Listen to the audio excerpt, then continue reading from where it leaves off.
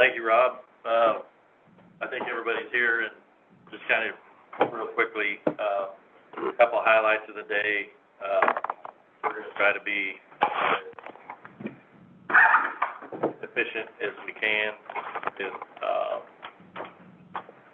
things, but I don't know, Andrew, we need to open up with a roll call? Yes, I can. Roll call. Roll call. Groneman? Here. Gonzalez? Here. Wade? Here. Haley?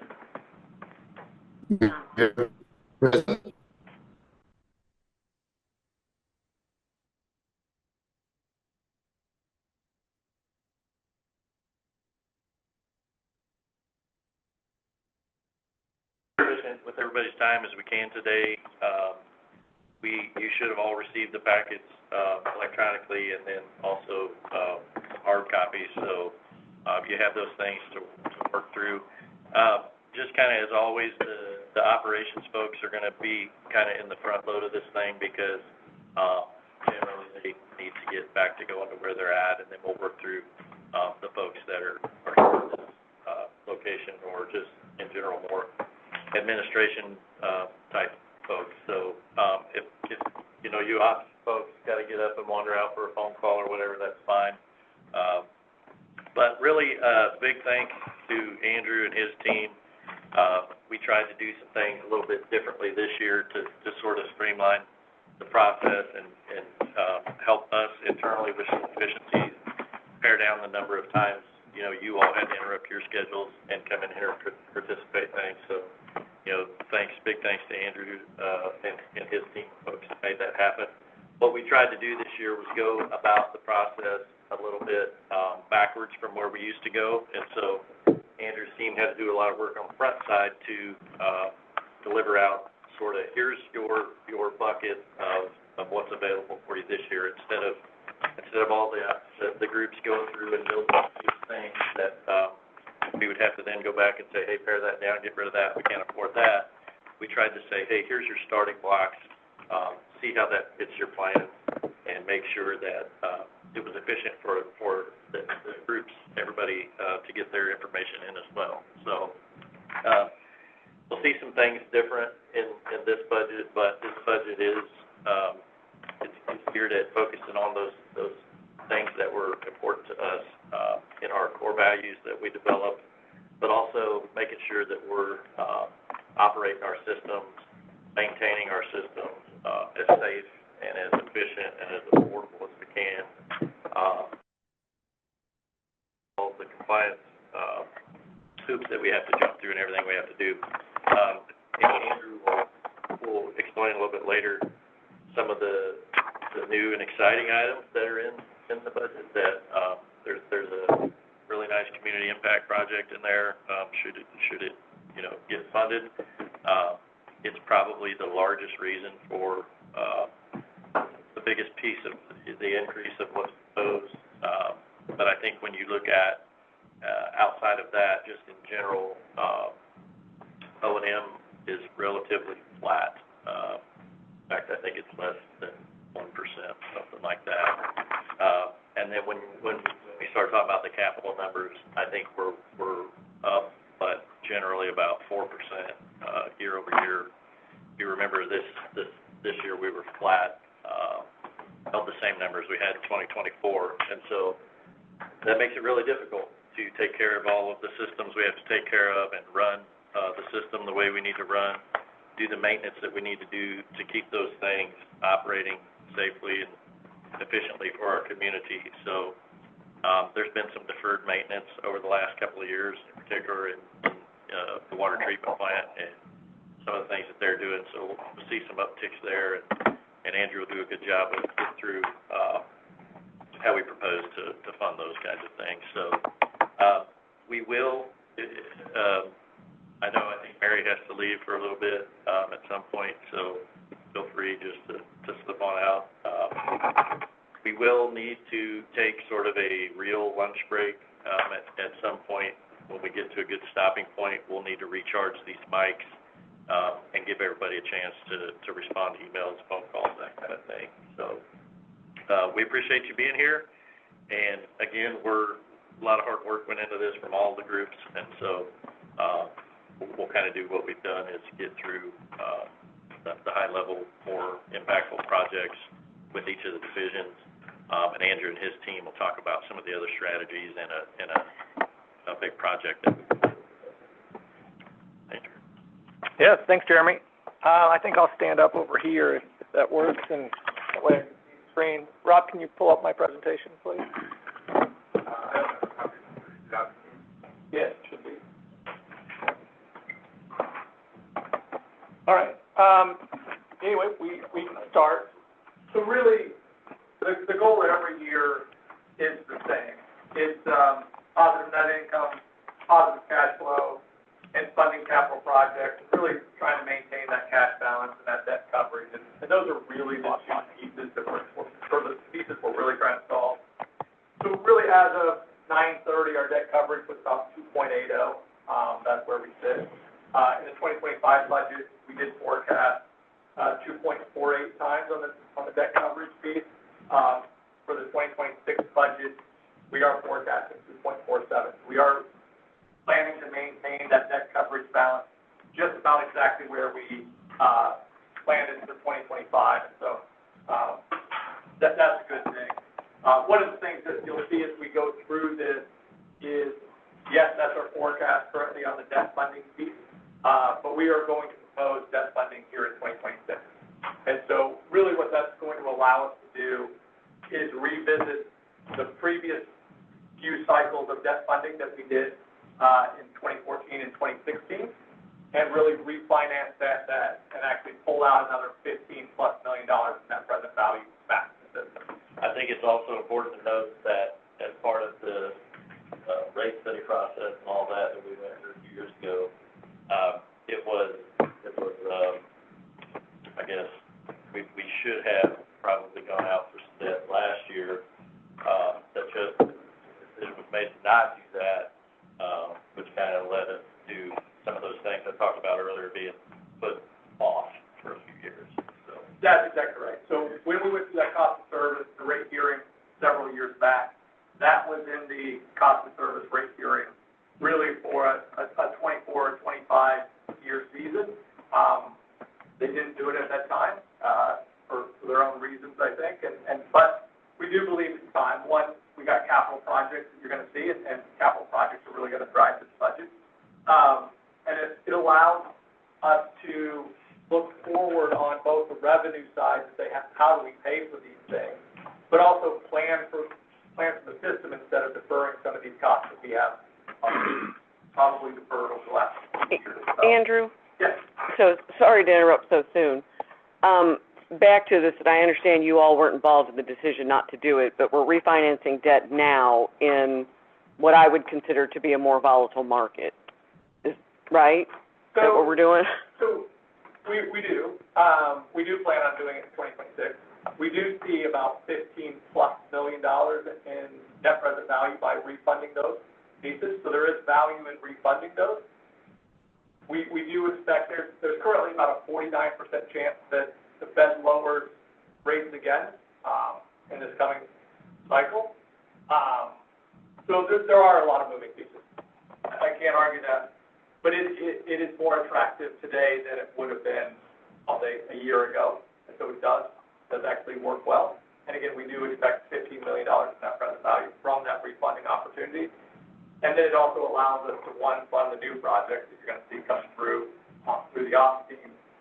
But also it allows us to restructure all of those debt dollars to say, how do we want to position these debt dollars? How much do we want to put on the current year and smooth that out over time? So we can do lots of things with that debt. We can do interest only for a few years. We can do more capital on the front side, or we can allow some of these, what we believe to be larger retail customers to come in and assist with more of those payments in the future years. So those are things that we're going to look at when we restructure that debt and when we go out and add additional debt to that. But we do believe there's, I'll say, $15 million in additional cash net present value that we will achieve by going out for debt this year in 2026.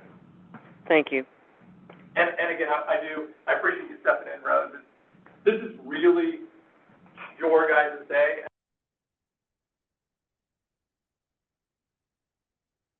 I'm showing here, whatever all the ops teams and water are showing. This is really your day to make sure you understand every aspect of the budget. And as Jeremy mentioned, excluding fuel and purchase power, really the O&M side, we turned over every rock that we could turn over. We went up less than 1%, and if you know inflation exists today, that is a really tough climb. And so I really want to appreciate all the teams here that did that. And you'll see that as we go through the budget, through the different groups. But really, this is your guys' budget to look at, and I welcome every question to me or anybody else sitting here. So I appreciate that. Next slide, Rob. So I won't go through all of these. These guys will really talk deep into each one of their projects that they think are really important. This is listing it. But so water especially here, so this is some of the priorities of the capital program on the water side. And really what I want to point out here, whether it be the Meerman Water Treatment Plant or the distribution side or the prod or the ops or the different groups here, is water has currently in their budget a lot of different mechanisms on the funding side, right? So they have a FEMA grant, they have EPA grant, they have KDHE dollars, and then we also have some 2026 bond dollars that we hope to go out for as well. And so one of the challenges that Water's going to explain later is that it appears to be more challenging getting state funding than it has historically been. And so we know that we need to be, I'll say, proactive on water projects. We only have one Meerman Water Treatment Plant. That is all we have. And so therefore, we don't know where the next tranche of dollars from the state will come. And so therefore, we want to make sure that we're doing the projects that need to be done. And therefore, we're incorporating them in the, I'll say, 2026 bond dollars, where historically we would have asked them to go out with KDHE dollars and those types of things because it's just a better, attractive funding mechanism. But this is where we live in the world today, so we got to make sure that we're proactively treating our water and that we're doing those things that we need to do. And so here's some of the projects that they currently have lined up, and I'll let them talk that as they go through their slides. So next slide, please. So on the electric operations side, obviously they generally use bond dollars when bond dollars exist. They have a lot of longer-term projects, and again, they have several things going on. So they will have bond dollars as well as cash. And so one of the big projects is the Speaker Substation that Darren will speak to. Obviously, we have always overhead, underground, all of those activities that are always out there. There's always additional replacement, those types of things, the pole, all that stuff. So I think Darren will speak to it a little bit, but we are seeing through some of this spending, improved reliability metrics that the electric ops group. So that's an attractive feature as well that we're starting to see come to fruition from some of these dollars that we're spending. Next slide, please. On the electric production side, as Jeremy mentioned, really the community solar project, that's kind of my baby, but it's one of those things that is really all for you to decide. It is generation, right? So it is something that we count towards generation. It is really the last iteration of what we believe the low-income community project could exist. We believe that's going to roll off here in this next cycle. So with this project specifically, we'll talk about a little bit on Don's side, but it's about a $21 million project, roughly. Likely, again, it's all scalable, so you guys tell me what you like. But we do believe for $21 million, it's about a 10-megawatt project. That's generation for the next 30 years, right? Under a low-income community project. We would receive 60% of those funds back. So $12+ million would come back in the account in 2027 through a tax credit piece. And then 50% of essentially the net income pieces would go back to low-income households for on-bill credits, those types of things. So we believe that number will likely range between $500 and $1 million a year. So that's meaningful dollars back to those low-income households. But again, that's a project for you to decide. It is generation, so we do get it counted as generation and all the stuff that comes with our generation fleet. So it's not just a pet project. It is actually fulfilling generation needs needs that we have, and so we're, as you know, we went through the arid process, and so we have other generation pieces, so this is just one more local piece of generation that we're considering. And then obviously electric production has several other, I'll say, ongoing costs, whether it be control systems and Dogwood has operating costs and all those things. And so these are some of their projects that they're considering, and so Don will speak to some of those later on. Next slide, please. IT has several enhancements as well that Jerry will speak to.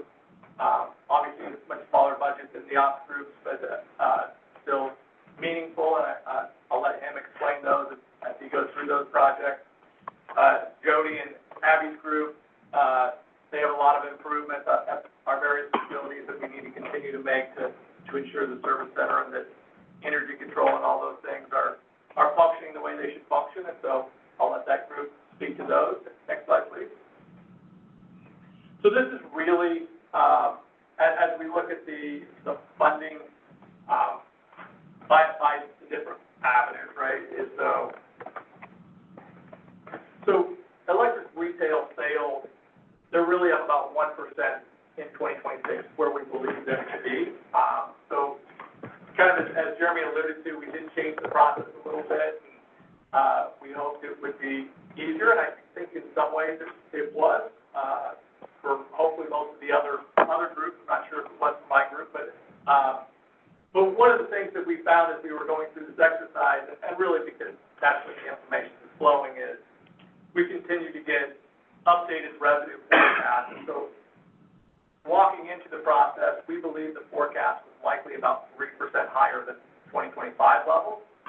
As we continue to do the math, and as news continued to break, whether it be General Motors or some other projects, those projects slowed down in the way that they were going to come back. And so now we're only forecasting a 1% revenue increase, which does challenge our budget. And again, that's why we turned over every rock and stone to make sure we could fit in everything that we're trying to fit in. And so it is a real challenge. As you can see, the electric revenues are up about $9 million.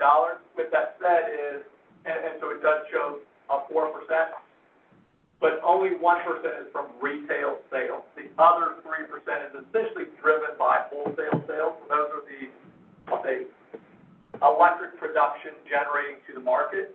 With that said, there's a direct offset to that electric production cost. So you're going to see on the fuel and purchase power side is those costs are budgeted higher as well. So it kind of goes hand in hand. It looks like revenue is up 4%. In reality, it's only up 1% from the retail sales side. So just why that's kind of why those numbers look like they do. So next slide, please.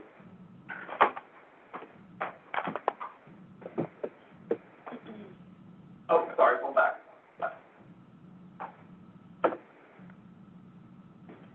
So really, when we look at the operating budget, for example, personnel costs are flat. So we've done a good job there year over year. It's up about $367,000.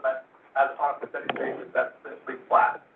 Our services are down about 6%, or down about $2.3 million. As I mentioned just a minute ago, fuel and purchase power is up about 10%. That's a forecasted number based off of all the forecasts that we do, whether that be EIA natural gas prices, whether that be market prices that we're seeing, higher loads within SPP, which drive up the overall cost of the market, those types of things. That mechanism, which is the ERC, so all of those costs are captured through that energy rate component. And as a whole, we believe the energy rate component to stay flat year over year. So about 4.1 cents is what we believe to be. And so we don't expect that to increase. We just expect, effectively, as production produce more juice, because we believe costs to be higher, especially in the natural gas side, those types of things. So we do, but overall, the energy rate component to be flat. And so that's really what that piece is. And then material and supply is one of the drivers of this climbing. And so one of the things to note on the capital side, for example, this is really where you see the big driver, right, is you see that 64.69% driver. So there's a lot of pieces to that. One, I just mentioned the $21 million of this community solar project. That's the biggest driver of what changes that, right? So capital from 2024 to 2026 is less than 4% annualized year over year. And so it's not a big moving piece when you take out the community solar piece. That is a big driver of that. And as I mentioned before, 12+ million would be expected to come back, but in 2027 off the tax cycle. So, and that's really what drives it. So really in 2024, the capital budget was $67.8 million. In 2025, they lowered it to 57.1. So they did do a massive reshift in 2025 to really disperse the projects that they thought were important at the time to hold the line, and that's what they did. But as you'll speak to the ops groups here over the next few hours, you'll see why they believe the projects that they believe are important to get done. And so I'll let them explain it, and I'll let you guys decide what's important to all of you. Go ahead, Steve. Yes, Andrew, when will you go into more detail about the community solar? Yeah. When will you do that? When will I do the community solar? When we explain it. Oh, so we can explain it during Don's electric production group, which is here in the next probably 45 minutes. So, assuming I get done in some period of time, we can talk about it there. And I welcome as many questions as you guys can ask. So I really do. I believe it serves a generation piece. I think we can take advantage of essentially 100% of nameplate from a load reduction standpoint. It sits behind the meter. All of those things, again, I'm a fan, so that doesn't mean that you guys have to be a fan. And so I want to make sure that this is your budget, this is not my budget. And so as we go through that, but yeah, I'll take Don's stuff a little bit, and I'll at least that piece, and then Don can talk about the rest. So anyway, next slide, please. So yeah, this is really kind of the wordy version of all the stuff that we've just talked about. So the ERC is projected to stay about the 4.1 cent range, which is where we projected 2025 to be. Again, we expect purchase power budget to come down a little bit, fuel cost budget to go up a little bit. We do expect wholesale sales to be higher. So the ESC is projected to be slightly higher, but barely, about 70,000. We've already went through the revenue side a month and a half ago that, you heard from Randy in the workshop about a month and a half ago. Listening to where we're at on the revenue side and how he does that forecast really on the residential consumption side, it's on the 6-year trending forecast, kind of where we believe the residential side is, where we believe the commercial side is. And again, the industrial piece is the driving factor in where we sit going into 2026 and where we believe that to be. And so we have had a lot of conversations. We know even our existing customers coming in late 26, early 27, that there's some material growth even with our existing customers. So this isn't all new customers that we see. And so we do see some good things even internally to our system today. And so we feel really good about where load is for 2027. And we do expect some other larger customers to come on at some point, so we continue those discussions, but at this point, we don't have anything to add on that side. On the water side, we do have about 55,000 customers. We are all the way through any rate increases, right? We have no more forecasted rate increases going forward for either the water or electric side, right? So we now have to make do with where we're at, right? So whether inflation exists, doesn't exist, all of that is true. And this is where we look at that 2026 bond issuance. That's why we look at different projects. How do we continue to hold the line as long as we can, as firm as we can on all this expenses? Because we know inflation exists, and we feel it on our side. So that's all a real thing. One of the factors you may not notice directly, but within the revenue numbers itself, we did change the pilot. This is unified government expense, obviously, but we did change the pilot to 9.9% for residential and 11.9%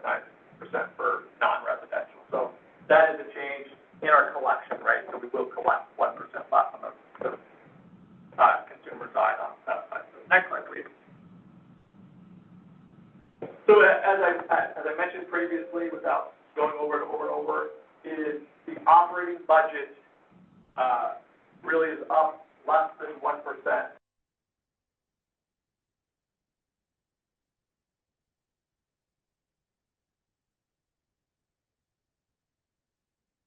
And so that's a really good number. I'm really proud of that number.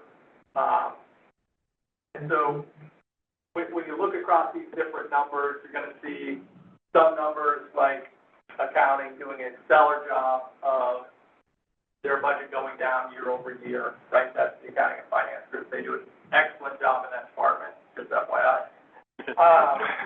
But really, as we look at these different groups, you know, electric production has a big number.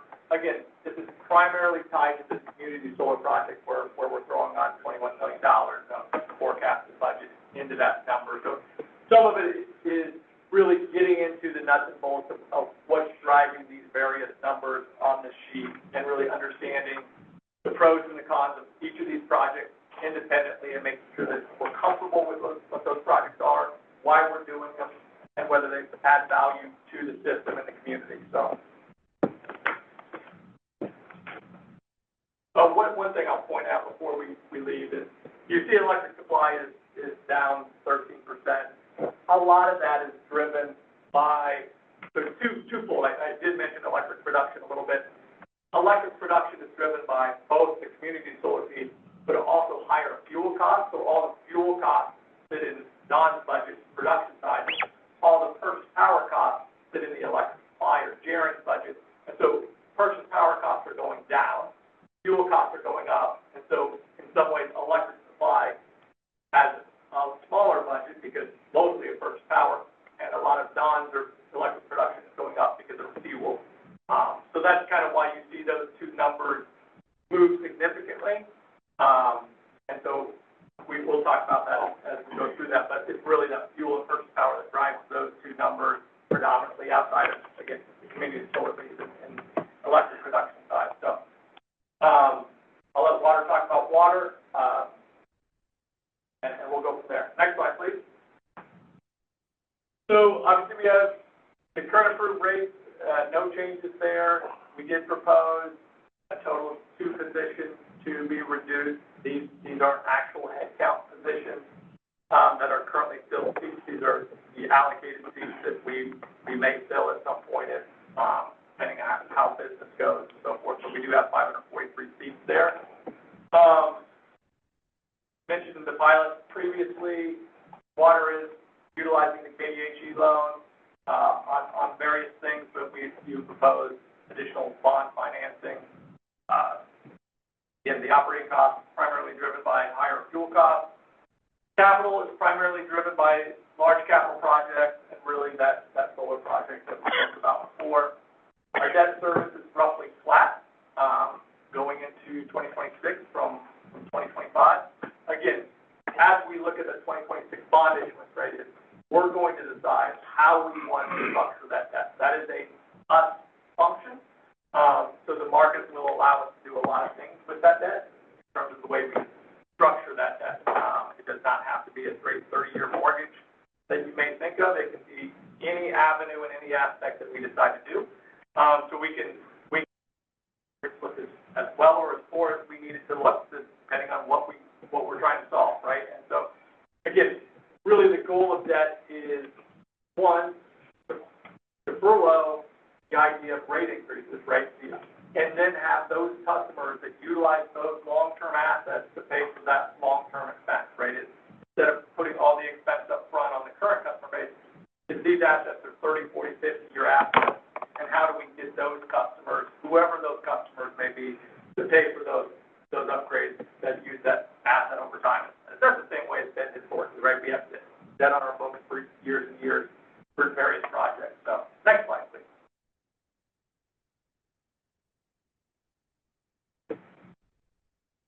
So as we look at, the unified government and how things function between the two organizations, the contributions really mean what % of our overall revenues do we essentially provide to the unified government in one form or another, right? So we believe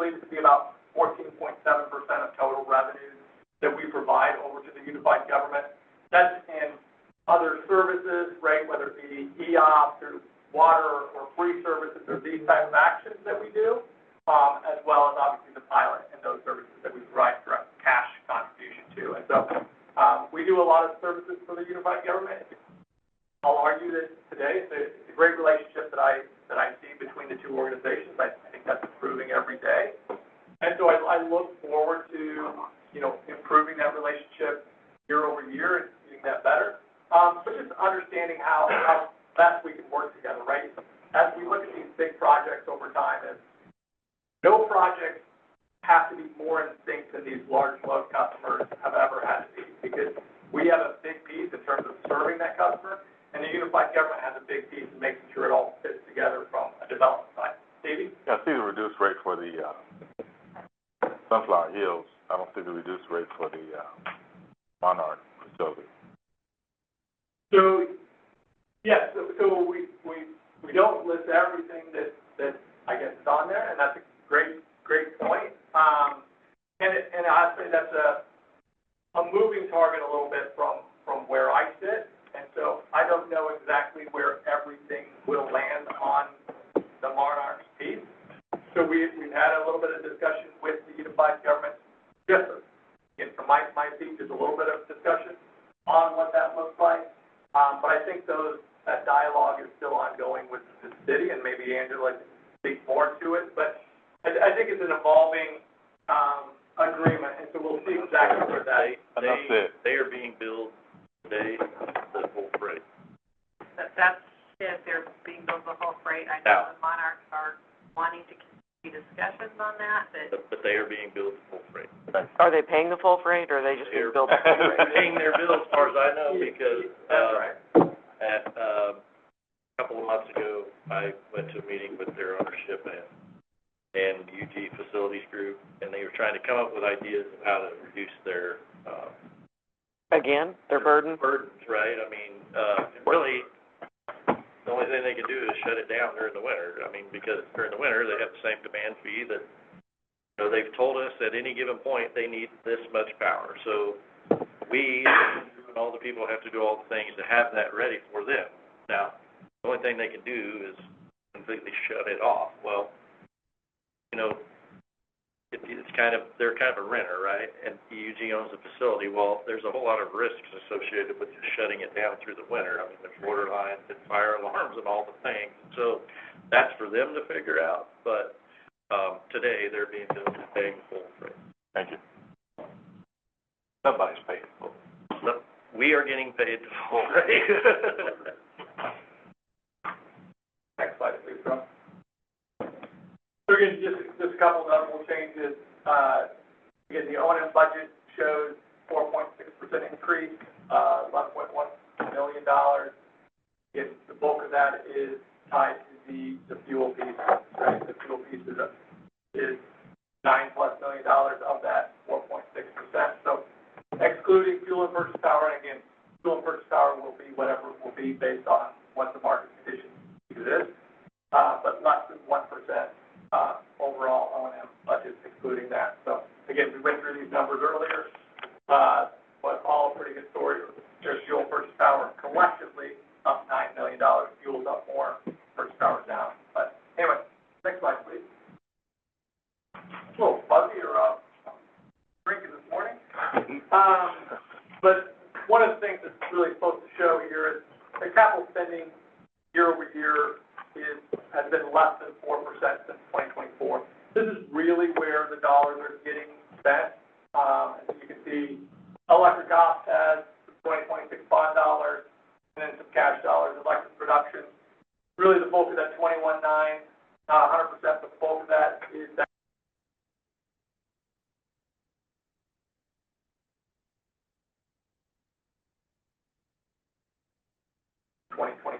So those are both the bond issuance, EPA grant dollars that we're still working through, the FEMA grant dollars of the generator out by the Meerman Water Treatment Plant, continuing to spend some of that KDHE dollars that we previously received. So that's kind of the breakout of where the funding dollars are expected to come from.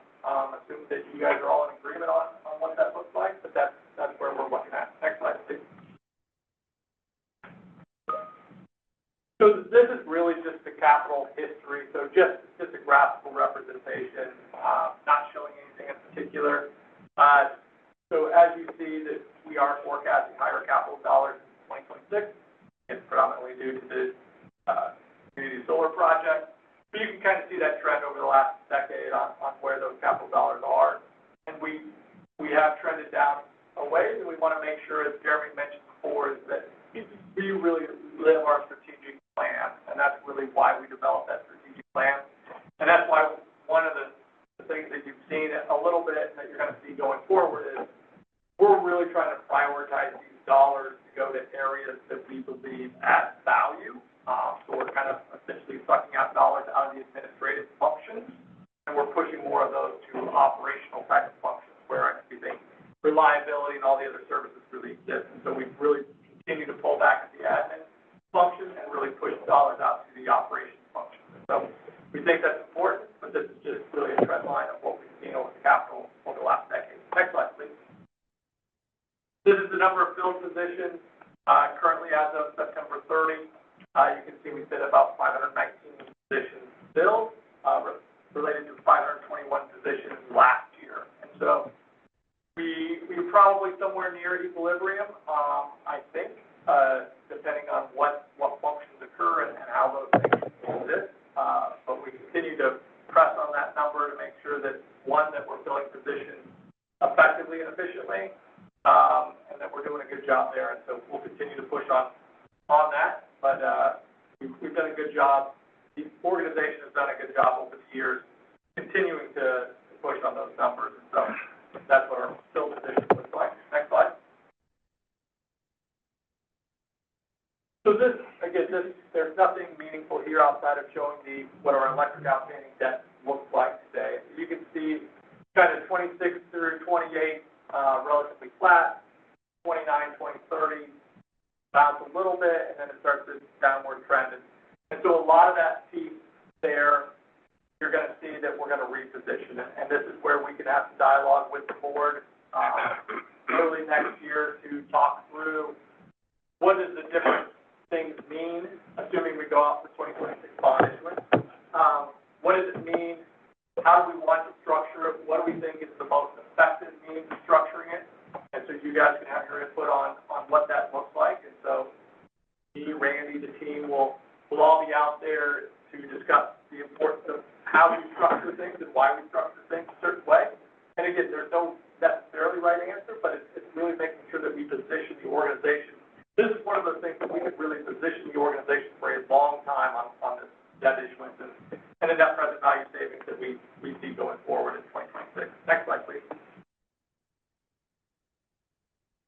And this is really the water numbers, right? So water's going to have some additional debt, assuming we move forward with that.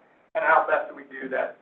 The water doesn't get any debt restructured because it doesn't have any existing street debt to go through. But you can kind of see how water is positioned really to drop down over the next few years, and how do we want to structure some of the new debt on top of that debt. What do we see with those projects and those types of things. So this is just a slide of showing how their existing debt level and how we see it stepping down over the next handful of years. Next slide, please. So this is, again, a giant slide that is in your book. It's one of those slides that we've historically had in here. And really, it doesn't show anything more than stuff we've already spoke about. But really, the debt service ratio is 2.47 times there in the bottom right. Again, the 2025 budget has 2.48 times, so we're keeping it consistent where we exist today. And so, therefore, as we look at that debt structure, that will change how we reconfigure that. But that's where it looks today without knowing exactly what we're going to do with the debt. So, next slide, please. Again, this is really showing change in that position. And all that says is that we expect the change in that position comes out to be about $28.6 million compared to $29 million for the 2025 budget. Really, a change in that position doesn't mean a whole lot in the scheme of things. There's depreciation. There's all of these non-cash items that come into play on changing that position. But effectively, what we're showing here is that we believe it to be very simple. similar to what we forecast in 2025 budget. Next slide, please. So on the electric side, really, we'll go through this just with electric and water as well, but, so, again, we expect the change in net position to be about $20.4 million compared to about $20.7 million on the electric side last year.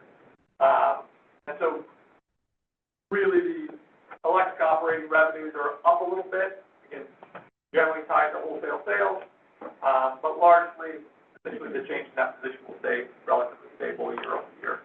Next slide, please. So again, on the water side, we expect the change in net position to be about $8.2 million compared to $8.3 million in 2025.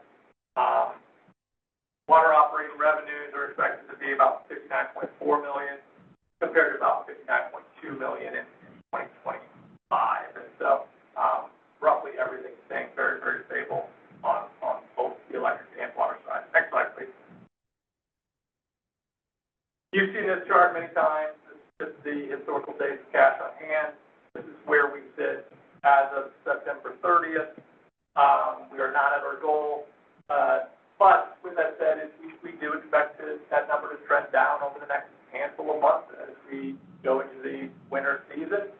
But again, bringing the debt on hand will help us have cash on hand over the next handful of years as we work through both projects as well as additional loans. So we do expect to hit that historical days of cash on hand, getting above that 120 number, with that cash on, obviously with the debt issuance that we'll bring in. So, next slide, please. Again, this is all the stuff we've already talked about. So one of the things I'll point out on this slide really is the positive cash flow. One of the things that you're seeing here is electric positive cash flow of $79,000, water about $236,000, and combined about $354,000. That is very, very tight. That is very tight. Normally, we would expect that or prefer that to be in the millions of dollars on a positive cash flow basis. This is really, really tight. It says that we don't anticipate building cash outside of the debt issuance that we see. Again, when you have 1% retail revenue increase and inflation and everything else, this is us turning over every stone to make sure that we can hit a positive cash flow. But that is a very, very tight number. And so we do have our work cut out for us in 2026. But we're doing everything we can to make sure we continue that positive cash flow. Again, assuming that that does come through, it'll reconfigure the entire balance sheet that we have. And so it'll be a good change for there. So next slide, please. And fortunately for all of you, this is really the schedule of events today, and I will primarily be done speaking for the folks of today. But if you guys have any questions, make sure you ask. And feel free to punt this when we get into more detail on the solar project. But I'm just kind of wondering, big picture wise, right? We have to, if we include that in the bonding, we have to sort of budget all of it now, and then I think to 2027 is when we see the tax benefit of that. Can you just speak to how that 2027, $12 million factors into, I mean, is that potentially a boost to our cash flow in 2027? Is it going to factor into how we might structure that debt, knowing that there's this fairly large offset coming, just not yet? That's 100% right. And so again, I think this will be our conversation in early 2026 in terms of what we believe is the most advantageous method for us to do. Right? We've kicked this idea around a little bit. I think the general thought is that effectively you see in that 2027 year a reduction in that debt, and you essentially reduce that debt by $12+ million. But there's a million ways that we can slice that up, and so whether we prefer to keep cash on the balance sheet, whether we do other things, we can absolutely do a million things. But I think the general thought today is that we just have a period in 2027 where we see a big reduction in that debt that we're going out for is the goal. So, once we have, approval, we'll be able to model it several different ways come up with the best, most effective way to, I guess, smooth it is the right term, through the period. And do we have to commit to whatever that plan is when we go out for the debt? So we will largely, we will know exactly the number. On the community solar piece, right, we will know exactly what that number is by the time we go out for that. So we will know exactly what we expect it to be. So this will be a project in the near term, where some of these other projects that we're gonna finance through that debt, we'll say water and other projects, will be 27-year, 28-year, 29-year projects, and so therefore, they're gonna have ideas of what they believe those costs to be, but they'll fluctuate over time. This project specifically, we will know with near certainty exactly what that dollar amount is. And I think hopefully too, right, is, we'll be further along with some of these forecasted large load customers. And so, how do we get them, help them with that? And some of those assets are gonna, again, be used out for so long that current customer base isn't bearing all the burden of it, that it's the future users that are gonna take benefit as well. Yeah, and so as we look at that structure, right, some of the pieces the structure of the way we look at the contracts for some of these large load customers that we're gonna consider. The state of Kansas recently approved some language from the hyperscalers as well as the community groups in terms of what the structure looks like. And so generally that structure is a 12-year agreement with up to a 5-year ramp, these types of things. And so potentially we look at structuring debt in a certain way that, I'll say, takes advantage of whatever that confines are and make sure that we, I'll say, get rewarded by whatever customers we do see. And so, I guess one of the things outside of this is we do anticipate bringing to you, I'll say, early next year, some discussions about what that rate structure looks like and how we believe it will impact all the other rate classes, and you'll kind of see what that looks like at different levels of those types of things. And so I think it'll be a really good picture of what we believe that to do in terms of the benefit we believe it brings back to the community. And so I guess that'll be early next year. We're kind of trying to finalize that stuff here over the next handful of weeks, but it'll be really, really good picture for you guys to see. What does it mean if I do bring this large load customer to everybody else and how that is? But yeah, we generally don't expect any revenue from any of those projects until 2027, really. So we did not forecast anything. And on that note, we can turn it over to the Electric Operations Division and let Darren speak to his. So.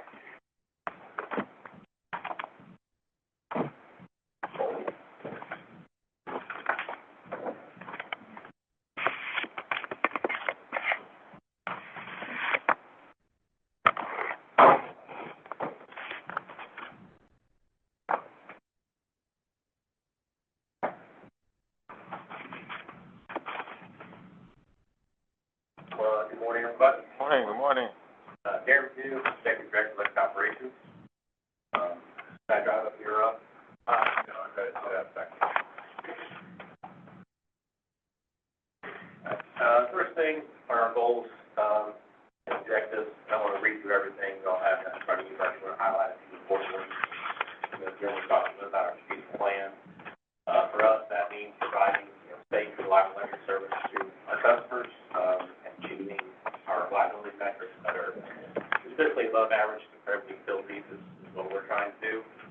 And Andrew alluded to, we have seen some improvement this year, about a 20% roughly improvement in our safety and safety. Those are our kind of industry standard housing matrices that measure our system reliability. So good news, it means the dollars we're spending will have a positive impact.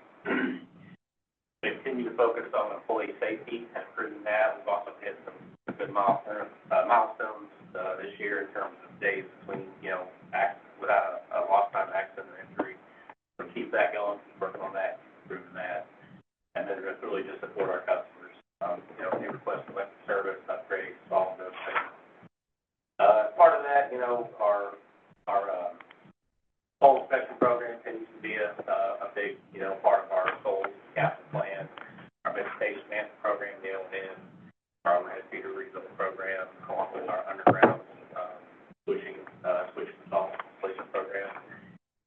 few other things, the Central Industrial District, that's been a challenging area for us, that's the southeast area of Scott County over there by Main Street. Since Lavender Bridge was closed down, we've lost a piece of that area, so we're gonna be working on trying to get another one in that area. That's been, a challenging area for us in terms of reliability. Again, the speaker substation project, starting that, ordering materials that Andrew's already talked about a little bit. Working on our outage management system, which is how we manage all of our calls and outages on our crews and respond to those outages, trying to improve that and make the most out of that system. Paired with some improvements to our AMI, system, we some gatekeepers that we talked about, making capital projects. Next slide, please. So here, Andrew kind of hit on a lot of the high points I was going to. Our budget overall is only $5 million higher for this year. In terms of O&M, it's only about $330,000 higher in current year, which is less than a 1% increase from where we are. So about a $4.7 million increase in terms of capital budget. The biggest piece of that, about $3.7 million, is driven by the bond projects we've already talked about. The really purchase of 3 substation transformers for speaker substation and one more project. I'll talk a little more about those when we get to the capital section. But that's again the big driver. Beyond that, we're really pretty close. I think about 2.25% in terms of capital budget, excluding that bond issue.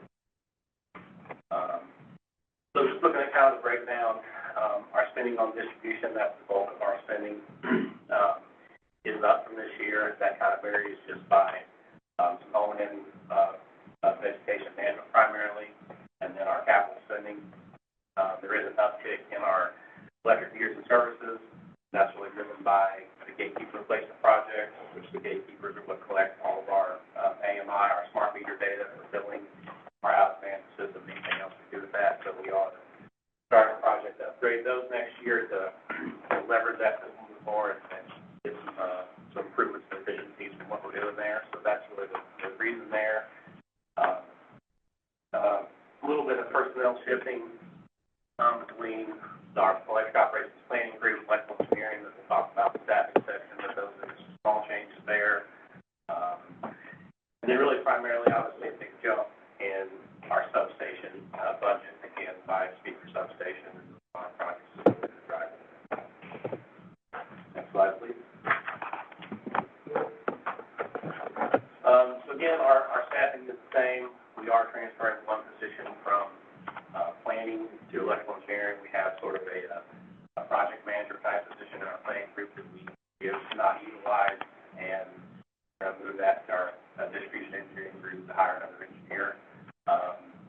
We've really tried to build our internal staffing, hire some additional engineers, getting those positions built and trained, reduce our reliance on contractors.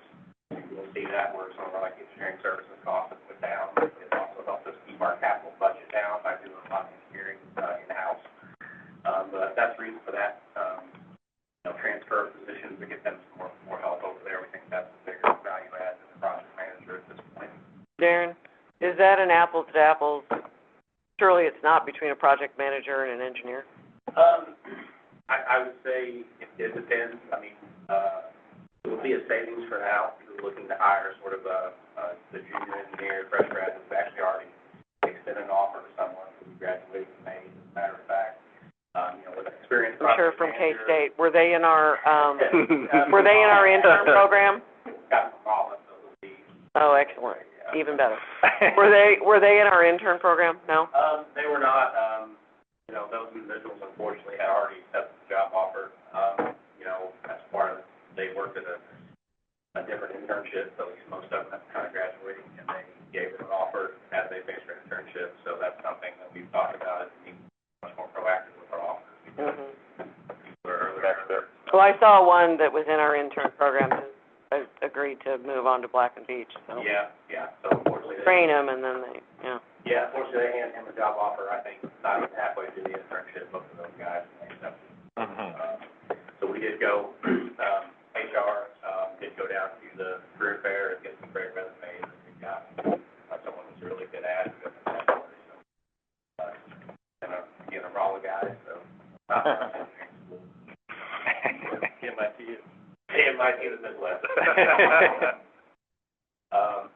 But, you know, we are, so back to your point, initially, obviously, the savings, I mean, I think if you obviously get to a more senior engineer, they are probably paid slightly better than an experienced project manager role, but initially, a junior engineer is a cost savings. Thank you. And obviously, a cost savings on just, again, reducing our reliance on contractors. Next slide, please, Brad.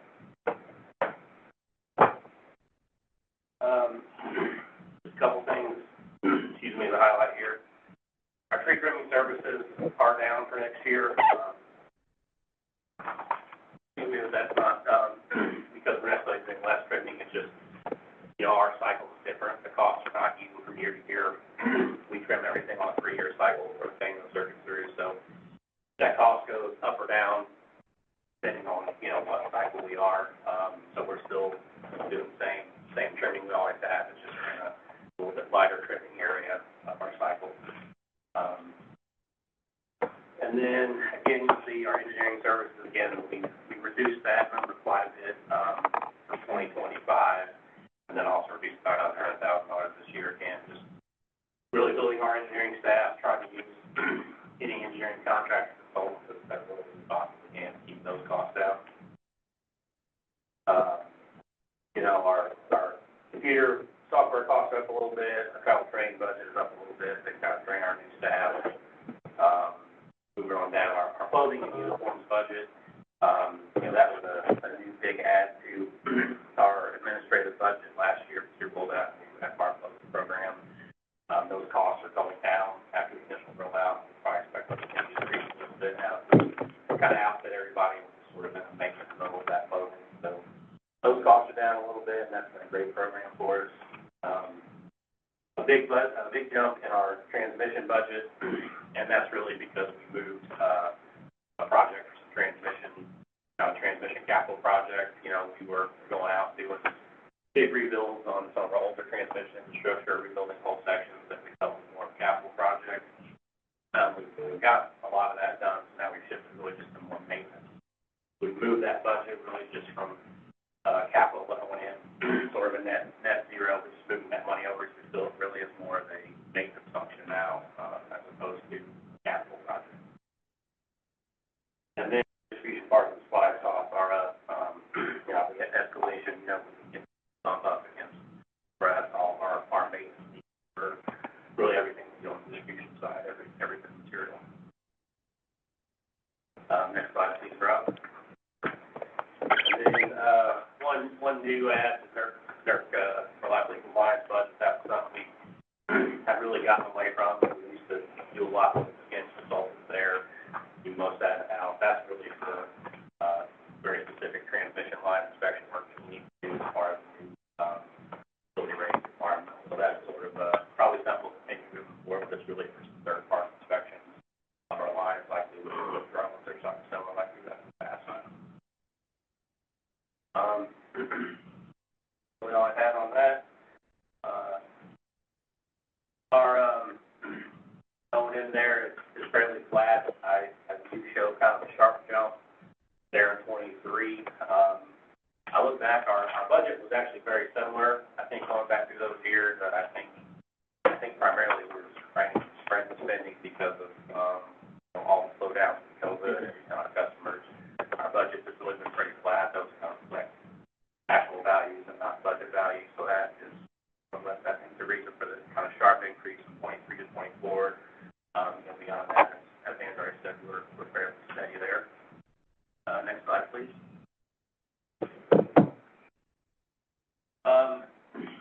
You know, not a lot to talk through on most of these. Again, it's mostly fairly similar to last year. It's our administrative budget. We have our uniform and that piece here. Next slide.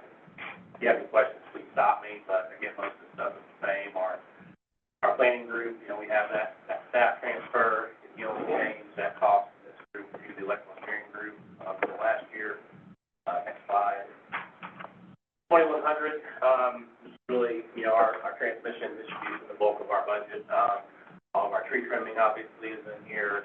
You know, part of the supplies, maintenance, everything like that. A lot of different line items for our different areas over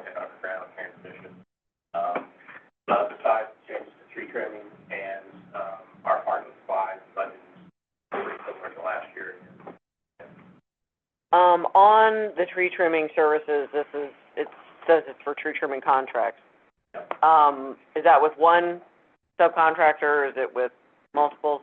So we have two buckets there. The first one there, that tree trimming services, those are for like O&M crews, that we keep on site pretty much every day. They'll do spot work, any emergency work. They also clear for new lines we're gonna build. We're gonna build new lines, go out, obviously clear all trees, new services, things like that. That's that cost, and that is primarily one contractor. The other budget, for tree trimming, I think it's further on down. It's the one that's, I believe, about $3.7 million. That is the all fixed price work. That's our basically feeder clearance cycle we do on a 3-year rotating basis, and that is primarily between, two different vendors right now.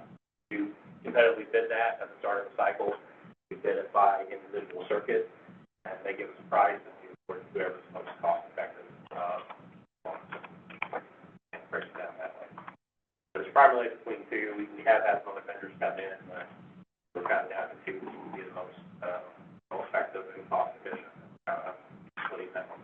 So the first one, the million, that is also an outside vendor? Yes, sir. Okay, and is that one competitively bid as well? Yes. Yes, we bid that as an O&M contract, just time and material essentially. Yeah, we don't have internal free. I didn't think we did. Thanks. A little bit to his point, a few years ago when we started this approach, we had actually 3 vendors. One was really, really cheap, and we got what we paid for, or didn't get what we paid for. We ended up having to work with Angie and legal team to get them off. And we sort of, for that specific year, we broke up the work that they were awarded pretty much evenly as we could, gave it to the other 2, and then immediately we did what theirs was left on that contract. Mm-hmm.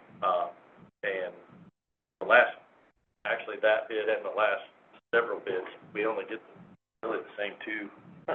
Well, we only see the 2 out there, so, well, I only see the 2 out there. And we do have a pretty extensive qualification process. You have a lot of people who are who may bid, but they're not qualified to do tree trimming around live lines.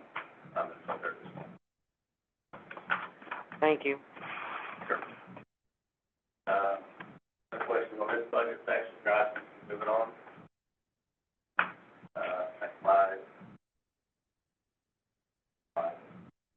In our 2200, that's our substation O&M budget.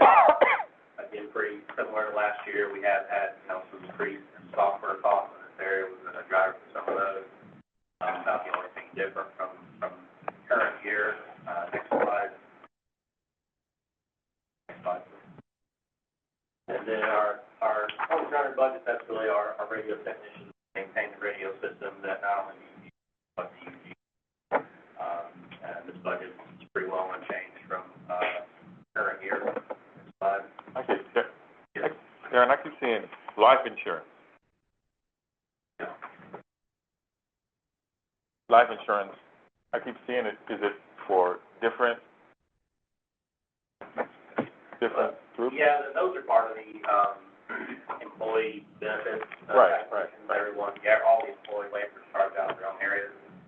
I, probably don't know if I have to speak to those numbers. You'll see it in every area. Yes, sir. Because it's distributed to the cost of each area for the number of employees. So it's not included in the HR, That's right. okay. Yeah, we try. I was gonna say, cause this is a small number, and I was wondering, I said, okay, thank you. So if you look, you'll see all of the charges, right? The unemployment, the FICA, all of the things, and they'll be there in each. Okay, thank you. We charge each division that way. You have the true cost of what it takes to maintain, and operate. If it's distribution, substation, wherever that is, we have that breakdown. Thank you. Again, no real changes there. I'm going around. Groundskeeping, so we do manage all the, mowing and groundskeeping for all facilities out of electric operations, so that's really budget for that. No real changes there from the current year. Next slide. Fleet maintenance, we also, do the fleet maintenance for, all of the utility, like Spouse has the biggest fleet of equipment, but we also, run our fleet maintenance group out like operations. This is their budget. things is we basically track our fuel costs, parts costs, and our fuel costs go down. And a lot of that, I think, is because, you know, we're doing some capital projects, getting new trucks, newer fleets, and more fuel efficient, more reliable. But we also are still seeing our parts, costs increase a little bit just from inflation, all that. Next slide, please. Next slide, electrical engineering, again, our distribution engineering group. So here you see our personnel costs are up a little bit, and that position transfer primarily, and then our engineering services costs are reduced slowly and further from current year, you know, trying to do everything in-house as much as we can. Not a whole lot of changes. Next slide, please, Rob. Next slide. Electric meters and services, really no changes here. The O&M section, current year. Next slide. Traffic signal, same thing. No real changes here. Any questions? I would say kind of fast, but it's all pretty similar to what you've seen past times. On the fleet maintenance, I was just looking through the overtime and special pay is pretty high, you know, it's $400,000. Is that pretty normal budget year over budget year? And do we do any sort of analysis that, you know,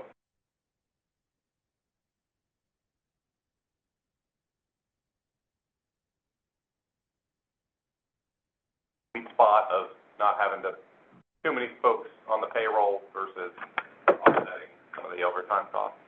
Yeah, I think so. I mean, we do run 2 shifts there, but obviously then, with us being a 24/7 operation, we have to vehicle issues, fleet issues. Those people have to come in and address those.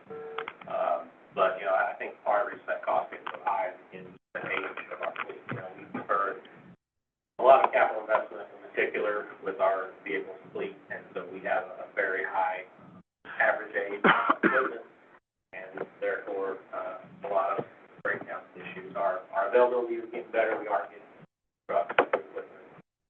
But, you know, you'll see some accounts on that our work equipment vehicles are pretty high because, you know, we have a pretty significant need in terms of getting caught up on that program. So, seeing some improvement, but still fighting a lot of liability issues. They increase the fleet. So, got those capital expenditures, you know, and when you see the parts cost go up, you see the overtime go up. Thanks. Any other questions on that piece? If not,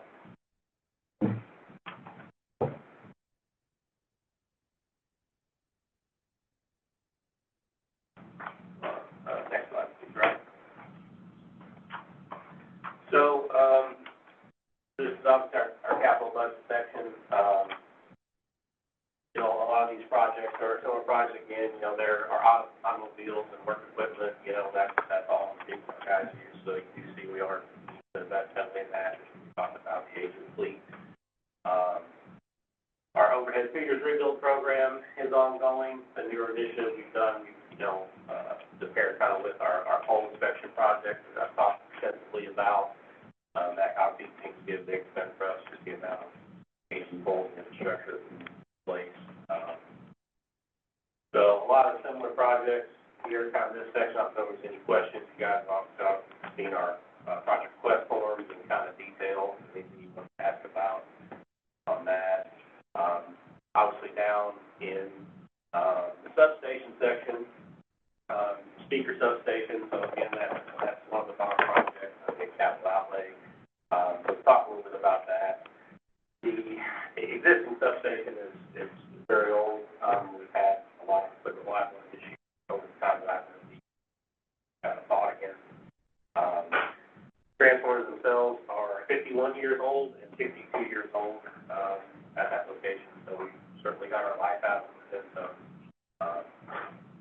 As Andrew discussed, you know, we had originally planned to issue some bond funding, debt funding last year, and decided that this is going to be one of the projects that was in it. So we kind of laid that out and we can start that. Primarily what the money is for is really just the down payment payment on two, large substation transformers needed for that project. And those were anticipating about a 4-year lead time. So that's what lead time, really ordering equipment. Construction takes place late 28 and early 29. So, pretty challenging from that standpoint. Hopefully they'll last. Yes, sir. Hopefully they'll last until we get them. Yeah. We'll do our best to make it work, certainly. But that's, you also see another project of that, the substation transformer retrofit. So that is for the purchase of another, 69 kV power transformer. You know, again, with buying 3 transformers in 1 year, certainly seems like a lot, but, you know, I think the youngest unit we have on that system, that voltage is about 33 years old. That's the newest one. So a lot of things 40, 50 years old, you know, and with the land that bond money, you know, we're trying to not only get the transformer fully rebuilt speaker, but get another transformer, you know, we could look at another replacement or, you know, have some spare. And again, you see that, we're not playing that for delivery until 2029. That may change, hopefully it will change, but that is, you know, our current, we've received the vote that's now what we're estimating. So those are kind of our big expenditures, there. Substation equipment continues, those are similar projects there. Next slide, please. And, starting a transmission project I talked about, connecting another 161 kV line between Nemerton and Arrow, so to improve our system reliability, for the entire transmission system, over on the eastern side of the county. Be a great project. On the underground side, switch improvement projects, some focused out in Legends and some focused elsewhere in the county. So those are ongoing projects we have, you know, adding switching poles to our underground system to really give us additional, you know, reliability and ways to get customers back online. So that's the underground system, that's disadvantage. They're more resilient to this weather. So when something goes wrong, it takes much longer to you know, diagnose it and repair it. And so if you don't have efficient switching points, you really have to clean it out. Beyond that, everything else is pretty typical, finishing up the levee rebuild project hopefully next year. We'll try to really keep our capital spending as flat as possible. You obviously do see some, you know, dips in there, and that's really just driven by the speaker project and then beyond that, we're trying to maintain a relative flat capital spending through the budget. Yes. Sorry about it again, but the when you buy a transformer that's 30, 40, 50, and you're replacing it, what's the difference between the old one and the new one? Well, actually, these ones are a lot smaller, believe it or not, but, The new ones, you say? yeah. Okay. You know, there's not much, obviously, newer construction techniques, more modern and more efficient. They, you know, Okay. That's what I was gonna ask. That was my question, really. Would it be more efficient? That's what I wanted to do. What's the difference? It's gonna be more efficient? It's gonna be... The big thing is, you know, all these transformers, they have one of them life. You know, they're designed, for a certain loading, for a certain period of time. And, you know, the installation really only lasts for so long, so you're just essentially on borrowed time. Eventually, you know, pretty thorough program we test it periodically, you know, to try to monitor condition, try to prioritize our equipment replacement, install our substation equipment. But, yeah, I know we had a transformer failure, out of Quindaro for our combustion turbine, that last year, I believe. And that was the transformer we just tested, and all the tests come back good. And then, they just did perfect.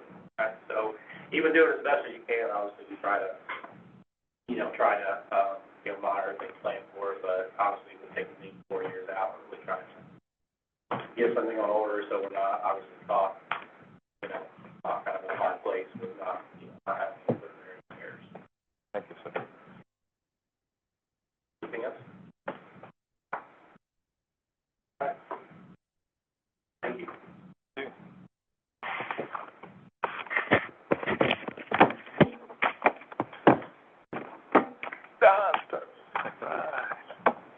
I know we're bumping up on 10 o'clock. Does everybody good? We need to take it. We're good. Right, if you wanna push through, just get up as you need. Okay.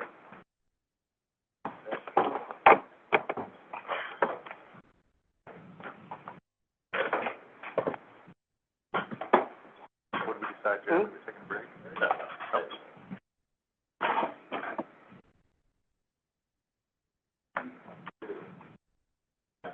Morning, everyone. Don Saul, Director of Budget Production. To our budget here this morning. Start out with, some of our ongoing goals, objectives. Top of the line there is safety. And, happy to report that we have made some huge improvements in safety. 2024, we had 12 reportable incidents at Nearman, and year-to-date this year,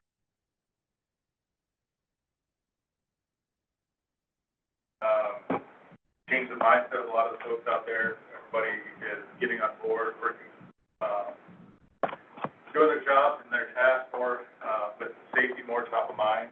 And my experience that a good safety record, shows itself in everything else. Reliability, availability, just how the plant's operating. And that, in 2025 has improved as well.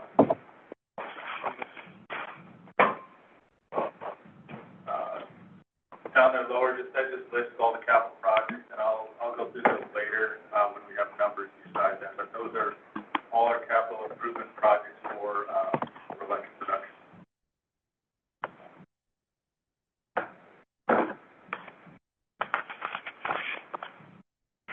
So our overall budget, as Andrew mentioned, fuel and purchase power is one that is considerably up from last year, almost $20 million.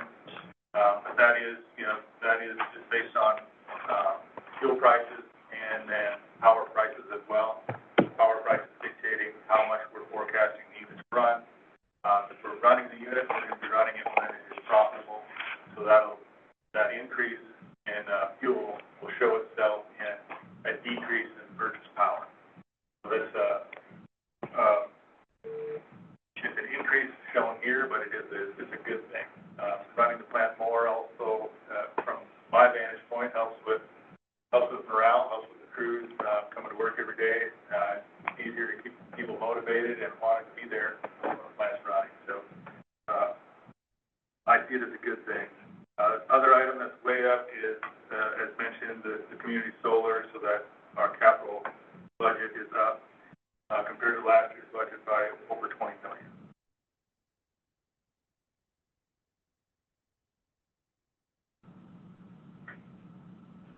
We can go to the next page, Rob.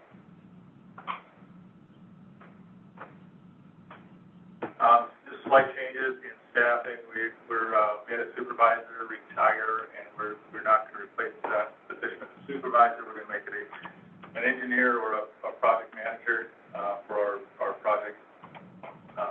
The staff that helps with all our capital projects. And then the two positions that were reduced were carpenters that were moved to the admin staff. So overall for PTU, we had a zero change in the number of positions, just to move some folks around a little bit.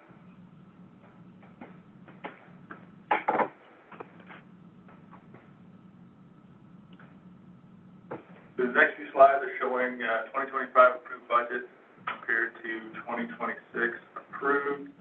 And I'll just highlight a few of the things that may stick out that we haven't talked about. But the fuel is there again as a big change, but no real changes other than that on this page. On this page, the one item that did increase significantly is the boiler maintenance, boiler cleaning. We are planning to do what's called a chemical clean on the boiler next year during the outage.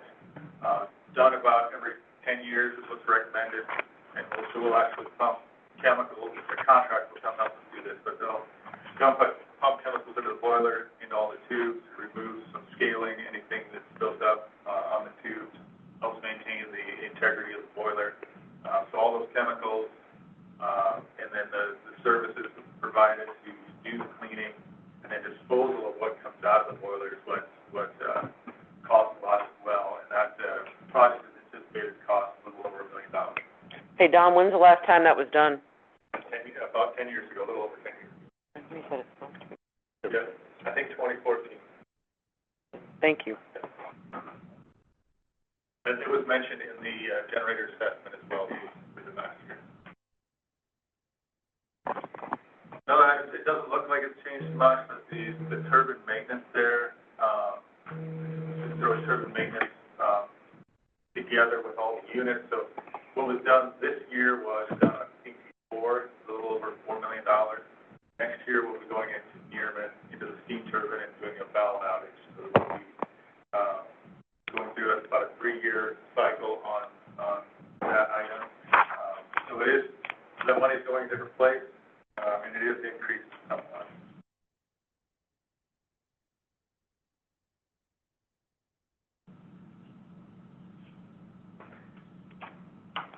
Just a little historical O&M, I guess as far as, 26 compared to 25, we are increasing slightly.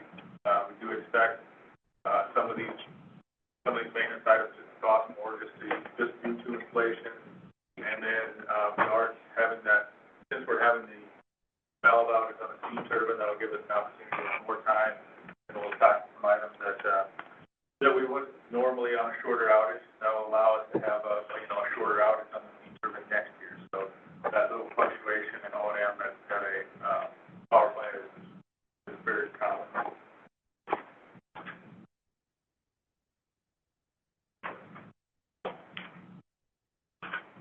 So the next 20 pages takes us just through the same information in greater detail. Everything here, I've mentioned in slides prior. So unless anybody has any questions on this breakout by department, we'll just move on to capital. Page 31 up.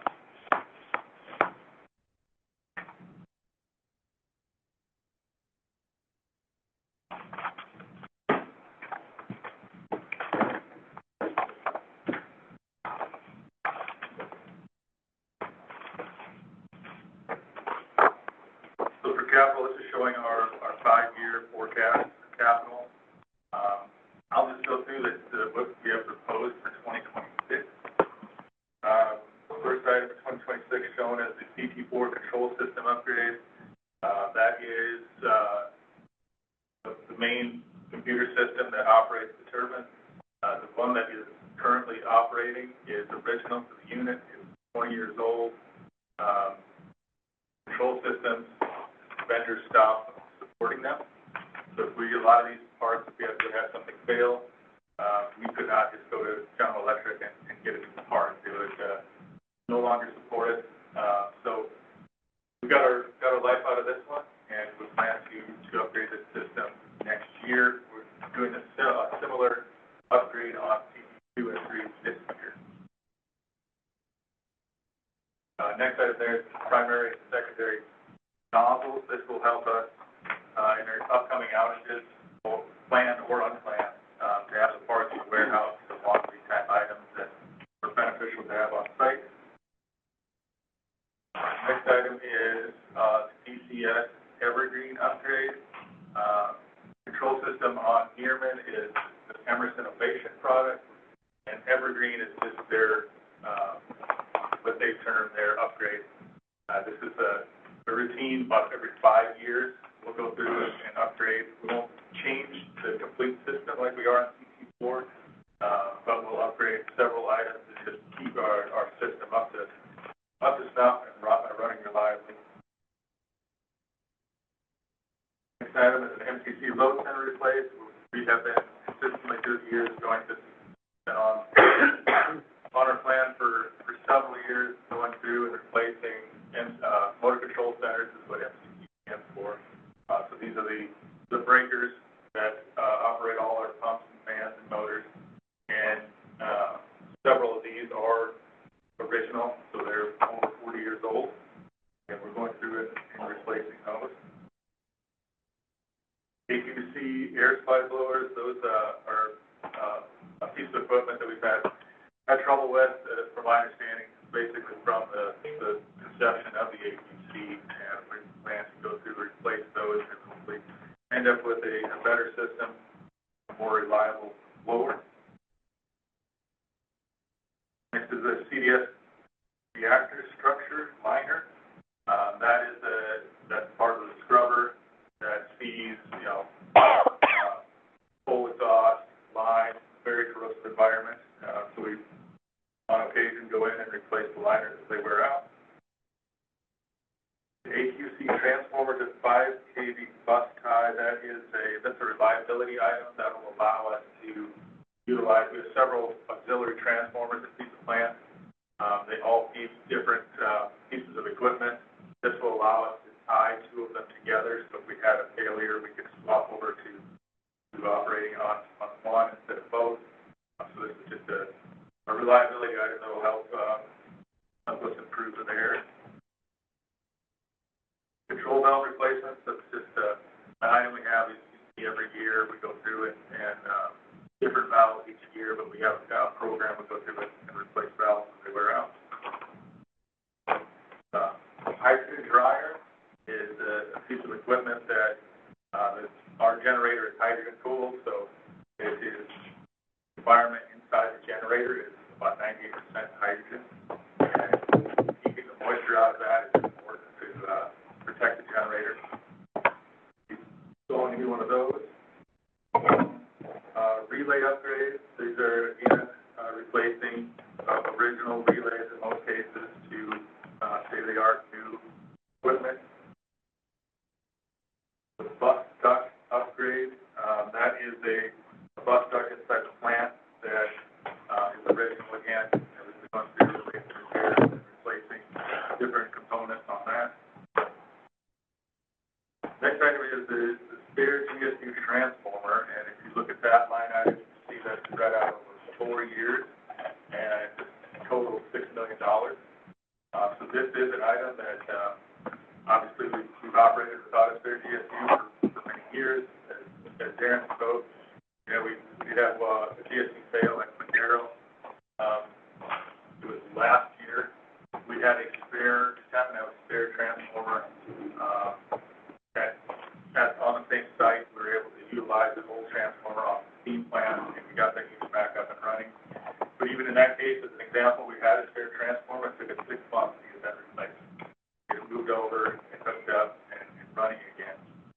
If we were to have a failure, a single point of failure on the Nearman unit, with all the generation bills that we've all been talking about, all the data centers, these large transformers have just enormous lead time. They used to be, you could get a transformer certainly in under 2 years, maybe in under 1. Now they're looking at 3 to 5 years for a transformer this size. If we would have that transformer fail at Nearman, we'd be looking at several years of not being able to operate it. So this would be something we purchase, almost as like an insurance policy. We have it on site, ready to go, and we hope we never use it.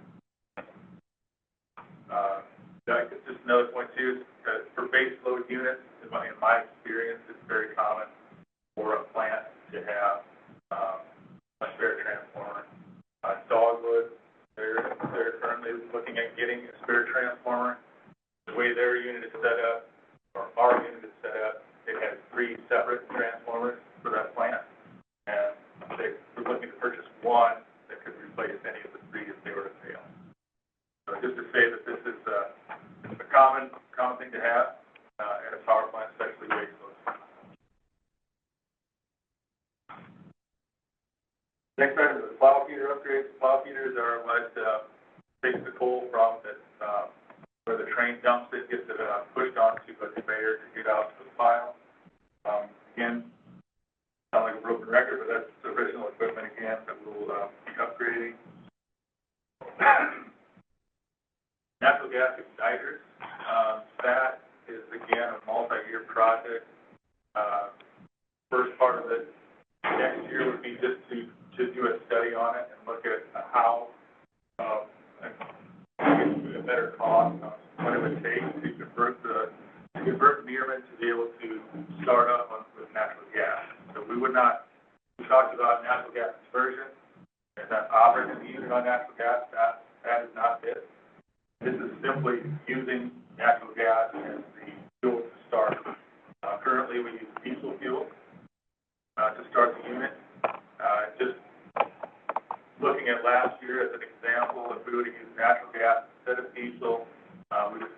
million in operating expenses at Nearman. So I think we can do it for under $2 million.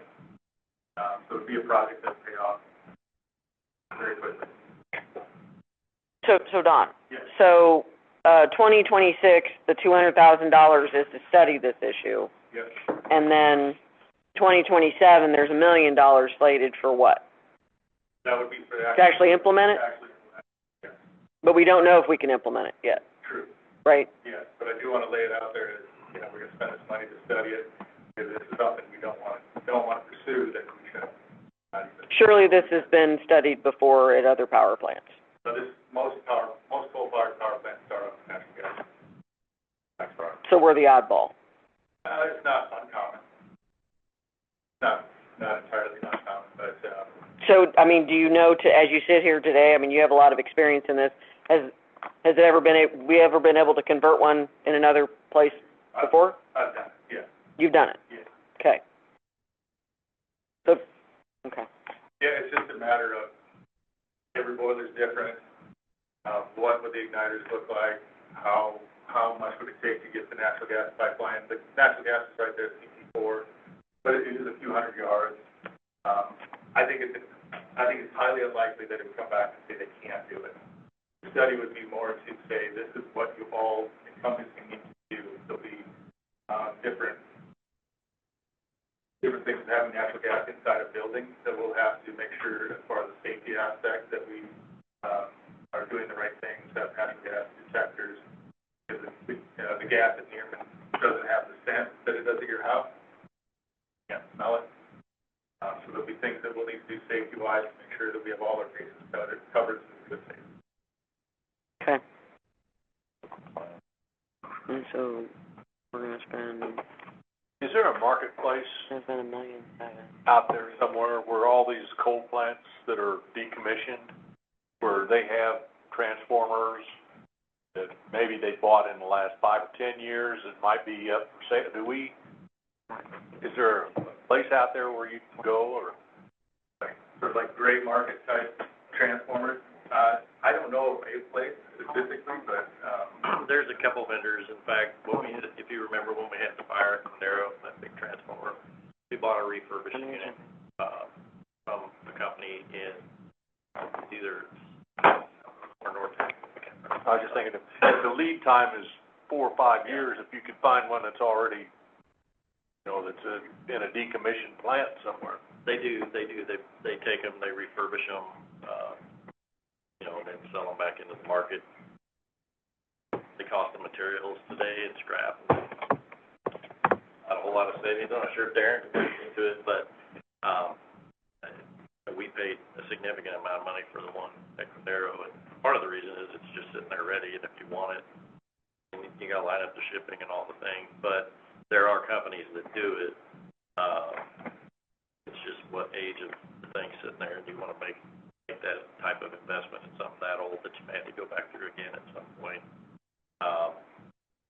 Some of them are so old that just like his problem with the CT4 controls is all of that stuff has to be reworked, and it becomes quite expensive to get transformed, but they are out there.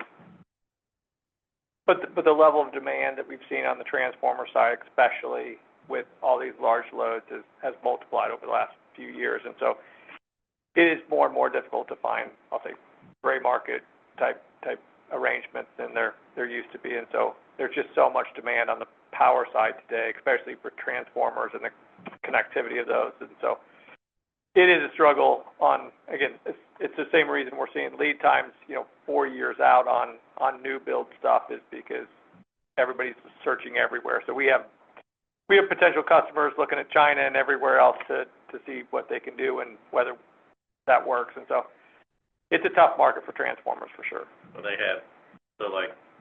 there's also some supply chain, compliance issues with regard to where we can get materials that affect the bulk system. The lead team has to monitor, some of those that are sort of blacklisted because of where they're coming from and what might be embedded in them that could harm us.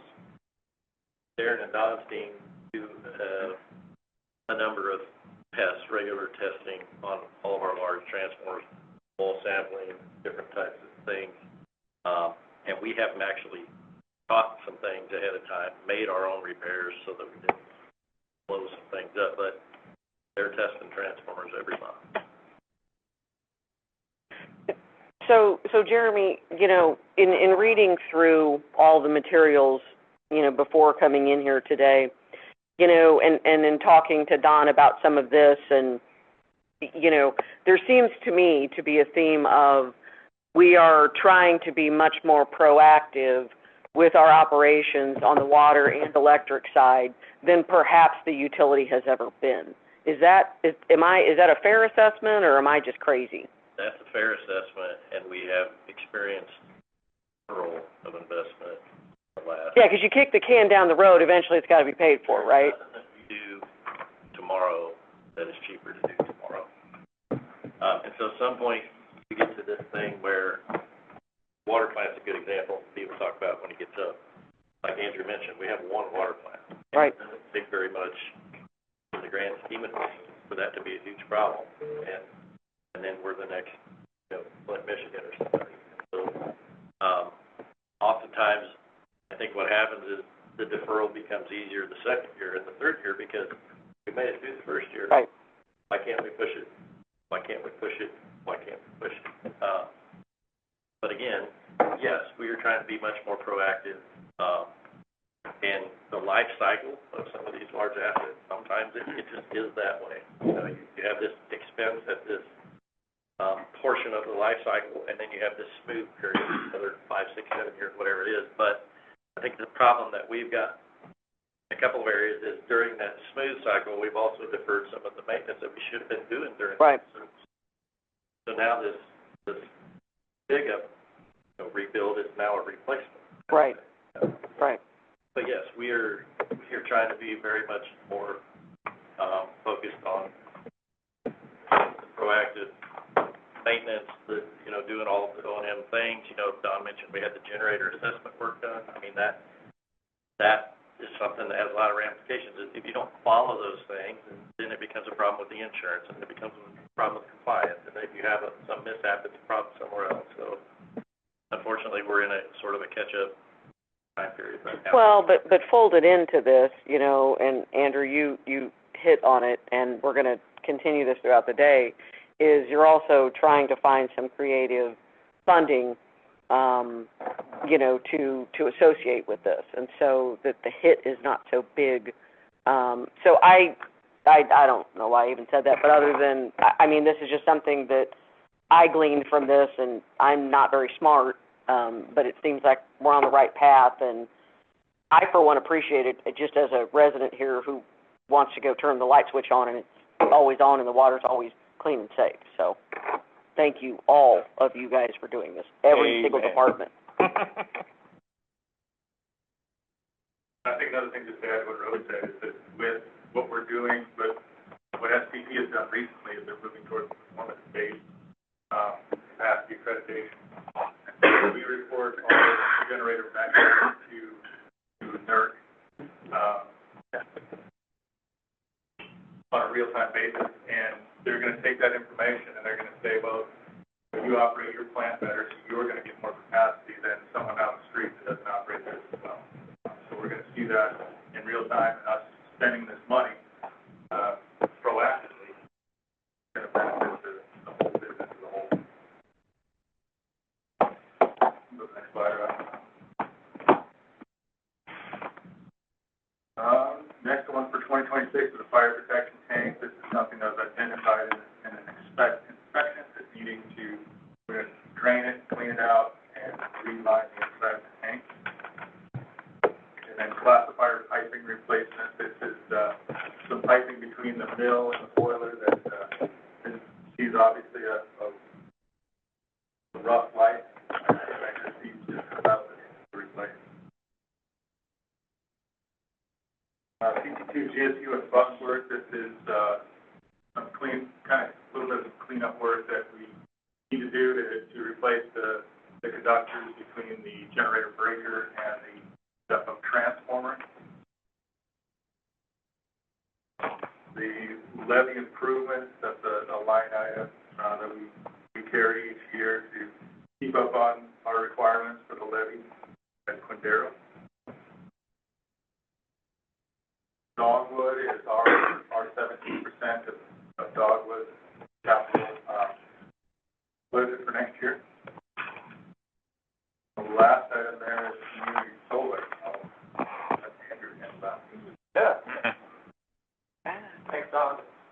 And as Don alluded to, and as Darren alluded to, you know, some of these projects are stuff that they're spending today that you don't expect to actually see come to fruition for 4 years, right? So it's money that I need to spend today because I don't get to see that. But that's the lifespan of the assets that we deal with. And as Don alluded to a little bit is, I'm glad he brought it up, is SPP is changing the entire rules of the game. It's through 2025, it is, as long as you can run your unit at whatever level one time per year, you get to count that all year. No worries. It's fair game.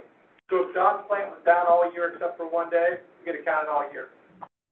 Next year, 2026, the rules entirely change, and those rules now are 100% performance-based approach in terms of if Don's offline during the summer season, during the winter season, you know what? That means our capacity accreditation number goes down. All that means to me is I got to go buy that capacity accreditation from somebody else that has it. So if Don's not spending the money, I got to go spend it somewhere else. And it's on some plant sitting in Oklahoma or wherever it's at. So those are real dollars that none of us want to spend all those dollars, but it is the rules change and we have to play within that rules, and that's the world we live in. And so we all care about reliability, we all care about those things. So it helps reliability, but it also tells SPP and NERC that, hey, we are reliable, we are there, and I see why they changed the rules, but that's what the extent of those rule changes are. So I appreciate Don's work to make sure that they are reliable in those seasons. And we're seeing more and more winter challenges than we ever did before. And so gas constraints are a real thing, and so therefore, you know, us having this diverse mix of resources is really, really important in my opinion. We have a great story, don't get me wrong, but we have a really diverse mix of fuel resources, and we look to even diversify it further. And so this is a great place for BPU sits. As you know, we are bringing on a 96-megawatt solar project in December 1 of 26. So that's a project we're doing. There's no capital dollars on that. That's through a purchase power agreement, similar to our wind assets. But we're increasing our solar output, right, as we diversify our mix further. As part of the ERIS process, we did put 2 projects through that. Again, we have not finalized any of those. We'll work through that as large loads kind of materialize. But one of those projects is a battery storage project, 170 megawatts in Heerman. And then another project is a 150 megawatt recip project out of the Quindaro site. Again, none of those are finalized. We'll work on those as if the wind those large-scale projects maybe materialize. And so we'll kind of do that combination. So really the project here is looking at doing this low-income community solar project without needing that additional load to match up one for one. And so hopefully, again, I'm hoping they match up really well by the time we actually go out for that, you know, all that issuance. But really, this idea is this a project that the board supports this project that is important? Again, it is fulfilling the generation piece. This is 10 megawatts of real generation, just like any other generation is. The only difference is we are coming to the end of a cycle on the tax credit piece, on the solar and wind tax credits are expiring soon. And then the other piece that's really important to me in this project is the 20 megawatt low-income community solar project. So what that is not a guarantee, although we meet 110% of all the criteria that the federal government looks at to who would be supported by that. So we feel very, very, very confident that we would receive those funds. Those funds have never once been 100% allocated for any year during that life cycle. So we, again, feel very, very confident that we'll get that extra 20%. With that extra 20%, though, comes requirements. And as part of those requirements, again, is that 50% of that net income, so the net income is the value of that energy, less insurance costs, less, O&M, less, principal and interest, all of those things.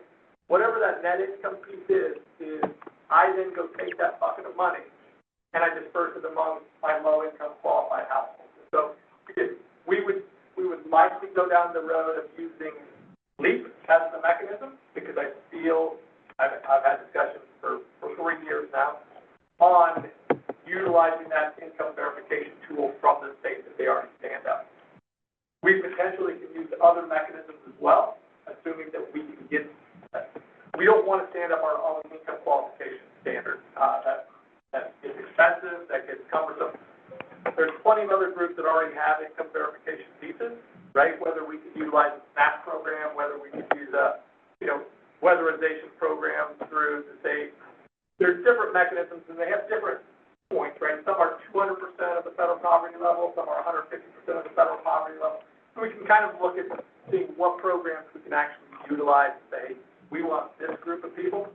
But all of those individuals within that group would receive funding back through whatever that income piece is. And we believe that it's likely between $500,000 and $1 million a year. It's serious dollars, and we're required to do it for a period of 5 years. Again, the board will choose how they go past that 5-year point.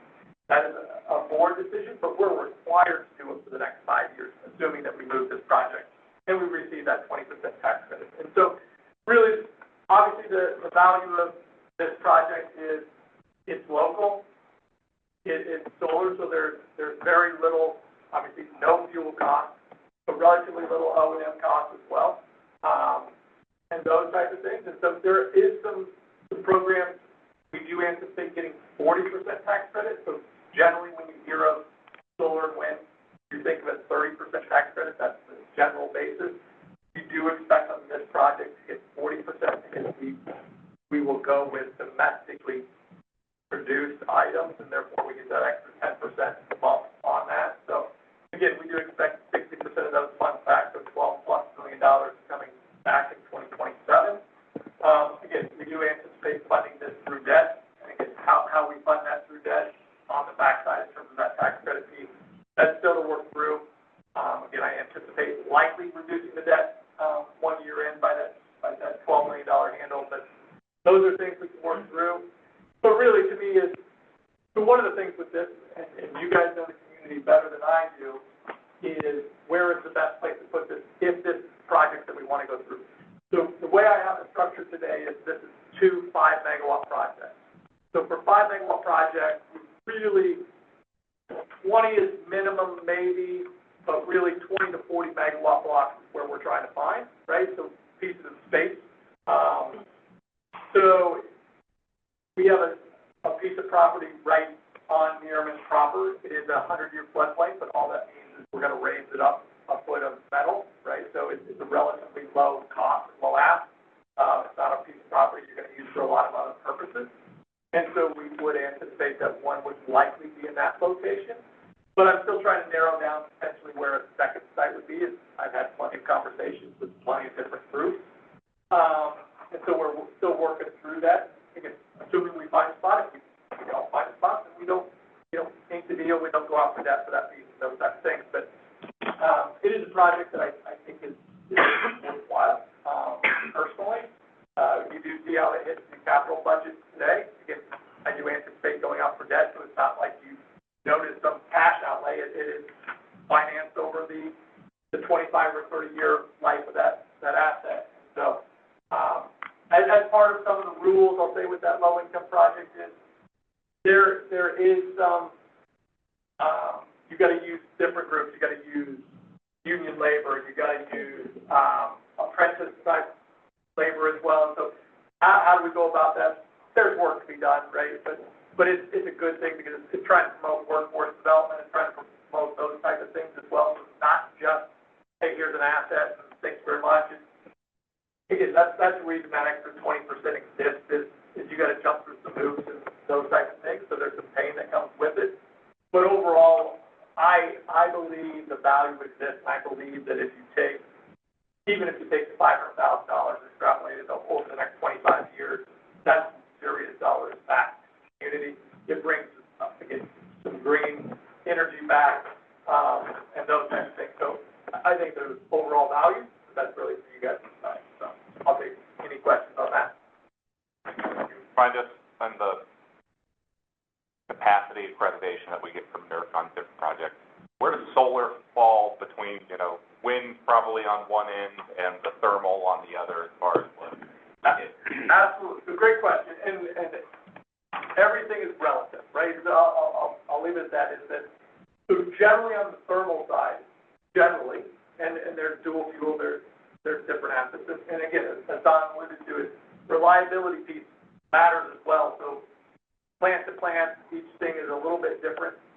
But as a general rule,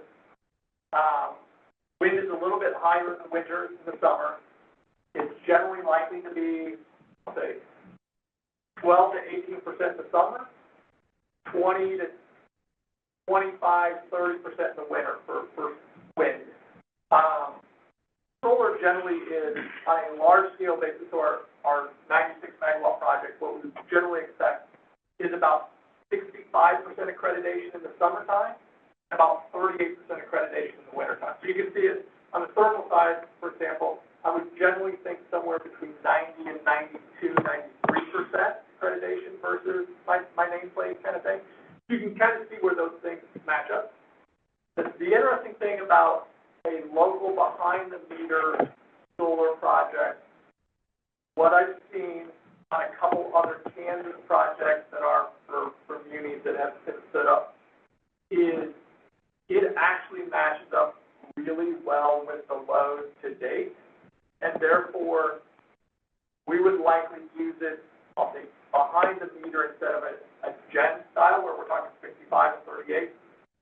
We believe it's likely to match up 90 to 100% versus loads, and therefore, it feels like it has the accreditation of 90 to 100% on a localized solar project. So again, year to year, and depending on how our loads change and shift and all these things, but I do think, and when I say 90 to 100%, that's summer conditions. Winter conditions are going to probably be better than that 35, 38%, but still well down from 100, right? So, but we do think there's some value in the local piece, how it matches up to the load profile. So.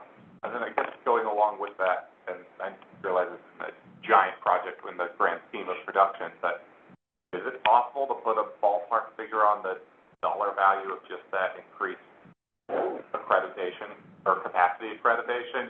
Let's imagine a few years in the future where demand is up because of some of, new investments in the county. Absolutely. So if you look at, let's assume 60 versus 90% accreditation on 10 megawatts. So, right, each megawatt is worth about, I'll say, $7,000 to $10,000 a kW a month, right? So it is $30,000+ a month in value sitting here versus sitting, I'll say, at Minnesota or some other large scale piece. So we believe, again, so you're talking, $30,000 a month times 12 months, $360,000 a year in just value on that accreditation piece. Again, if our load changes, and whether it's a large load customer or you guys all decide to start taking a lot of power in the wintertime versus the summertime, those things are going to shift and change a little bit. But all we have is what we do today and how we think that we're going to use power going forward. And so even at this 60% accreditation level, I believe the value is greater than what we're seeing on other resource types. Less so because solar has come down in price, because it's really held fairly steady. But all the other resource types have actually went up. So therefore, the value looks better year over year than it did, say, 5 years ago versus other resource types, even at the accreditation levels that are presented as a general. Andrew, what would the expected lifespan of that? So it could easily reach 30 years. So most of the inverters, those type of things, are generally 15-year assets. So there are some maintenance items that come in at year Obviously, there's small-scale O&M, very few thousands of dollars on an annualized basis. There's some insurance costs for some of those. But from a lifespan perspective, there's about a early 2%, about a 0.5% degradation annually, right? So there is a degradation of like any asset. And so we do expect it to be north of 80% in 20 years. But that value still exists, especially on property that doesn't have value to other sources, right? When I take a 100-year floodplain type of property, even if it's at 80% accredited, 80% effectiveness of what it was new, it's still producing value because it's either that sitting there produced 80% of what it could have year one, versus pasture land where you're just gonna mow, right? If you go to lease land or you go to other land where you're paying costs, then you're gonna have to look at it, at that 25, 30-year mark and say, is the value still there versus whatever my lease and O&M and all these other costs are? But generally, 30 years, it could do okay. So just that value alone, not the other pieces, I'll be able to say, or the debt you might have after. I was gonna say, I was doing, it's dangerous, back of the envelope math on top of that, envelope math, but, just the accreditation is worth $350,000 a year. That's $11 million. Yeah, and that's, like you said, not to mention the actual credit back of low income. Andrew, would either of these facilities be scalable past 5 megawatts?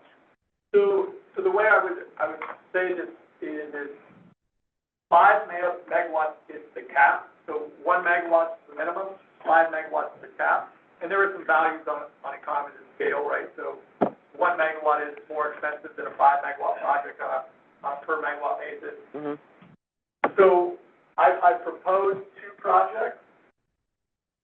Could we stand up more projects? Absolutely. One is finding land that works, that we think is of value and all these things. So Amber and I and different people have had conversations with other parties that are in Wyandotte County that they have some land that they have an interest in different green activities and so forth, and we'll see what comes of that. But 5 megawatts is the cap per project to step into this 60% accreditation, this 60% tax credit piece, because that's what the government caps it as. But I can stand up more projects. Therefore, I propose 2, 3 viable, 4 viable, 5 viable. So again, all the math works exactly the same on scale. Again, we would bond finance all of it. There's no here's a big hit. And so if we do find projects, land projects, that we say, hey, this is a good piece of property, and we're talking several people, parties about their land and the value of that land and this different thing.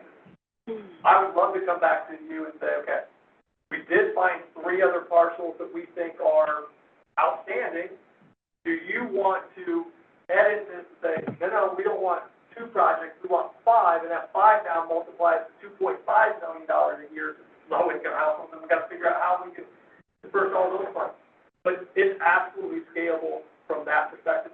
Obviously, we have challenges, relatively urban by nature, all of those things. There's not a lot of 30-plus megawatt parcels that we can do, but there are parcels out there, and we are having those conversations, and we are open to what that looks like, whether it be 1, 2, 3, 4, 5, whatever the number is, you guys find value in it. And really, again, it would be one of those things that I anticipate we would bring back to you and say, here's a parcel of land. This is the challenges with this piece of property. This is the advantages of this piece of property. Is this something you think is worthwhile doing? And again, one of my concerns is that after this year, this piece goes away. And now it's really hard for me to do certain things because this piece goes away. Maybe it comes back, maybe it doesn't, I don't know. But it does defer it. Does it defer it 2 years or 5 years or who knows? And so therefore, some of it is if we're going to take action, I think this is the year you take action. And again, we're planning on not funding it this year. We're planning on doing it longer term to match the assets and stuff. So Here, a couple questions and clarifications. 5 megawatt from an acreage footprint perspective is, Generally speaking, there's, you can stack things a little bit differently here and there, but in the general rule, we think of 6 acres per megawatt. so, So generally, I would consider 30 acres to be that ideal size. Can we squeeze and stretch and do certain things? Yes, if we go to 6-till versus single axis. So single axis tractor moves with the sun, right? So it moves, you get more sunshine, right, when I move. 6-till, which is what we have out here today, is it sits just like this, so the sun's over here. Yeah, you get a little bit, right? So you can squeeze those things tighter and get that down maybe 4 acres per megawatt, but you're really, so then my capacity factor goes from a 25, 26% capacity factor. That's the amount of energy produced per megawatt.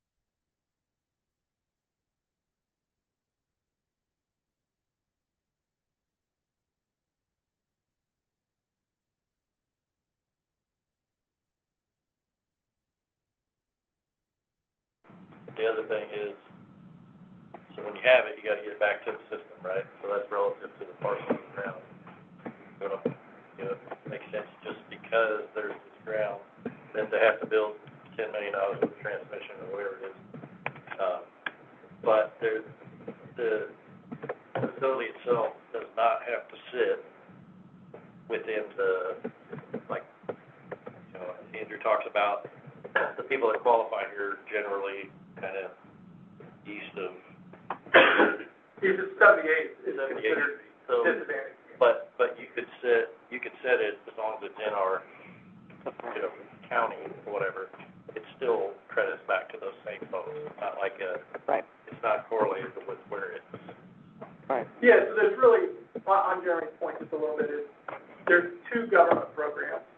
One is a 10% program, and it has to sit within the disadvantaged community itself, but you don't have to give any money back to the low income. It just has to sit in that community. This is a 20%, so twice as much money, but you do now have to give money back to the low income housing. But as Jeremy mentioned, it opens up my entire community to look for sites, right? Not just east of 78, these types of things where are more dense or urban areas. And so I think both ways it works better. The 20% is better than the 10 on all avenues. And so we're going down the 20%. And the 20% is actually, in a lot of ways, easier to get. Less communities actually go after it. Surprises me a little bit. But we believe, again, that we're very, very, very high likelihood of getting it because none of those funds have fully been subscribed any year of this program to date. So. The solar field that we have down in Nerman now, is that a 1 megawatt? It is 1 megawatt. Yeah. Is it fully subscribed? It is not. It is not. And when we talk about subscribed, right, that is again, I'm a full participant in that, believe it or not, but it is, well, good. It is meant to be a break-even program. So the BPU makes $0 on that subscription. It is really saying, hey, do you care? Is this something important to you? Do you want to promote on the green initiatives? Do you want to do these things? That's fine. I'm not making any money. Me, BPU, aren't making any money off this. This just says, hey, it's important to me and I want to promote these things. And so therefore, effectively is they give us some money per panel and it depreciates every single year for the life of the asset, right? And then every month I give you a little bit of that money back over time for the value that actually gets produced off that facility.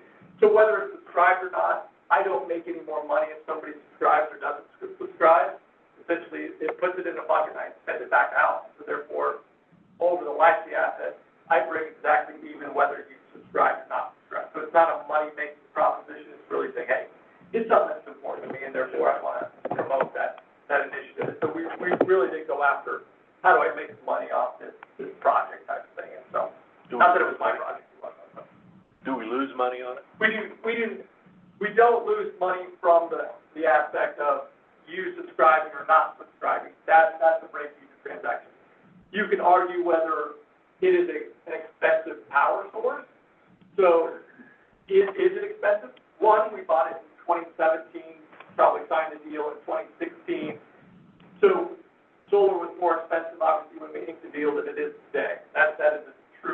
down 40+% on the cost of solar from that point to this point. So yes, a solar project today will be cheaper than a solar project then. It is not likely the most expensive, I'll say, generation we have on the fleet, but it is by far from the cheapest generation we have on the fleet. But again, it does add a little bit of diversification. It doesn't help us, see how it actually operates, right? We now know the curve of what solar looks like here in Wyandotte County versus looking at other projects that are southern Kansas or whatever it is. So it does give us an idea of this is what the map looks like, and it's fixed tilt versus access. It is, and so how does my load match up versus the solar array? And therefore you can say, hey, it matches up really well until 2 o'clock in the afternoon when solar starts to decline and my load starts to curve up. But it does serve a purpose from a operational standpoint in terms of seeing how it actually would function. But it's not the cheapest resource we have by a stretch, so. Well, and to that point, I mean, we've known this for years, right? The investments that this utility has made in diversifying its portfolio have not been, the cheapest investments that could have ever been made. But the portfolio has been diversified. We're very proud. We're almost 50%, in green energy. And this finally offers us an opportunity to actually give something back to, it's still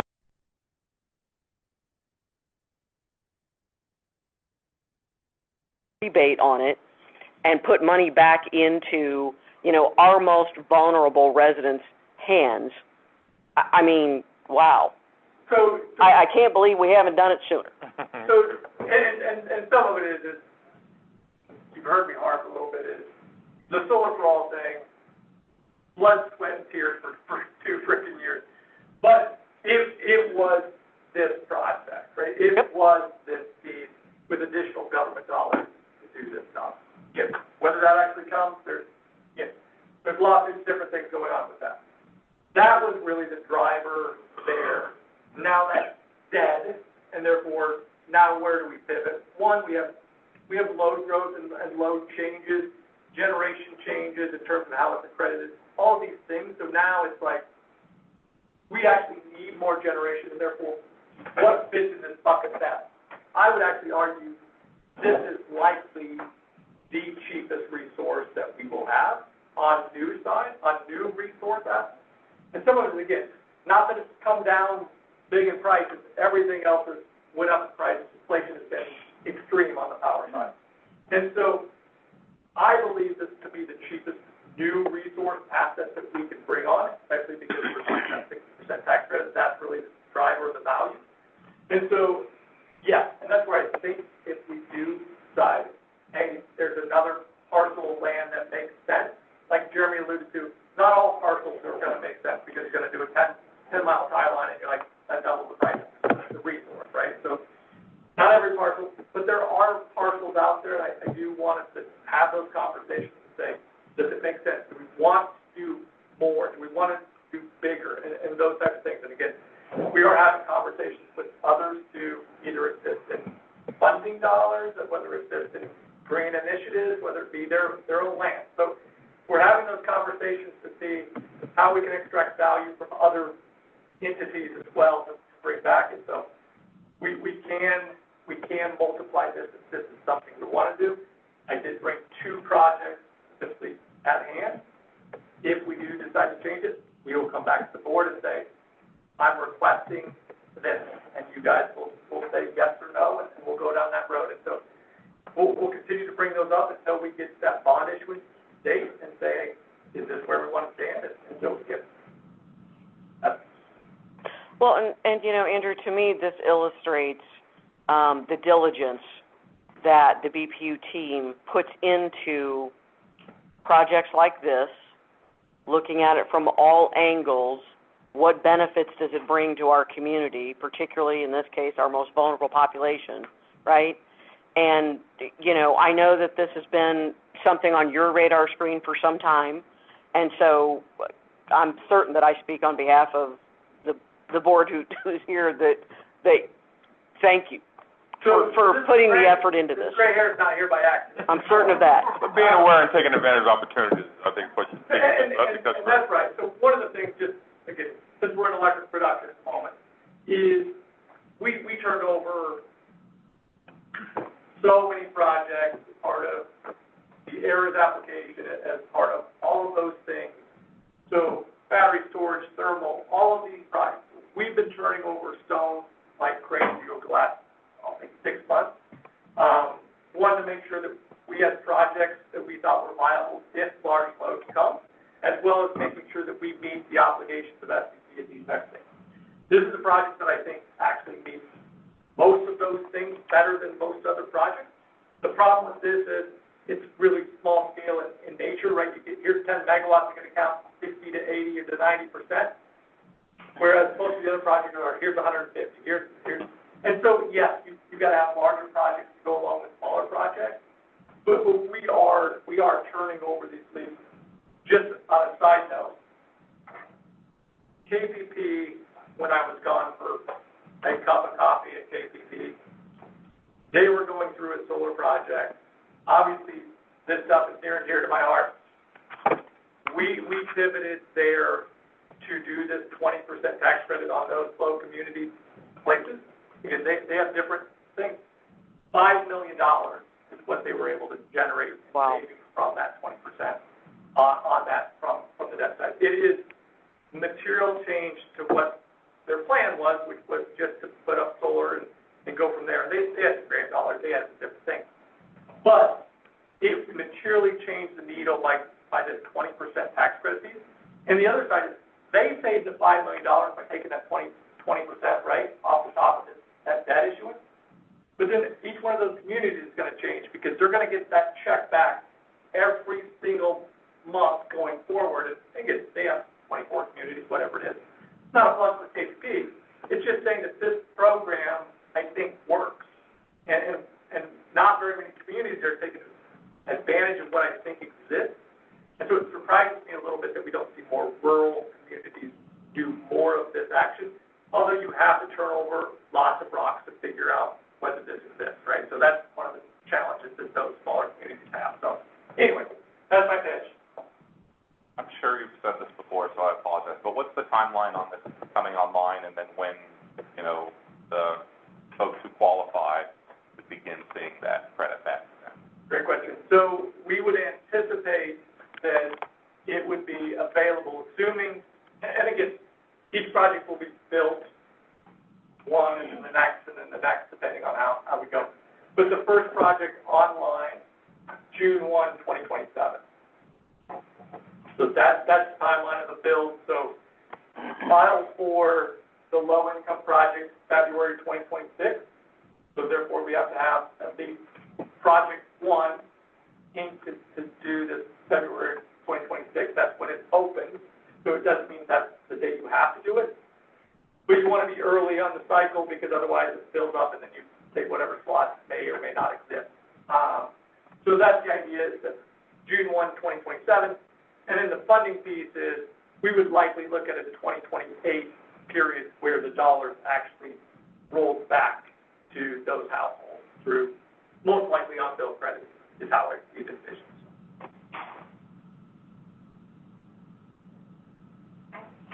Oh, great. I'm just curious about how much our renewable percentage will be after So, megawatt. great question. And so, I don't have an answer. Thank you for not pitching me this softball. Like, no, we'll be 51%. Freaking Absolutely. So some of it is it depends on what resources we bring to fruition, right? So we have, right now, we are absolutely at 50% of our retail sales for 2 years straight. 50% of our retail sales have come from carbon-free resources, right? Our wind assets, our solar, all of these assets. So 50% of our retail sales. That's a really great story if you look anywhere around. Yes, this would bump us up 51 to maybe 52%. But on that note, right, we have, again, December 1 of 2026, we're actually bringing on 96 megawatts of solar, right? So we're going to be well into the mid to upper 50s And then obviously we have the battery storage. However you want to classify battery storage, is it doesn't produce anything, but really its goal is to capture, say, generally wind energy that's getting produced or curtailed today overnight, because prices dip so low that it gets curtailed overnight. It's pulling in negatively priced wind energy predominantly, and then pushing that out late afternoon hours during the day where thermal would generally produce that, right? So it doesn't produce any carbon-free, but it is better utilizing those assets that are now getting curtailed today and pushing it back to the grid. So that project is that. We do have a thermal project that we're talking about down at Quindaro. Right? These will require, labor to work, but they're highly efficient, 7 heat rate type of units. So Dogwood is 6+ heat rate, efficient, super fast, 5 minutes on, 5 minutes off type of thing. Scalable type of project, so it's not large frame type of thing. So the recip project, again, dual fuel, so it has 2 fuel types, but it's really meant to say it works really well in high renewable penetration markets where it ramps up really quickly, and then when the wind is high, it's back off, right? So coal is a baseload unit that generally churns, and you need stuff churning. 100% agree. But you also need assets that come on, and maybe in 15 minutes it's back off. Okay, it just has to cover whatever, I'll say, cloud went over the solar panel, whatever that is, right? So it's super efficient, super quick acting. So we are proposing thermal, so I'm not saying that there's no thermal going forward. We just want a diverse mix of all fuel types to say, how is the best way that if anything happens, I'm prepared? Because I don't know what the federal government's going to do. I don't know what the rules of law are going to change. And therefore, yes, natural gas has won the last decade. 100% natural gas won the last decade. Outside of Europe, natural gas won the last decade. That is 100% true. Do I know that natural gas is going to win the next decade? I have zero clue. LNG exports have doubled once and are going to double again in the next 5 years. That's 100% true. Do we believe there's a cap somewhere around 5? Generally speaking, we do. But we'll see if that cap really exists. It doesn't exist in the petroleum market. Petroleum market fluctuates 100%. So the more that Japan and Europe buy LNG exports, the more your market has to look like those markets. Those markets are $15 a decatherm. We pay 2 to 3. So there's some real expense difference between the natural gas market and then whether fracking ever becomes an issue, right? We hate to know whether that's true or not, right? So the more I can diversify my fleet, the more I can have fuel on the ground for coal, for even the dual fuel units at the recip, the more I can have those different tools to make sure everything works. I think the better position we are long term. I may not win the next year, I may not win the next 2, but long term, I'm not going to have the giant fight because, hey, you bet everything on black and black Right. law. So, anyways, that's... Yeah, you're not playing a short game, Andrew. I'm not playing a short game, and that's where I think the utility itself is not the short window, right? I don't focus my career on whether I won the best or whatever it is. It's how does this community, how does this organization best position 10 years from now when I walk out the door, whatever these things are, to say, hey, we're in a really good position going forward. So whoever sits in that seat or my seat or Jeremy's seat, they're able to take it forward versus, you mentioned Flint, Michigan, or these other places where you're like, what were you guys doing, right? So I don't want to walk out the door and say, what were these guys doing? So When you mentioned you talked about it before, just the difference in the accreditation factors. That volatility drives our need for the diversification. All these chairs at one leg, we'd be pretty wore out by now, just trying to stay upright. This diversification smooths that volatility, and helps us perform with. So 2 things. One, can we set up a work session before the end of the year? I'm kidding, Tom. Sometime in the first quarter to talk more about the thermal project that you're looking at in a little bit more detail. And 2, this is not a question, it's a comment. The fact that, you know, that you guys are doing all of this analysis and pivoting sort of in real time when the goalposts are changed, right, from SPP, and not that that's a bad thing, but the fact that you guys are balancing this, you know, sort of in real time is pretty impressive. So, again, I just, hats off to you, because this is, it's the work you guys are doing is very impressive in ensuring that this utility, you know, has a really, really, really strong future. So thank you. I appreciate that, because the team is working hard. I may have missed it doing other things. Andrew talked about the projects being in the Harris queue. That was a hefty price tag that we didn't pay. We got vendors to pay. So I think it's about... So about 1.6 million per project is what they put in. We're not committed to either project at this point, right? So we don't have any skin in the game. But they believe, and likewise I believe, that these projects are needed for large load, whether it be 100% Wyandotte County or whether it's elsewhere, that people want gen, and therefore this was their ability to speed up that process of bringing gen online and using me as a participant in that space. And so therefore, one, the Quindaro project is tied to the same developer that's developing the Quindaro site. And honestly, the battery storage is somewhat tied to another project but they're not essentially tied to the project specifically. They decided, hey, we know you need gen, bring projects online. We're willing to take the risk. We bring the load.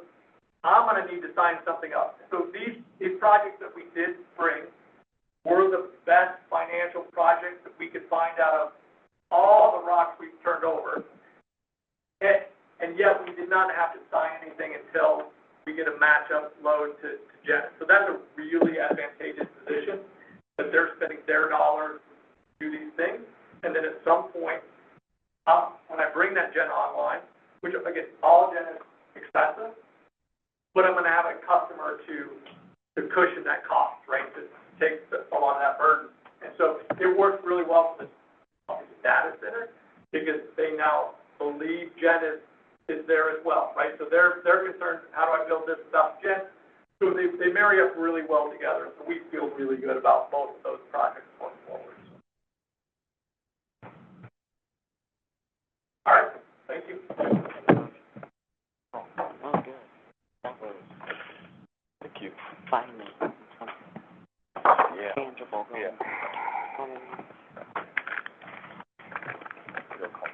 Is it? Steve, you up? Yep, I'm up. Are you guys okay if I sit here? You want me? I think I know. I'm good with it. Man, you were really Okay. That's cute. Like the color. Like water. All right, great. Oh, see there. Well, I brought my team with me this year. One is, this is my last budget year. Oh. Oh, So, wow. Yeah. And so, but I brought my team. They'll cover their key projects in their areas. Real quick, we'll go to the goals. I just want to hit on a couple goals. That one will meet and exceed the state and federal water quality standards. And how we exceed that is our partnership with EPA and the Safe Water drinking program.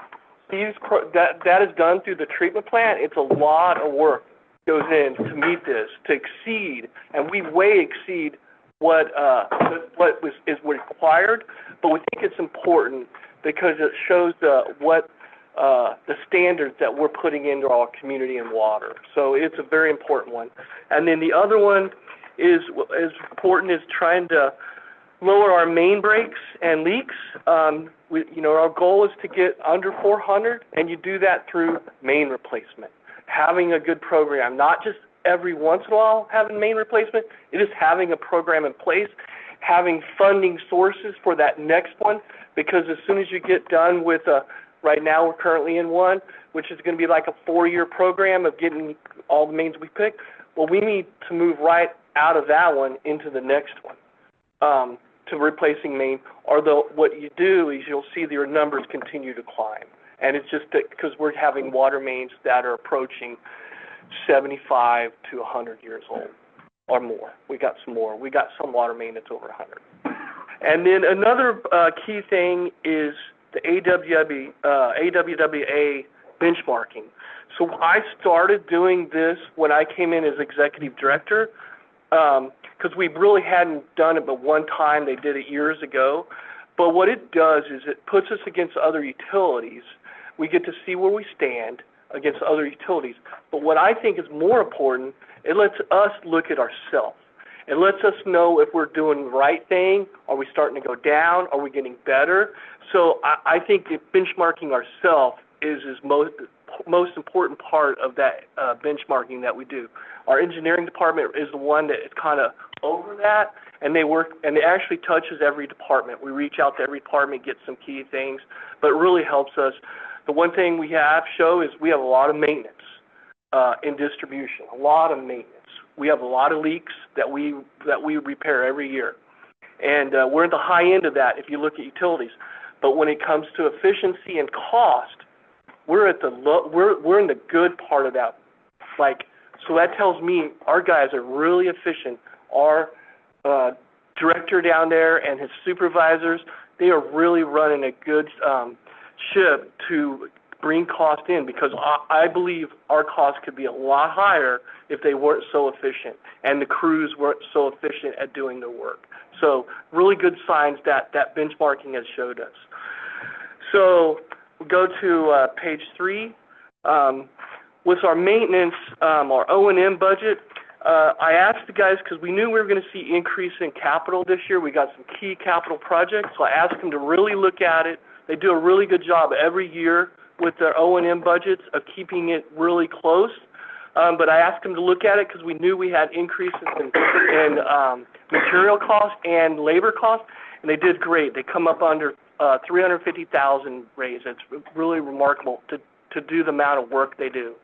So, and then on the capital side of it, the 26 water operation budget reflects a $10 million increase in capital spending. Several strategic capital investments must be made on key assets in the coming year.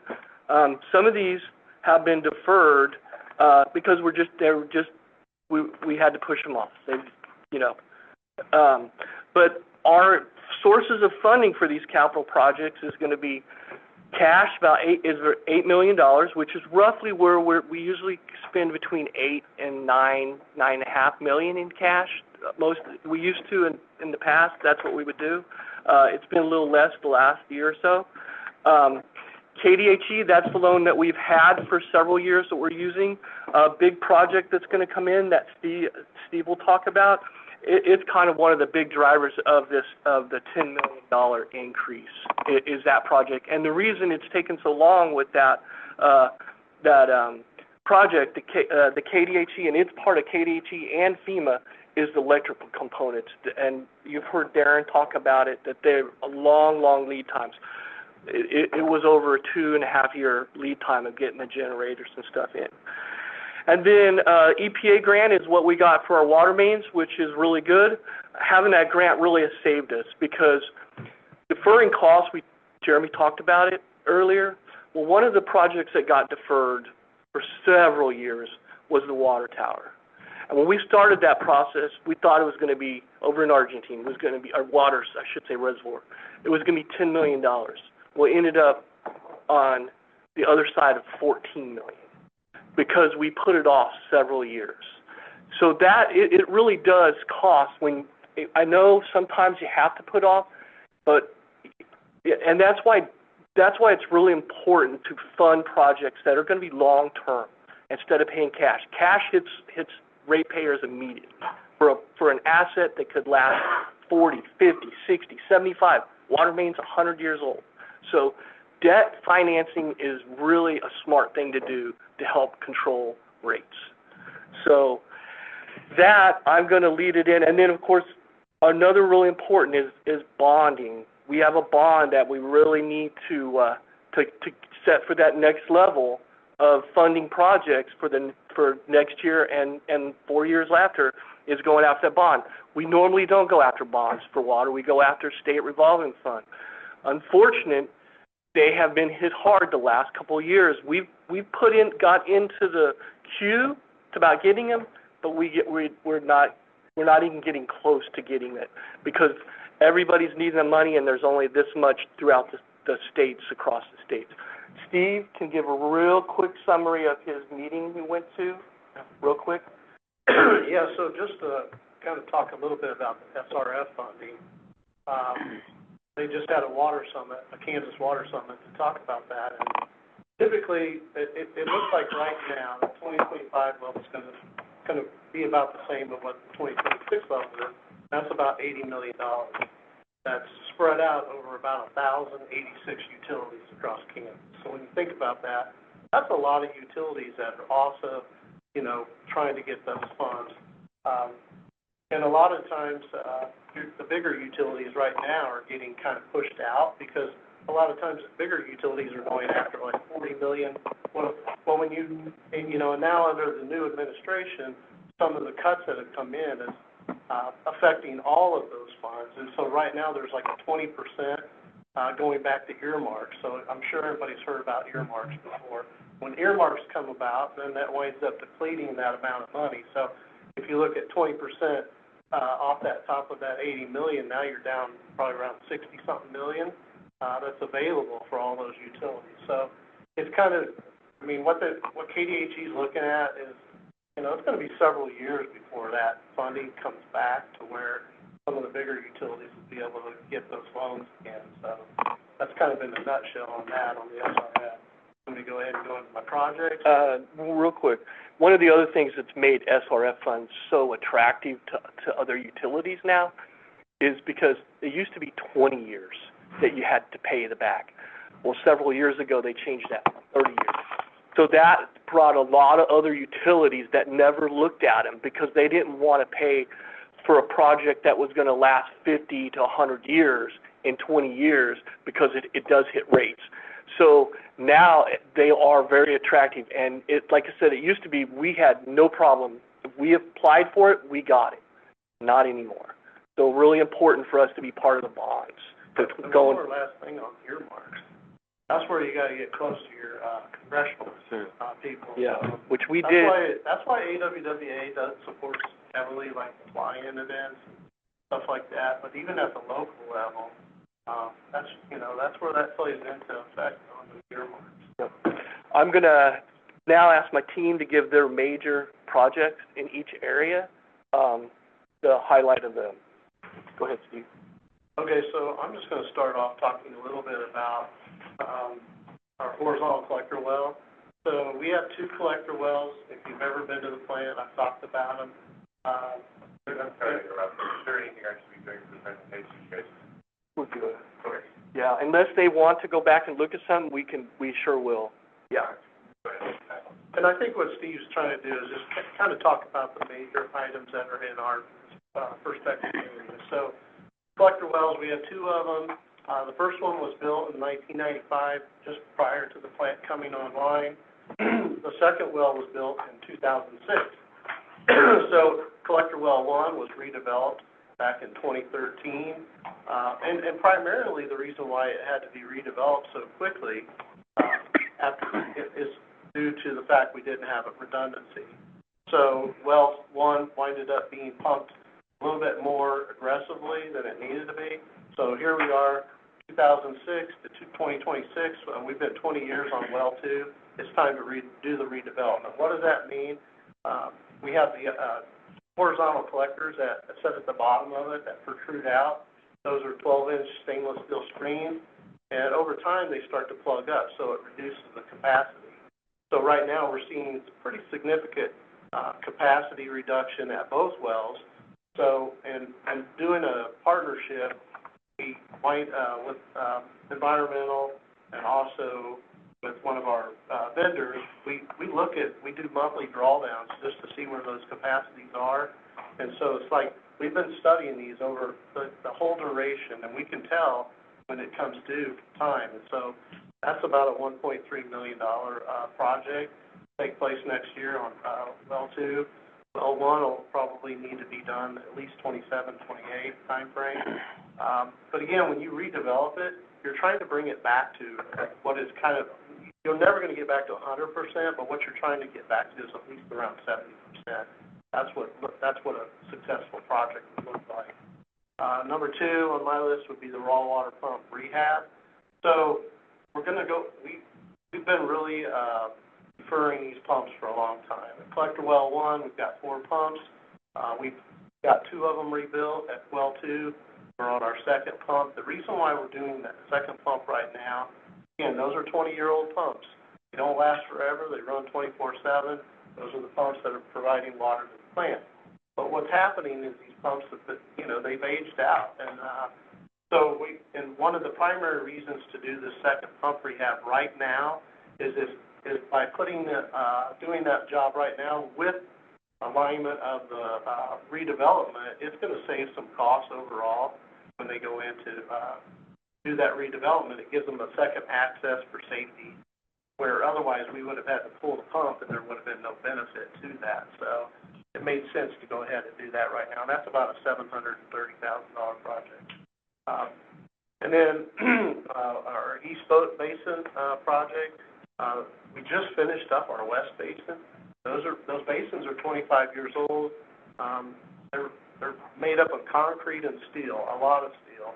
And that steel has never been refurbished, meaning that it's never been sandblasted, has the original paint coating on it. So over time what happens is, that sediment builds up on these structures. You get pockets where rust starts to develop, and they can turn out to be deep deposits. And over time, you're going to wind up, having to replace the equipment versus refurbish it. So doing our master plan, it looked like, if we were to go out and replace all that steel structure, it was going to cost about $4 million. Just going through and doing the sandblasting, I truly believe we'll get at least another 10 years out of these equipment. So we're making an investment of about $425,000 per basin. So, and then lastly, the one that is probably the biggest, that makes the most notable change here, is the generator project. We're adding 2 2,500 kW generators at the plant. Those generators will be utilized in case we ever have a major power failure at the plant. Again, it's been stated several times here that we only have one water treatment plant. So if we lose power to that plant, there's no way to continue to move that water throughout the system. And I know Don wants us to stay in service too, because that's what provides his cooling tower. So we've got to keep that plant running. So these generators, it's a big project. It's $7.2 million. But some of that money was made up of the FEMA funding, roughly about $3.7 million. So the rest of it's going to come from KDHE funding. And it has been a very long lead item. We expect that to all finish up this next year in 2027, hopefully September timeframe. So that's my portion of allowed to speak. Question.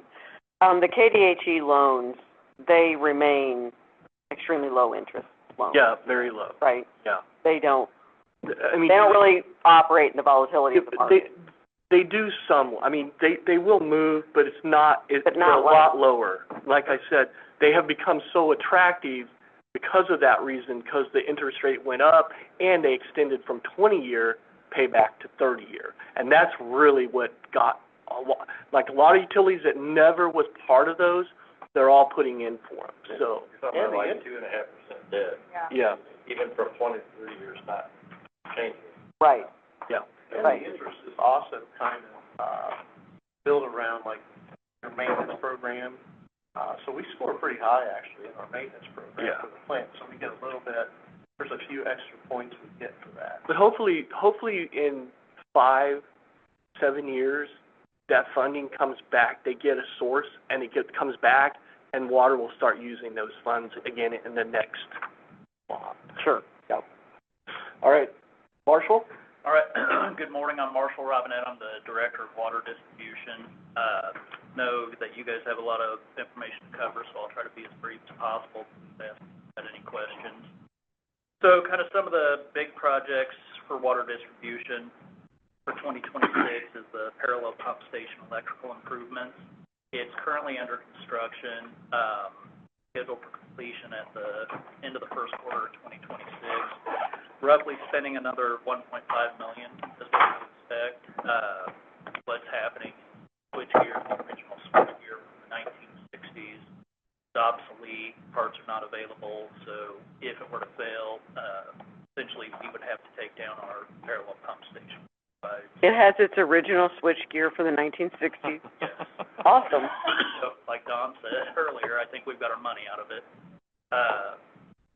Yeah, so essentially, if it were to fail, we'd have to take the pump station offline. We would lose our resiliency to our western portion pump system. The next project that we work on is work equipment. It includes autos, work equipment like excavators. So for 2026, for work equipment, we've got a plan to, and we're not increasing any of our fleet, just replacing. And our garage has done an excellent job of advising us and when we start seeing inflated costs on repairs. So 2026, we'd like to replace 2 dump trucks and then 4 Komatsu excavators that have kind of reached their end of their useful life, before you start getting into expensive repairs. For the autos, we're looking at, a 1-ton flatbed for water processing for, Steve's guys. An engineering vehicle, probably a Ford Fusion. They use those frequently to inspect projects as they're going, watch progress, make sure everything's on track. And then 2 3/4-ton pickups for our troubleshooters that do a lot of our customer service type leak replacement, leak investigation. One of the things that we're looking at in this section here is tools as well, and those are really focused on improving efficiency, improving safety. So what we've got on our list for next year, we'd like to replace our large tap machine, which is, a revenue generator really. When new customers are signing for service, we'll make taps with that. Valve turners, we intend to invest probably around $30,000 in valve turners. What that does is limit the amount of physically turning valves that our crews have to do. Shoulder injuries, elbow injuries, so really just trying to drive those numbers down. Yeah, like he says, those valves, we've replaced a lot of valves, but I've been very aggressive in my time once I get management. And the reason is because I was in the field. I know what our condition was of our water valves and how many valves that we turn by hand. And us old ones, we all have arthritis that operated those in our hands, and it is a shoulder injury and stuff, because sometimes they break as you're turning them, and it literally throws you on the ground. I mean, face first into the ground when you're pushing some of these hard valves. So I asked Marshall to really look at for our valves and the saws to how to improve our safety of our crews. Where those cutoff saws that they use to cut in the hole are really dangerous. So how can we improve it? So they brought in a couple saws test, and I think we're going to move forward where all the crews will have those. We'll be able to use those coming next year. Yes, so we've gotten demonstrations and used what's called a guillotine saw. It's much safer in the environment that we're working in. So we intend to invest in probably about 6 more of those next year. Along with that, some various pumps as expensive items. Every year we do have recurring capital investments. Those include valves, services, fire hydrants. They're all critical to our system. Valves need to ensure that, we're really looking to ensure that we're not taking more customers out of service than we need to. Broken valves can lead to water quality concerns, so we stay on top of that, like Steve said, and impressed with valves. Okay, remind me. BPU own the hydrants, or does the UG own the hydrants? BPU owns the hydrants, right, Angela? Or they don't pay us for them, do they? The hydrants? I know that BPU performs maintenance on them. Yep. And I know y'all did a big thing with the fire department, which is a which was a great, great program. absolutely. From both sides, they Yes. loved it. Value of the hydrant There you go. on our books. So, that's the thing which is who owns it, our assets, for the, our assets. So, but all of our assets are going to be given by government. Yeah. But they don't reside on their books. Yeah. They don't, Indirectly, they do, but all of our numbers go up in the building. Understood, but we do have separate budgets. but our ratepayers are paying for the cost of them, right, Randy? Yes. Well, they pay for it one way or another, Yeah. right? They're- So, yeah. okay. See, Angie, you didn't even have to answer. Didn't, I was gonna get the charter ordinance out. It's okay, I mean, I'm familiar with the language, I just wanted to, sorry, Marshall. No worries, no worries. So, in another thing that we've been doing over the last several years is transmission main inspections, which is critical, in trying to identify leaks that may exist for the future. None of us want to catastrophic leak, but, you know, we all know what happens down that road. So we're investing money to inspect those transmission mains, make repairs as they come up. So, for our recurring capital, we're really looking at dependability-driven projects and system reliability. It's really our focus. How do you inspect for potential leaks in the future? I mean, are you guys using AI at all, or? Well, so we are not using AI, but I believe AI will come and roll with these guys. I'm sure it'll be Phillips' side will be looking at that, bringing in, other utilities have done it. Water One had a very successful pilot with it, that they were, I want to think that they were in the 80s, upper 80s, predicted what leaks they would have. That's pretty amazing. It is amazing. Now, I will tell you, we have a lot of leaks, and I can put a map up and throw a dart, and I'll probably hit someone, we'll probably have a leak. So, but they did a pretty good job. I've sat in on a lot of conferences, because that was something I was interested in. Mm-hmm. We just never had the money to invest in that, but I do believe in the future we will, so they will do that. Now, going back to the inspections, we've spent a lot of money on distribution mains from 16 down. We've not spent a lot of money on transmission mains, and that really, we were focusing, coming for the next, is that, because transmission mains is what provides the water out to the communities. The distribution's taken into the communities. Mm-hmm. So we just did an inspection last week. They just completed it. They sent with a smart ball, looks like a little Nerf ball, and they started at the plant, and they went south out of our plant, which that main heads towards a parallel station on 55th and Parallel. And when it got to 55th and Georgia, we valved off the water, so then we sent it down our 42-inch main to the east, down to 18th Street, floated through the main, then north down to Quindaro plant where we captured it, brought it out. What that does is we set this company comes in, sets devices out there, and they track the movement of that for tracking leaks. It's very important. We haven't got the full details, but I think we only had a couple leaks, which is great news. When we did the last one, which is on one of our newest transmission main, and it truly was quality of work from the contractor. You know, when you sometimes go with the low bid, it's not always the best bid. We've had so many leaks on that. It picked up like 5 or 6 leaks in that short, it was a short distance, that we had to repair. And these repairs are very costly when we talk about transmission main, very costly. So, so we're gonna move, try to have where we do all the transmission mains, they will, over probably the next 7, 8, 10 years. And part of the inspections on some of the mains will be sending a robotic in that actually captures a lot of our main is concrete with steel liner around it, a band that when those bands break, that is their strength, they'll explode. You see all these cities that had flooded, all that. That was because they had those bands had corroded and they broke. We've done that to one main twice because it's a real key, and in the future bond, we are going to, that line runs right next to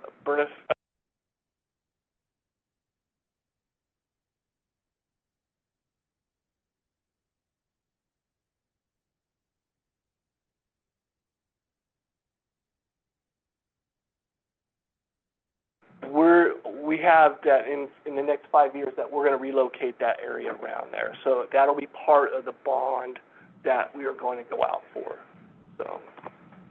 Yeah, and I apologize for our work equipment. We got about $1.25 million budgeted for that, and then for our recurring capital investments around.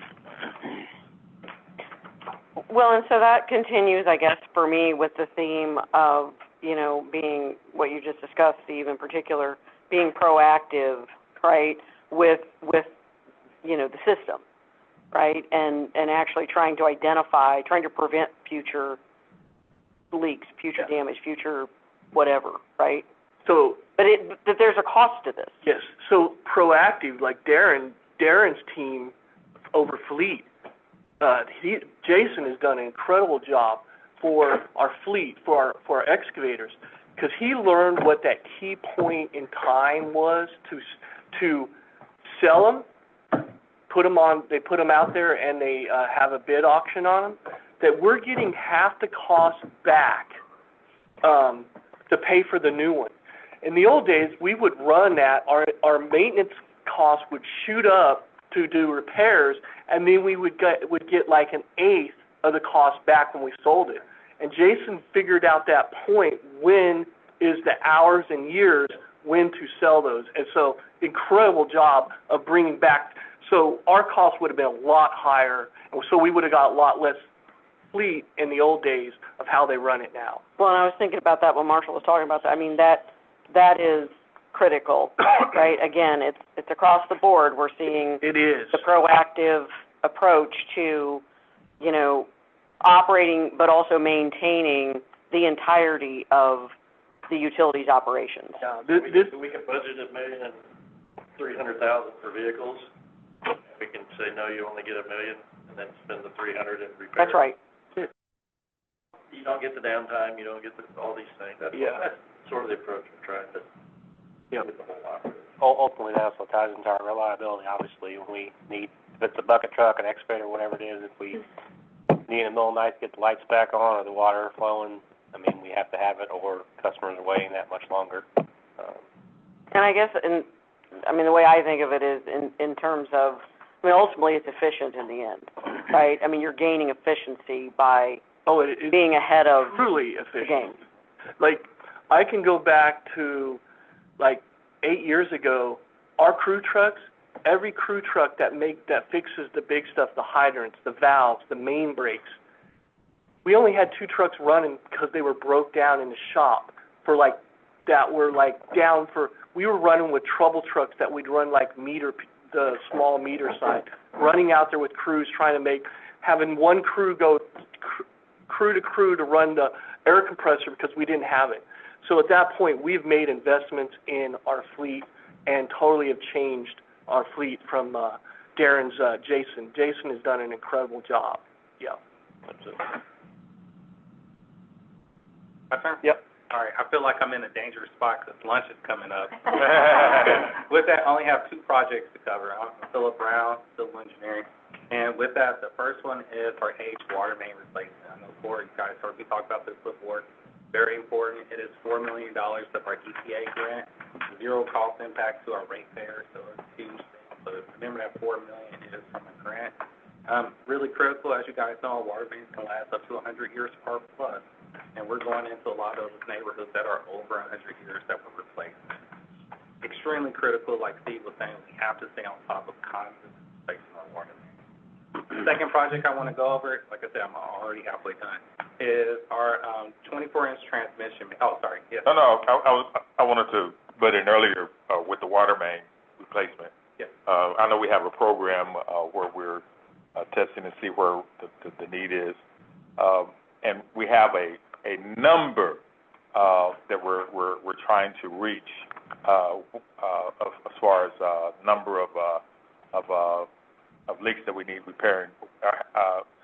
Where are we now, and where are we what will it take where we need to be, where we want to be, rather? I know it's in our goals, I don't know exactly. Okay.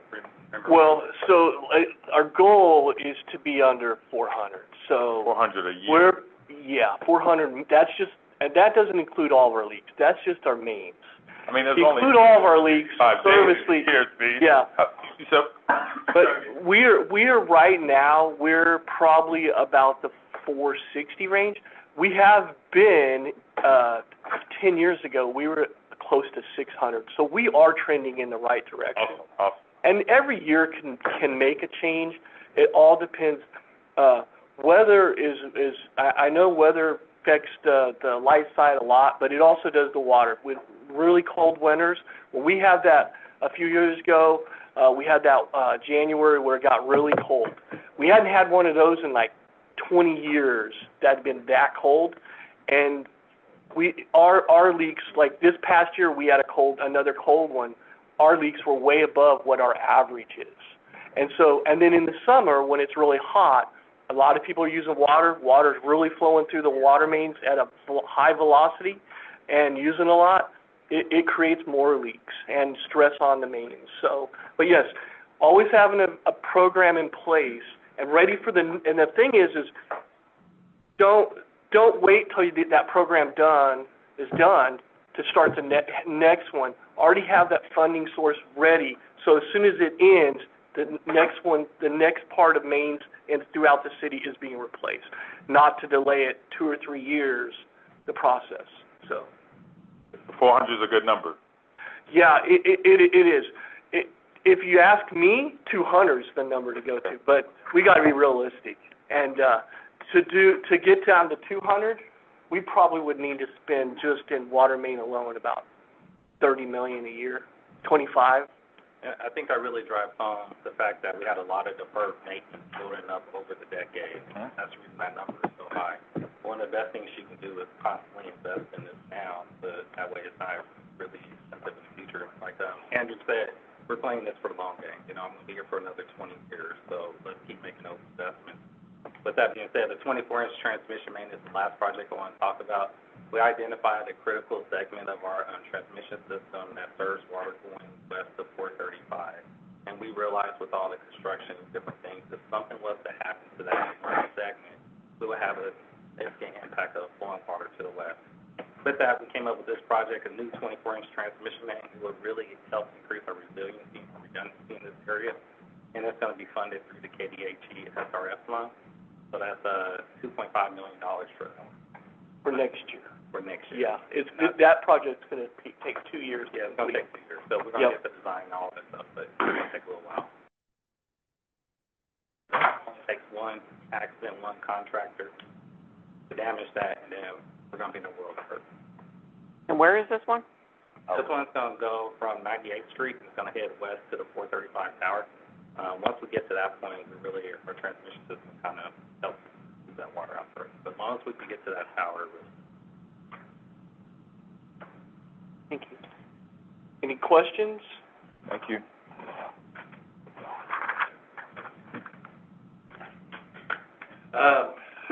Darren's got a huge presentation, I think, of one capital project, so. This will be the shortest one. I think, I'll check with Chris, lunch's supposed to be here at 11:45, so I think if we get through Darren's, if there's any other questions, hopefully that'll arrive at the right time. Let's see. Okay, good morning, Supply.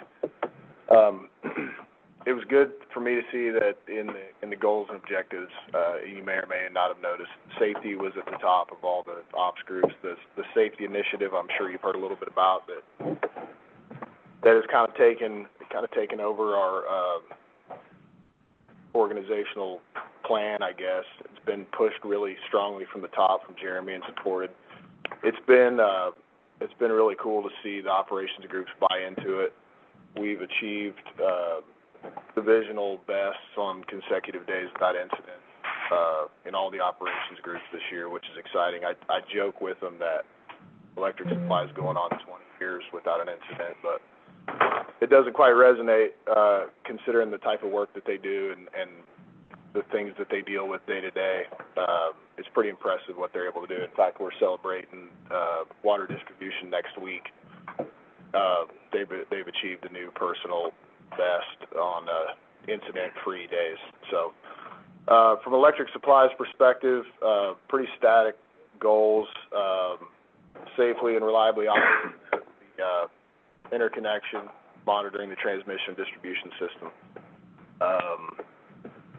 We also, focus our efforts on compliance, regulatory, and, NERC, along with the integrated marketplace protocols. So complying with any of the regulatory requirements is critical for us. And then, I guess relative to some of the new, things happening, whatever our role is in the resource adequacy and capacity accreditation, just providing support where it's needed, to ensure that we can meet the future demand on our load. If you want to scroll down, Rob, to the next page with any content. So, as Andrew covered early, our divisional budget had decreased. The only area that increased was material and supplies, and I'll get into that in a second. Go ahead and scroll down to the divisional costs there. So you see 40/40 class type. I don't know if you can see that, but about 3/4 of the way down. The increase on that was we're buying some load balancers, and what the load balancers will do is we'll install them at our primary and our backup control center. And the main thing that they'll do is allow us to operate both the backup and the primary without losing any connectivity. So what the load balancer does is allows multiple servers that serve the same function to operate in a primary and secondary matter. So we won't have any downtime when we're performing maintenance. We reduce risks on control center availability and our EMS system. So adding that redundancy and reducing the risk during maintenance and patching. So that's why we're doing that. So that line item went from $50,000 in 25 to $310,000 in 26. And we were able to trim some other areas in O&M to keep that overall number less than last year. And then as far as the capital project goes, we will be talked a lot about assets at end of life. So our little capital project will be to replace firewalls that have come to end of life. So we've got some substation firewalls and some of our low impact substations that will no longer be supported, along with some of our medium impact firewalls in the primary control center. So security updates will no longer be available and they won't be supported. So we're gonna order those and start the install in Q2 of 26. That's all I have.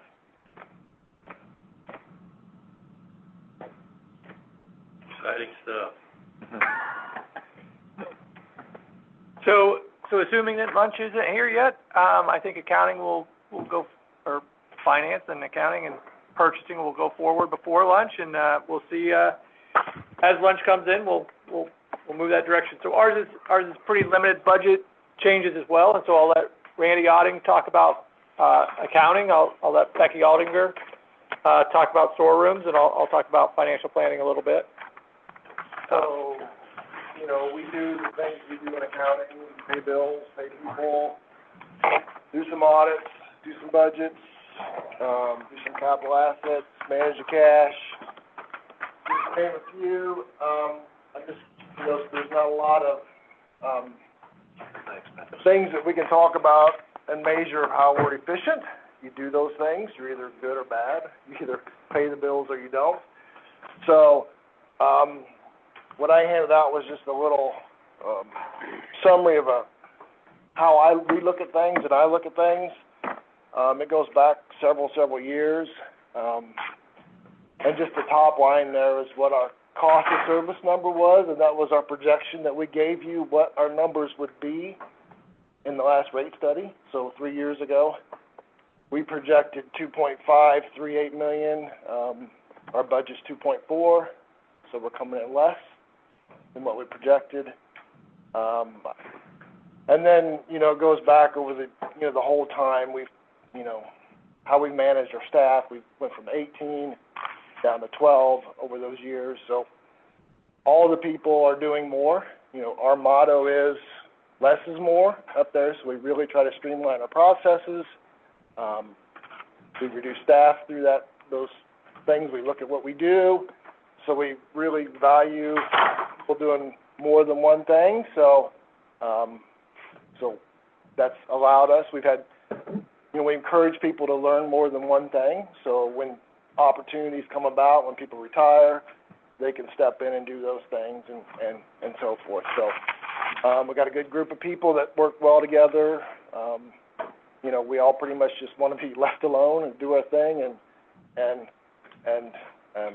kind of behind the scenes. So it's a good group. Like I said, we some of the other ways we've managed the cost, not only through staffing. We've looked at our auditors. We've gotten cheaper bids on our audits. Some things we just can't avoid paying for, our banking fees and things like that. But we do look when new technology presents itself. We're looking at some payable automation that we think could move the needle in some things in our area. So it interfaces with the bank. It can help us with some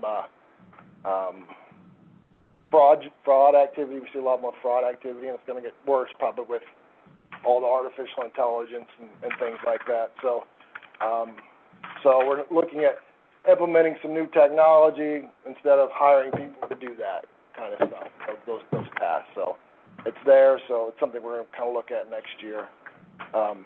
But anyway, just, we manage the cost. We try to, my goal is always to try to push as much money as we can back into the other areas. They can fix their trucks or do whatever things they can if we're not a weight on everybody else. So, just looking at those numbers, we usually kick back, $150,000, $200,000 a year back to other causes in the utility, and we've kicked back almost $2 million since I started in 2008. So really, yeah, I just wanted to line that up with our cost of service number and show you that our projections are where we expected we'd be. And really, if you want to see those positions on the second page, kind of shows you what those positions were. And the last page there is really our vendors that we pay, the costs that run through our area. I think they're self-explanatory. Some of them are just phone, telecom, rating agencies, fees, some banking fees, and studies, X-ray studies pay for, because we have to generate some numbers off that reports. So other than that, I really don't have anything else to provide, but if you have any questions, I'll be more than willing to answer them. And then as we move to the financial planning group, that's primarily my group. That's the group I came from. I led that group.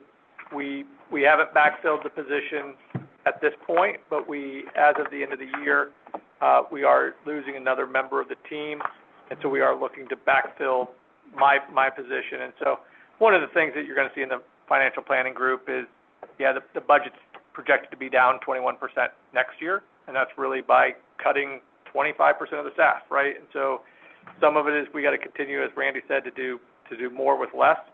We got lots of stuff on the plate to work on, and so we are going through that process now to find somebody, and I think we have a few good candidates that I'm hopeful of. But really, the bulk of This department is labor mostly. And again, when you're cutting 25% of the labor, there goes a lot of that cost. And so the only other thing that we're really changing is we are changing a software application that we have historically paid for that we don't know that is driving enough value to continue to maintain that application suite going forward. And so we are going to do away with that application suite. But other than that, we don't have any material changes. We do have some money in the budget to, I'll say, do some consulting work related to likely resources and rates and legal and all the stuff that comes along with all the work related to all of our customers, but SPP and everything else in between. And so we did put a little bit money back in that budget to do some of that work. But otherwise, again, we do expect about 21% decrease year over year. And so that's a good issue, as Randy said, because we are trying to live the mantra that we've created, and that is being proactive on the services that really drive value. And so we do continue to look for efficiencies, again, in the accounting world, and how do we better take advantage of the application suites? How do we better take advantage of the people and give them more skills so that they can do more work and do more activities and get value from them and them get value from us. And so that's really where financial planning is. And I do have Becky Aldinger over here that can talk about purchasing in stores. Thank you. So as Andrew said, my name is Becky Aldinger, and I'm the Director of Purchasing and Supply Chain for you.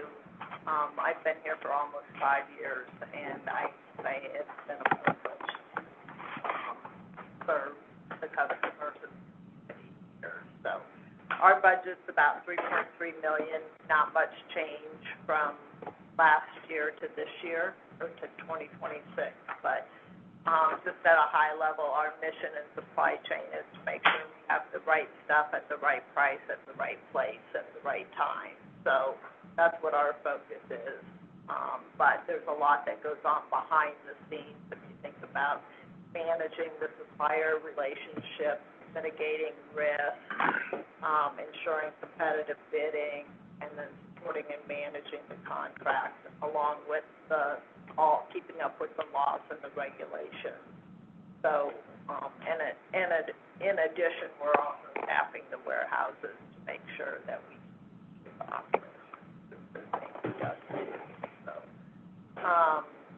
So you've heard from the ops groups this morning, so you know that they all have pretty big plans for 2026, and that kind of rolls downhill or uphill, whatever you want to say, to our group, because we have to help get the material there that they need to do their job. So not only on the capital side, but also the O&M side. So our budget is primarily labor-driven. It's about 97% labor, and just a few other miscellaneous expenses for the staff.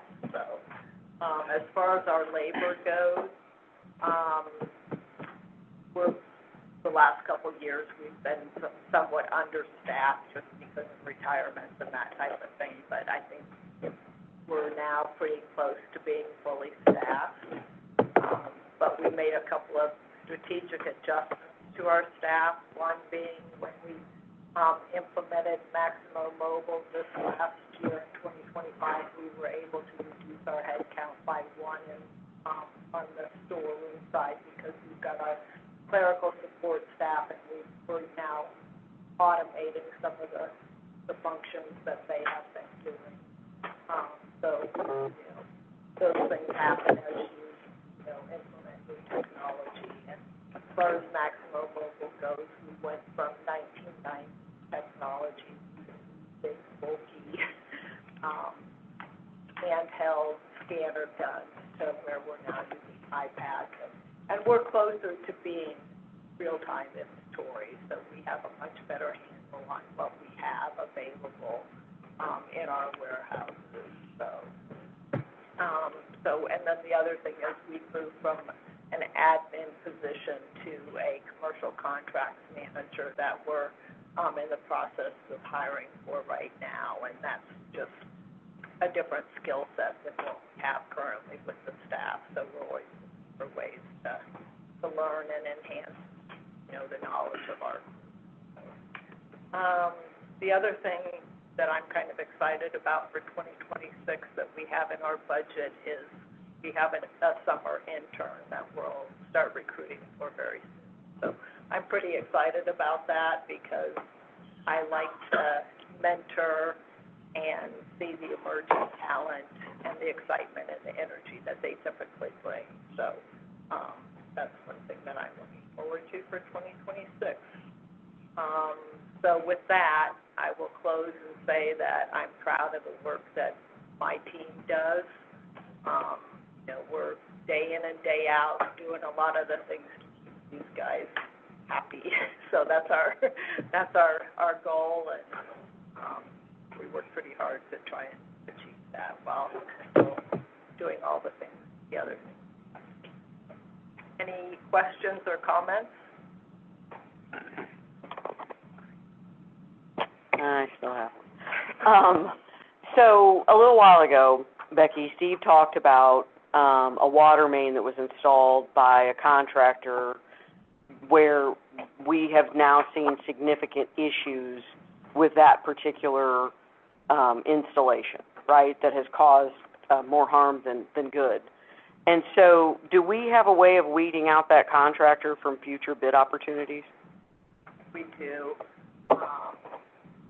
So we always, usually when we're issuing an RFP, we have the qualifications and what we're looking for, and one of those is performance. So if they're not they still have an opportunity to submit a proposal. Mm-hmm. We don't want to say, no, you can't.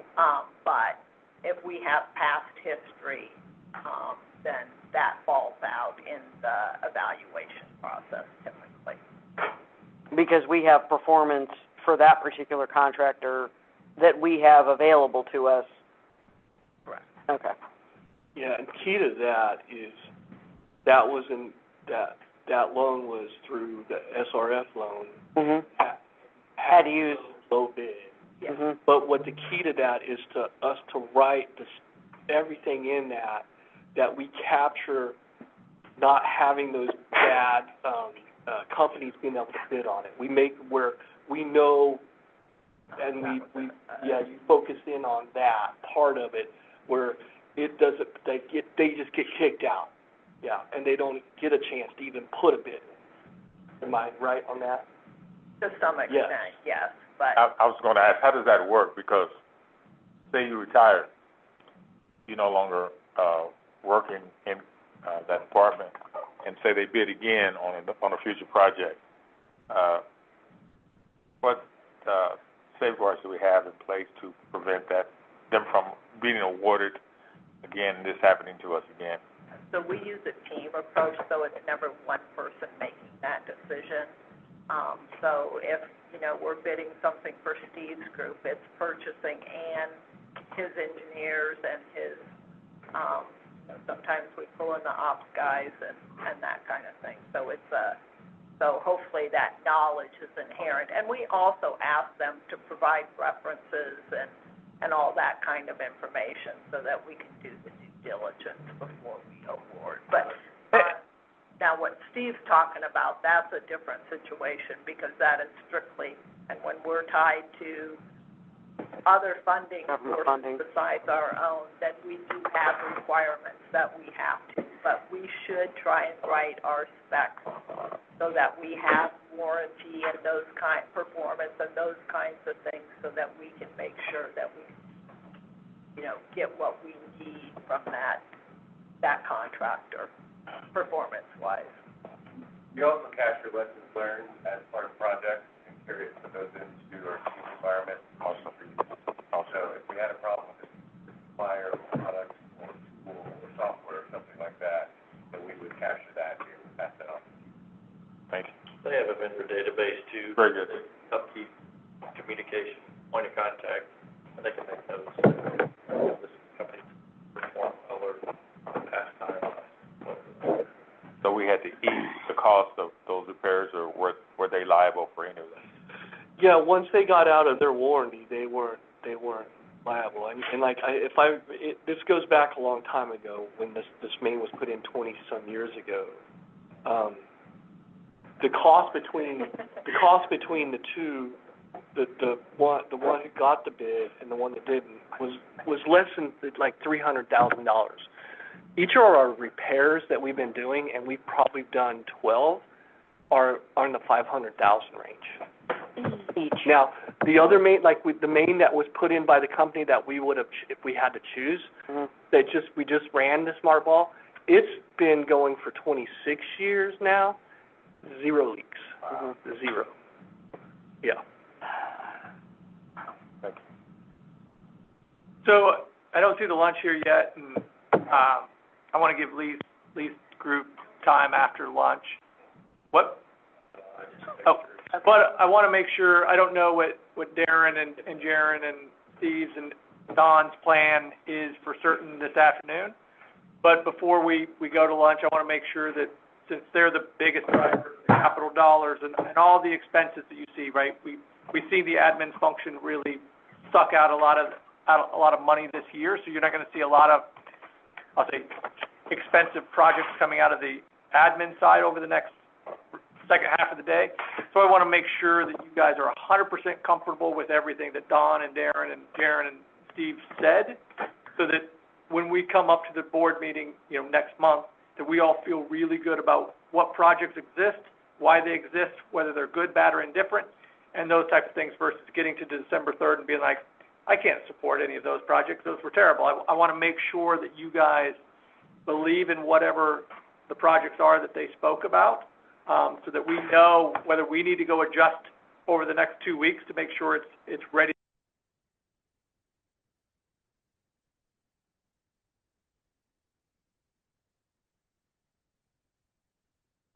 But just making sure that everybody's comfortable why we do wait for lunch and those type of things. I just want everybody to make sure that they're 100% on board with the stuff we're talking about. So. But the singular biggest ticket item, right, singular biggest ticket item is community solar project, right? It is 100%. So if anybody is not comfortable going forward with that as part of this budget, now would be a good time to ask the questions or perhaps voice that? That is 100% what I'm getting at. And so, yes, I want your thoughts on the debt issuance going into 2026, right? There's lots of projects. Steve alluded to why he believes we need to go this route versus a different route. We got the speaker substation. We got the biggest project in the book, which is the $20.9 million projected solar facility. All of those things have to be debt funded, or at least a large portion of those have to be debt funded. We cannot cash fund them, at least where we sit today. And so I just want to make sure you feel good about the debt funding piece, as well as all the projects that we're talking about. Yes. And a little bit too, you mentioned Darren's speaker substation project. We bought that property 5 full years ago, and for whatever reason, it's been pushed, and so we owned this property that we're paying maintenance on. The other substation is at least 50 years old. So, and back to timing and being a good thing, we kind of wasted what we bought sitting there. So there's a number of those kinds of things.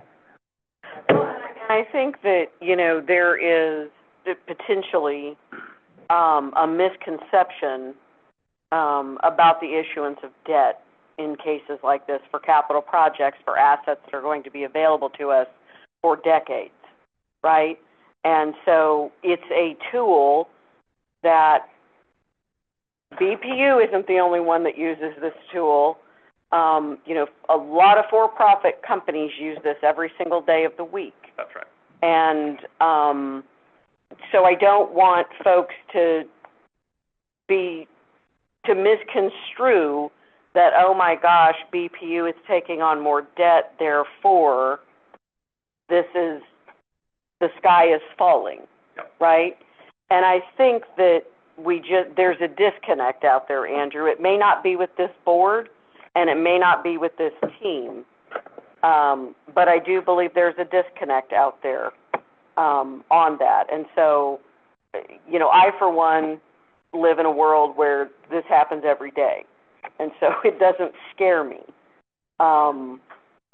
Describing it as a tool, in our case, is the best way, and perhaps, you know, should you approve us acquiring the debt, we need to make a focus, you know, communication campaign about, you know, why you use these tools in these ways for these assets that are gonna live this long, and all these people down here are gonna still use that thing, and not just these people are paying for it. It's, how do we smooth the whole thing, and tell a good story about how we're using it to our advantage, and the fact that our credit rating is what it is because we've been diligent about other things, and the importance of the liquidity piece, and if there is some kind of, you know, catastrophe, hopefully not, but that piece is important too. The money just sitting there for a reason, and not just so we can look at it.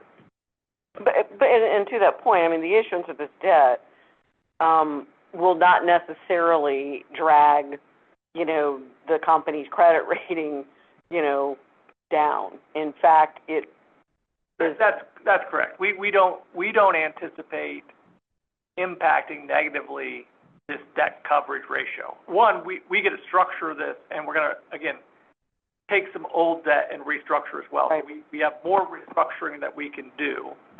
So we will ensure that the way we structure it collectively as a team, right, this entire team, how we structure that fits really well into the long-term aspects of how we want to set this up, right? And again, asset life matters, right? Is just like Steve was talking about 100 years or 70 years is just like you owning a home. Not many of us could have bought our home just with cash. That's just the nature of the beast. But you live in that house for 30 or 50 years, and therefore there's real value in having that home. And so all of us live in that same world, and there's real value. You know, the rates would have to be such that they could pay this cash-wise, right? If we want to be proactive, the rates would have to support this on a cash basis, right? And so the whole goal is smoothing out rates, taking other customers that pay for these services and allow them to pay for these services through these assets. And so we think that's going to be a good thing. We think we do have load growth on the horizon. We do believe that's a true thing. And therefore, those new customers, along with all the other customers that exist in that space, will pay for those assets. And I think it's a very valuable tool, as Jeremy alluded to, is helping us keep that rate pressure down as much as we can for as long as we can. And that's what we're really trying to do. And the important thing is we do realize some of these new large customers or AD customers are going to be game-changing for us, is that we internally come and say, this is our business approach of what we're going to, this cash flow. We're not just, now we can do the projects I just want to do or that feel nice or whatever. Like, no, we need to be disciplined, and this part of the pie has to go to debt service, this part has to go to cash reserve, this part goes to the capital funding, all the things that will hopefully allow us to keep that base rate just flat, right? And the tremendous potential benefit that it'll provide for our most vulnerable customers. I think that's awesome. Yeah, so obviously the largest asset that we're talking about, one, I think has direct benefit to the lowest income group in our society.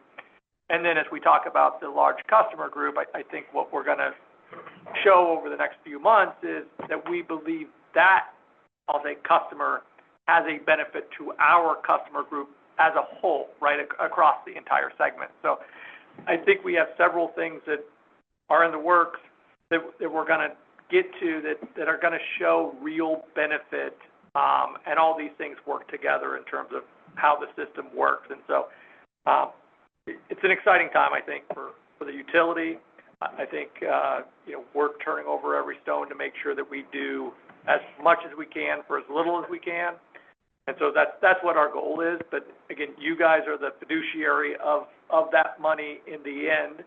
And that's why we want to make sure that, you know, we ask these questions and we bring up all the stones we've turned over and tell you what we believe to be the best, and you guys tell us whether that's what you believe to be the best. And so, that's really what we're asking for here, and so, we do need to, charge the mics, lunches here. So, Rob, I don't know if you want to type a message up and just. I've already typed one up. You guys make an announcement that you're going into break and then give me a return time. That's correct. Let's, noon now, we'll shoot for noon 30, and, if we need to extend that, we can, but lunch is here, Chris and Kaylee, set that up for us, so take your breaks, do your things, get your food, and we'll get the mics on the chargers. Unmuting, we are live. All right, Andrew, who's next up? So, Lee Mulholland and her group in corporate compliance will start us off this afternoon. And again, this is an open dialogue, so if you have questions, comments, thoughts, feel free to direct them back there to the back corner, and I'll let Lee take it from there. So. Yeah. Well, thank you. This is Lee Mulholland, Chief Compliance Officer, and I wanted to use the time today to introduce you all to Tiffany Keith. So, since last year, Keith Brown and Tiffany Lay have been promoted to be, they're both managers over the environmental services area. And I think all of you have met AJ Koffel, but he's still over our NERC regulatory compliance program. Keith, manages the non-air, all the non-environmental services. So, waste, disposal, and that whatever, all the air emissions, so Title V permitting at the plant, and her team monitors that. So both very important people, in the compliance team for us. And then AJ is still over the NERC program, and so they're here to answer any questions about their respective budgeting area that you may have, or any other thing that you're interested in. I wanted to start off our team's conversation today with you to say how much I appreciate this leadership group, because they not only moved into new roles, Tiffany and Keith, actually AJ's taking over some additional regulatory compliance responsibilities, but we used the last year to really restructure our compliance program and to consolidate it into a corporate compliance program, which was a lot of additional work for the team in addition to their current responsibilities. So I want to tell you all how much I appreciate that. Keith also has been available as a, not ad hoc, because he's central to the project, to the Quindaro compliance program, and to have a work plan that's a consolidated work plan, not just the individual areas of compliance. We hope to, have some efficiencies brought to the team in our work on that. So with that, the work plan is up. Not much has changed on here, but I do want to point out three things that we'll talk about as we move in throughout the presentation.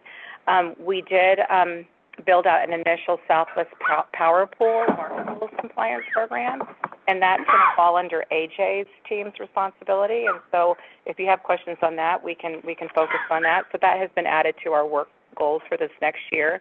And then I'll go into kind of, we made a change in the broker recently, which I'll go into.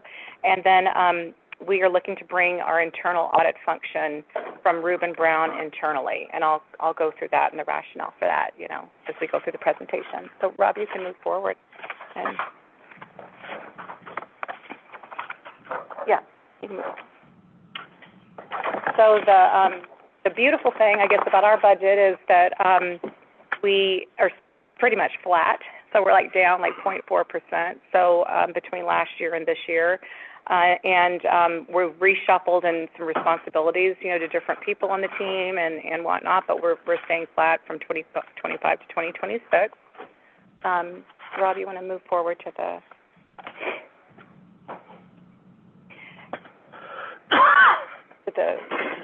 So on the corporate compliance and staffing, that has the bars. I don't know, Rob, if you can go back. Yeah, thank you. You'll notice that we have 13 people budgeted for this next year. We have not gone up in staffing, but we did take one position that had been in the Environmental Services Department, and we moved that to the Corporate Compliance Department, which is a manager of internal audit. And so that person has recently made an offer, and he has accepted. We're just waiting on the background check to come through. So that person, hopefully, knock on wood, will be up and running on the team by early January to build an internal audit, or help to build an internal audit program. So that's the only change with the staffing there, is just repurposing the position and not adding any positions. Rob, if we can go to the next one. So this is the breakdown of the budget, and I'm just going to go through a couple of items here. You'll notice under auditing services, that's decreased. I kept some money in the internal audit budget, primarily for the new manager to look to invest in some AI type of technology to help build the audit program. So we kept some money in that budget to potentially do that. And then AJ next year is planning to have our NERC program reviewed, and so that's the primary dollar amount in that. Our environmental services budget has gone up somewhat. We had some unexpected abatement with mold and with asbestos. We've transferred the mold abatement to Abby's team's budget, so they'll be taking care of that on a go-forward basis, but we'll still manage the asbestos abatement, so we increased that budget somewhat. And then at the very bottom, under the outside regulatory expenses, the bulk of that is admissions fees to KDHE, but other than that, we're pretty much flat. On the labor piece, the budget has gone up, and that is really due to the fact that we had an open position on the team and we hired an admin to fill that. So that's a component of that, and that's bringing that internal audit function in-house too. So we've got that money is in that budget. Okay, Rob, you want to go to the O&M history? Yeah, thank you. Between 2025 and 2026, our actuals to date are about $4.6 million.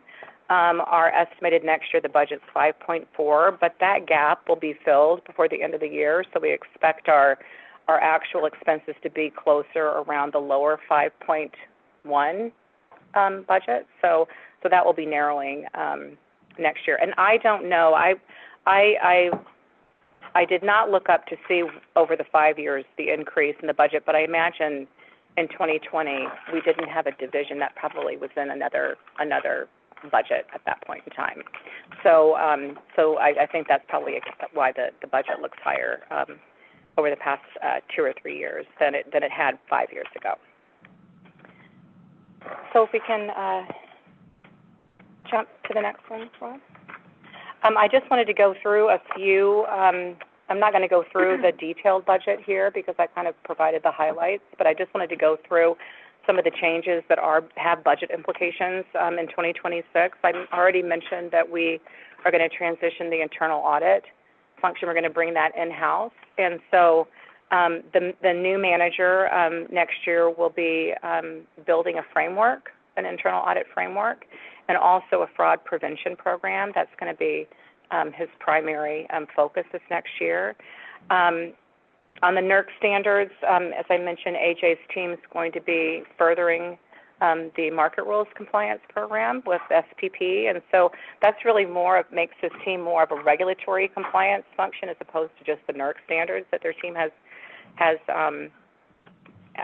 been responsible for up to this time. And with that, we will be managing how do we participate in stakeholder consultations. Right now, we have participated in how many this year with you, Tiffany? Maybe 2 or 3 this year. Yeah. 3. On EPA standards, as you know, with the new administration, they're backing off for some of the clean air, standards that the previous administrations had worked towards. And so we are participating in stakeholder consultations primarily through APPA, American Public Power Association. and we'll continue to do that this next year. And then we're trying to figure out at what point do we get, AJ involved with the market rules differences, because some of the changes to market rules can be very impactful to our cost or our revenue stream. And so working with Andrew and Jaron this next year will be important for us to understand do we do any interventions, and how do we participate in those as a company. Yardbird is continuing, so I think I gave an update a couple of months ago. They were on site. They're still on site, I think, right? They're off site now. They're off site now? Yeah, they finished.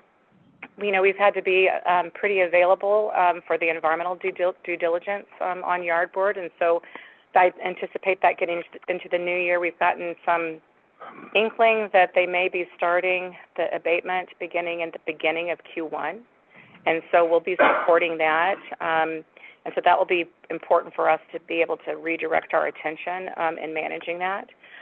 The environmental regulations are going in a different direction, but that doesn't mean that we can't just stop monitoring them. Yes, Steve. Yeah. Where would the abatement take place? How long will it take? Where? At Quindaro, at the site. Yeah, it's primarily the two big plant buildings, and it probably will take about 4 months, right? I think 4 months. 6 months or so. Yeah. Yes. Just to do the abatement. Yeah. And we have to have oversight over it because we have that, we're working towards a remediation agreement with them. So it's a bigger project than I ever thought it was going to be. Well, so that will be definitely a focus next year, and then it will be a focus with the market rules and how do we participate and how do we monitor changes to market rules. So that will be an important project for the team as well. And before we move to the insurance side, I just wanted to see if anybody had any questions about the regulatory compliance for any of us. No? Okay. Oh, well, do you want to? Yeah. Yeah. So this is actually, it's hard to see there, but if you look kind of towards the bottom, you'll see insurance services on property, excess liability, and 3 other insurances. I can't. And so, excess workers' comp and auto. yeah. And so the Abby's team manages the insurance that are related to, our benefits package. Our team manages all of the bigger insurance policies like property, excess liability, and the other 3 that are listed here that are really there to protect the assets of our generating assets in the water system. And so they are in actually the general manager's budget here. And this year, I really didn't have a good idea about what our premiums and whatnot were going to be. So what I ended up doing for the budget purpose was just look at last year's and look at the year before, average it out, and then I gave it I think a 3 or 4% escalation factor. What the numbers represent here, though, is that we do anticipate these numbers going down. I just don't know what they will be yet. We did recently, the team, we decided and got together to conduct a competitive bidding process on our broker services. And we were, I think we had very good response on that. We started it, I think kicked it off on the beginning of October. I really want to give a shout out to Becky. So the process she talked about earlier was, we have followed that. There was a team effort. And we had 8 proposals, and we interviewed 3 companies, and we just signed Jeremy just signed an agreement about 2 weeks ago. So we're going through the process of that transition, but it did save the company quite a bit of money. Yeah, I know. That's why I was wondering when you would do it. I'm Yeah. glad you did. Thank you. Yeah, it saved the company quite a bit of money. And the most positive thing, though, I think that we're going to be getting, we're going through the transition period. And so our property insurance renewal is up at the end of the year. And so we'll probably get that policy in the next, probably the first week of December. But the most positive thing is we're getting a lot of services with that. So we're getting benchmarking. We need to have our policies reviewed to make sure we've got the right coverage. And we need to have our portfolio policies reviewed to make sure we're not missing any coverage, that we have. And also, the business development support is very important. so that we need to have that interface with our underwriters to make sure that we are covered properly.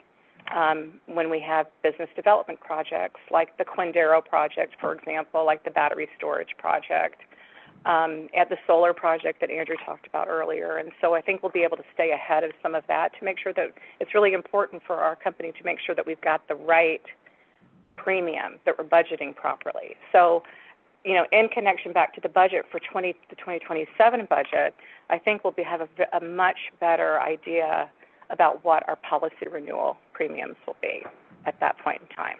And because this, I really only had to go on the last couple of years, and then I just gave an escalation factor to it. So, yeah, so with that, so that's going well. Jeremy, I don't know if you wanted to talk about the insurance broker at all, or? No, I mean, I think the most important thing to recognize is, you know, we recognize that we were out of compliance with some of our own purchasing policies, and so, this team was willing to jump in and do the work to correct that. And Lee's team, she mentioned Becky, they did a fantastic job of writing a nice, RFP, getting back some very large, reputable, companies come in and interview. She set up a panel, to interview the respondents, and, selected a really good vendor that, works. I think, you know, the money savings piece is huge, that's a big part of the story. But the access to different services going forward, more resources for us to use, more different reporting, more, you know, tutoring, all the things. But this is a large company too that works with tons of our peers in the utility industry, but in particular in the municipal utility industry. So, we feel like it was a real win-win, all the way around, and getting us back into compliance where we need to be with our own policy. Appreciate all the work they did on. Yeah, so I'll take any questions, or do you have any questions for the team? We're happy to answer any. Nice meeting you guys. And thank you for your work. Yeah. Curiosity, on the summary page, there's other operating expenses went up, you know, quite a bit last year and then are back down this year. What falls under that category? I'm sorry, the other operating expenses. The very first summary page, Page under 3. operating, thank you. Yep. That helps. You know, some of that are we used to pay for some credits, some NOx credits that came out of Tiffany's budget. I think the bulk of that is with that. Yeah, I think that's what that's, yeah. And then I pulled some money out of our internal audit, yeah. So those NOx credits essentially that she referred to are essentially associated with governmental programs, right?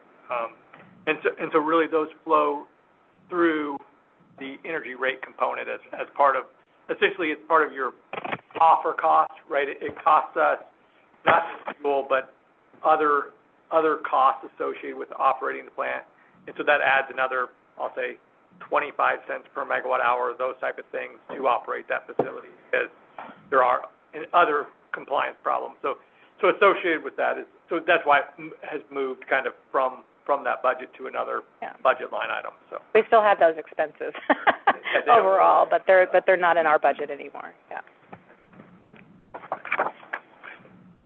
Thank you for your question.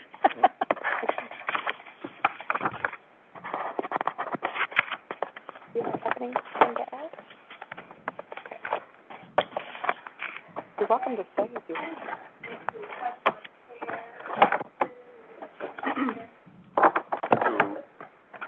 To change it to what? Where does it say? Oh, it's up. I just got the share. Okay. Oh, on the agenda. Want to see what other people. You're gonna got something to be. Agenda, I think it's, I may have edited that one. Oh, okay. To listen. Okay. Yeah, I think I edited it after I gave it to It's been changed. Probably the next year.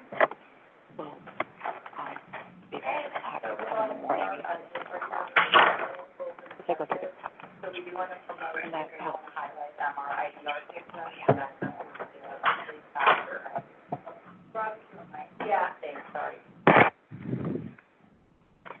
Okay, there we go. Thank you. So I'll go ahead and start with our work plan goals and objectives. So some things we want to improve on is just our promotion of our IVR system, and then self-validation process that I talked about in the last board meeting, how customers can self-validate, and then we can get their services their services started quickly, and then just actively promote our self-service options that we have online, MyMeter. And then we also want to expand our FlexPay program, so we're planning to do a pilot for that program in 2026. And also with that, we want to include some short videos to just gain awareness for customers what FlexPay is and give them some engagement. And some changes we're going to make for the customer experience is incorporating that virtual lobby assistant. And we're also going to do a bill print for the RFP just to see if there's any changes or enhancements we need to make. And then last, we just want to strengthen our operational resilience and do some cross-training across all the departments in the customer care division to make sure we are fully staffed and supported during peak times and then any staffing shortages in various departments. You can go to the next slide, Rob, please. Okay, and then this is just our overall budget. So you see everything we have is in our operating budget.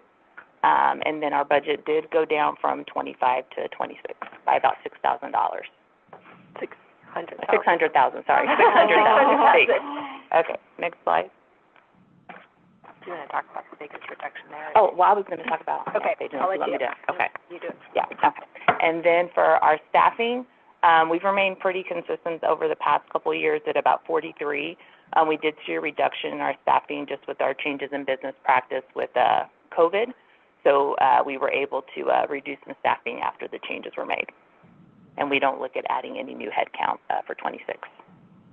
What number at? About 43.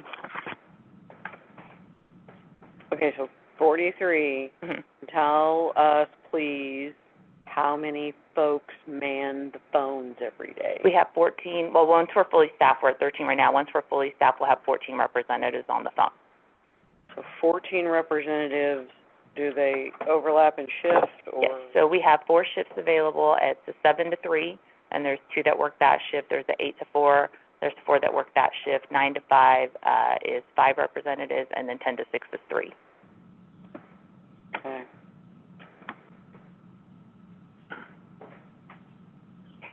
And then this is just our overall budget, so I just wanted to hit, our biggest drop was in our banking and cash management treasury. So that's going to be due to us passing along the credit card and debit card fee to the customers. But all the other options will still be free of charge, which includes check payments, automatic check payments, or any kiosk payments. And then those savings were absorbed across the utility to help with other expenses in other areas. And then... Do we put communications out on that? I want to make sure that, you know, as we work through these, and as Gabby alluded to here, is that to get to less than 1%, changes have to occur, right? And these changes, so I want to make sure that we point out omissions as much as additions, right? Omissions are hard to see, additions are easy to see. And so one of the things that Gabby pointed out here is that you do see a big change in that banking, cash management, treasury line, right? And so one of the things that we're pursuing as part of this budget is we are pursuing the opportunity to take credit card fees and pass those on to customers. And so one of the things that I'll say we believe internally is that that's fairly regressive type of expense, that those people with point credit card systems, those people take advantage of the system to get the 2% back cash, so they get a discount across all of UG applications, across all the BPU applications. So they see a 2% reduction in their bill because they take advantage of points. So I don't blame people for taking advantage of systems, but those people that are unbanked or do not have those credit cards do not have that ability to take advantage of that. So we're really trying to pull some of that expense. It's nearly, you know, $978,000 in the singular bucket that we're working to move towards a system where, and you see this across, when you go to the DMV or when you go to all these other places, they charge you credit card fees. These are real things. We will have a mechanism for people to pay free, obviously, But if you're gonna use a credit card, you are welcome to use a credit card. It's just going to cost you a couple dollars to do so. And so, anyway, this is one of the avenues we found that we believe helps us reduce this burden on the admin function, I'll say. And again, on a tax that we believe is a little bit, doesn't benefit the most vulnerable customer in our community. So, anyway. A little bit to add to that too, is we're eating those fees too on monies that aren't ours. So, portion of that bill is all unified government bills. So, that same percentage that we're eating right now is on a full amount of money that we're transferring to them as well. So, you got the piece, of the unbankable, vulnerable customers, probably isn't taking advantage of it anyway. And then the fact that we're really eating a fee that's not associated with any revenue. If we were to make that change, what happens to folks who are doing auto pay with credit cards right now? Like, will there be a notification or opportunity? Oh, definitely. Obviously, there's always an opportunity to change, but will they be prompted before they? Absolutely. So we're working with our current vendor right now on what that looks like, and we've told them that we don't want to make that change for at least, we want to have a 30-day runway, so that way those customers, we can send out notification, lots of communication, let them know that this would be occurring. So then they, especially if they're on an auto payment plan, they can make changes as they need to. For those paying just where they're not on auto pay, they go out and initiate it, they would then see that fee. So that's a little bit easier. But anyone that's auto, we don't want that to be a surprise. And we are still working through this runway, right? So if this is something that you say, no, we want to continue this way, we haven't made any changes that say, hey, we're not continuing this way. Right. We are still going through our due diligence phase. Assuming that you say this is something you want to do, then we'll continue moving down that path. If you say, no, leave it as is, we'll leave it as is, and we'll make other modifications to ensure we maintain budget where it needs to be, and so we'll have to pull some projects out. I think it makes total sense, but just when I was hearing it, I had to stop and think, I'm on auto pay. Yeah. What is that being billed to? Do I need to, make a change? We want to make sure that notification is out there, yeah. And today, almost anywhere else you pay any fee, including across the street, they put that charge back on. So, through the first, definitely through the second quarter, we had a number of, More than that. commissioner visitors over here, and some of these things came up, and we asked, and if we collect the fees, we don't have any heartburn with it. And we were just really, at that point, even trying to seek out, battle this when you did it, how do you feel about it, and I think generally most everybody gets it. They just think of it in terms of, oh, well, that's the way the world is. But then when you hear the other rationales of, hey, the people you're trying to help probably aren't being able to take advantage of it anyway, that's just another layer to this. Well, it's dollars exiting the system, right? Okay. And to the tune of almost 7 figures. Right. Yeah. It is a big number, and so we think that's an avenue that we could see some savings, right? So everything has a cost, and if this is a value, then we'll have to find other things to cut. And if we don't, we get to continue on with a lot of the projects that we've talked about, so. What percentage of BPU's customers today pay with credit card? $978,000. I don't know what that number is. But is it 6 customers, or is it 29,000? It's General Motors, but we can get that. Yeah. Yeah. Okay. You want them for any credit card and automatic payment, or do you want to see them separate and then combined? Well, when you're saying automatic, no, I don't. Well, automatic could be a check. That could be, well, no, just credit card, yeah, so I could do automatic credit. Just that this affects just Okay. credit card. Okay. I mean, it can be automatic if it's just credit card. Yeah. Okay. I think you get the total number of credit cards. Okay. Okay, I didn't know if you want it broke down by So, automatic and not I guess automatic. what may be funny in that data is, what if you pay with a credit card periodically, but not 12 months a year? I don't know how we would filter that. The only thing I'm concerned about at this point, I understand the issue, right? The only thing I'm concerned about is this is a really short runway to educate customers. So And I don't know if you guys have been here a while, but Well, We haven't- we haven't put a timeline on it, like, we're not talking necessarily January 1, because we have money right now to cover part of the first quarter. So that runway would not happen until we have said, because we're still in conversation with our vendor on what that cost would be passed on, what the maximum amount is, some things like that. So we're still working on that. So this would not be effective January 1. We would communicate once that becomes effective. We could start Yeah. communicating as soon as the budget. Yes, that's right. So, We could get messages and go on. that's right. So we really did fund generally through the first quarter. So we provided ourselves a runway, assuming that this is something that you guys want to do, because once we know, I'll say December 3rd, that this is an action that we want to take, then we now have, 4.5 months or 4 months to move this process forward, right? So at that point, Amber and her team and everybody else can start laying that groundwork of these changes are coming.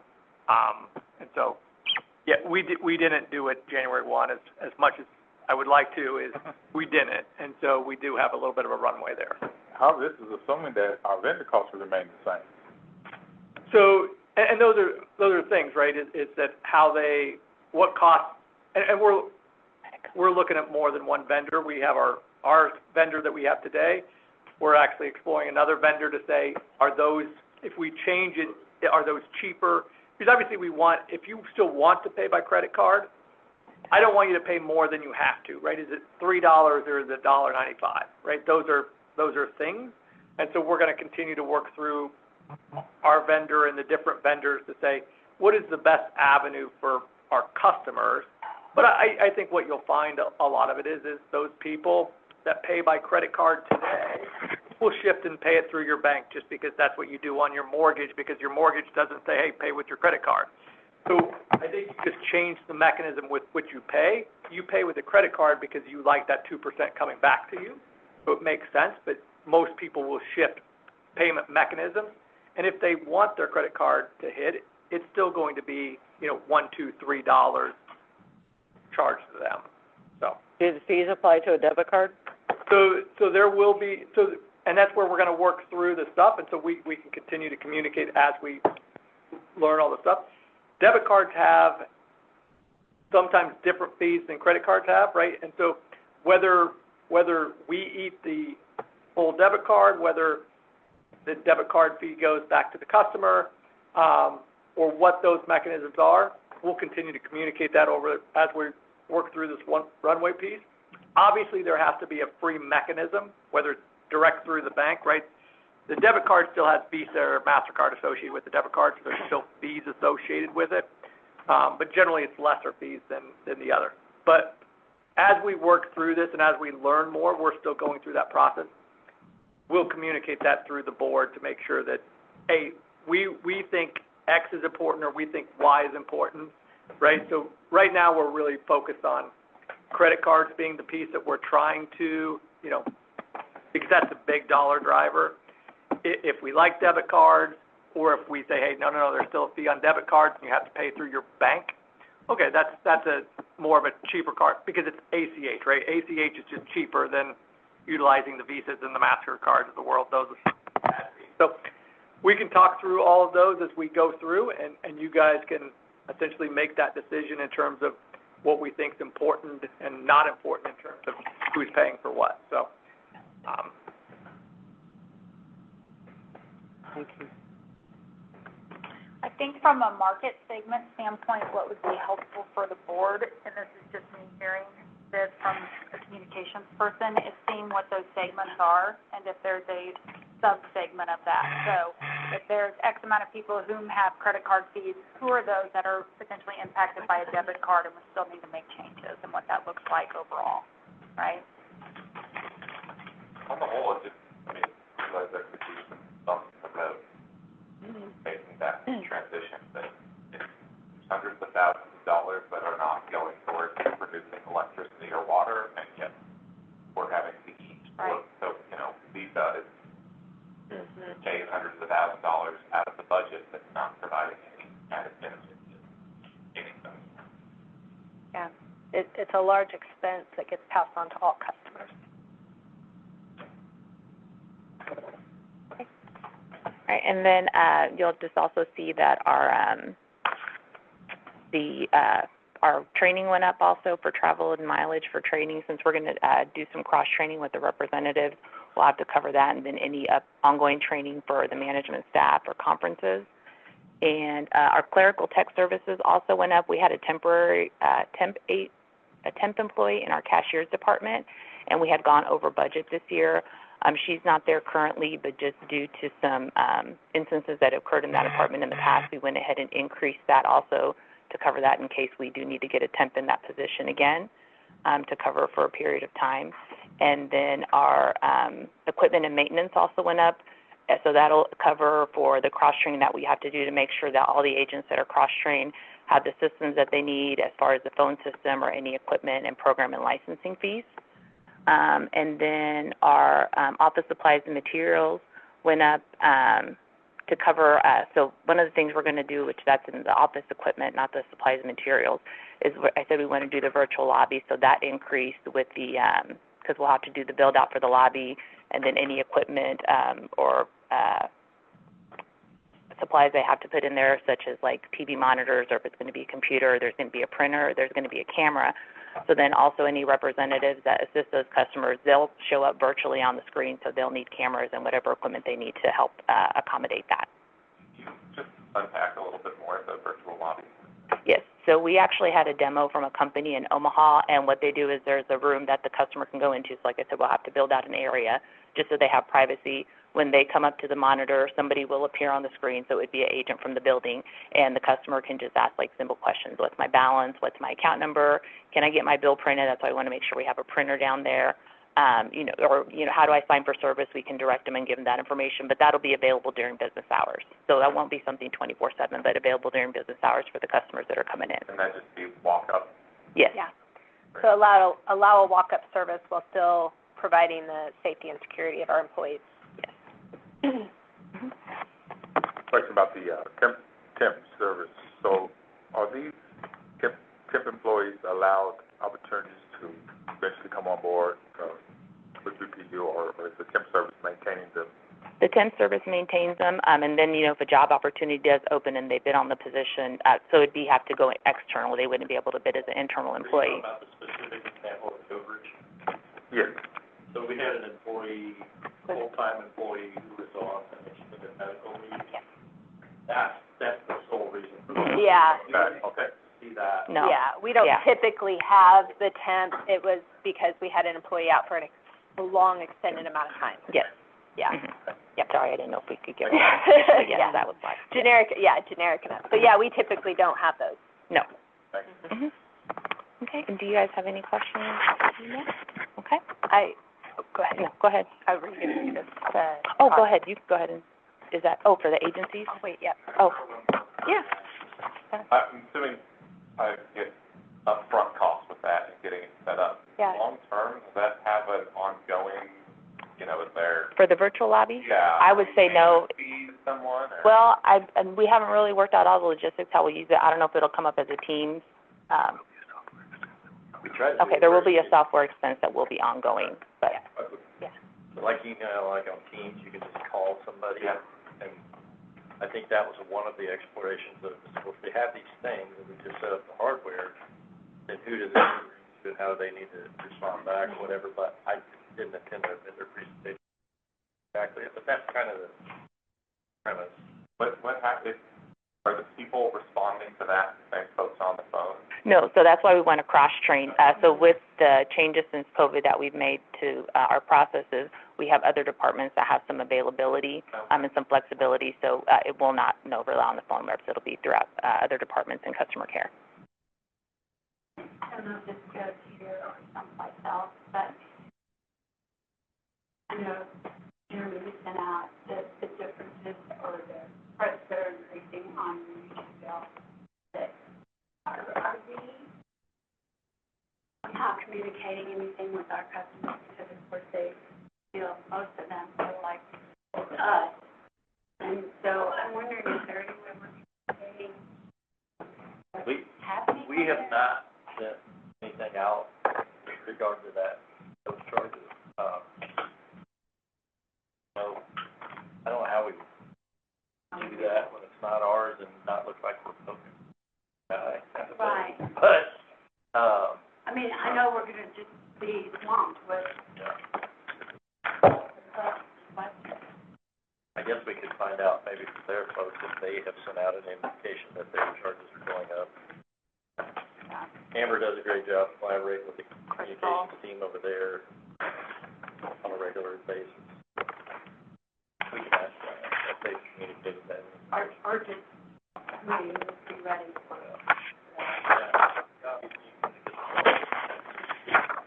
Yeah, yes, so we'll be ready, yes. Does anybody have any other questions on this slide? Well, it's a question I shouldn't ask, but I'm gonna ask it anyway. So on, and you know I can't, so the outside printing and duplicating, that is all bill related, right? Yes. Those who still receive paper bills? Yes. Or generally, right? Yes. So that's $500,000. And then collection services, $100-ish thousand, right? Yes. Do we get any, I'm looking at you, Jeremy. Is any of that recouped? Is that discussion just dead at this point? From the other folks we collect on their behalf of?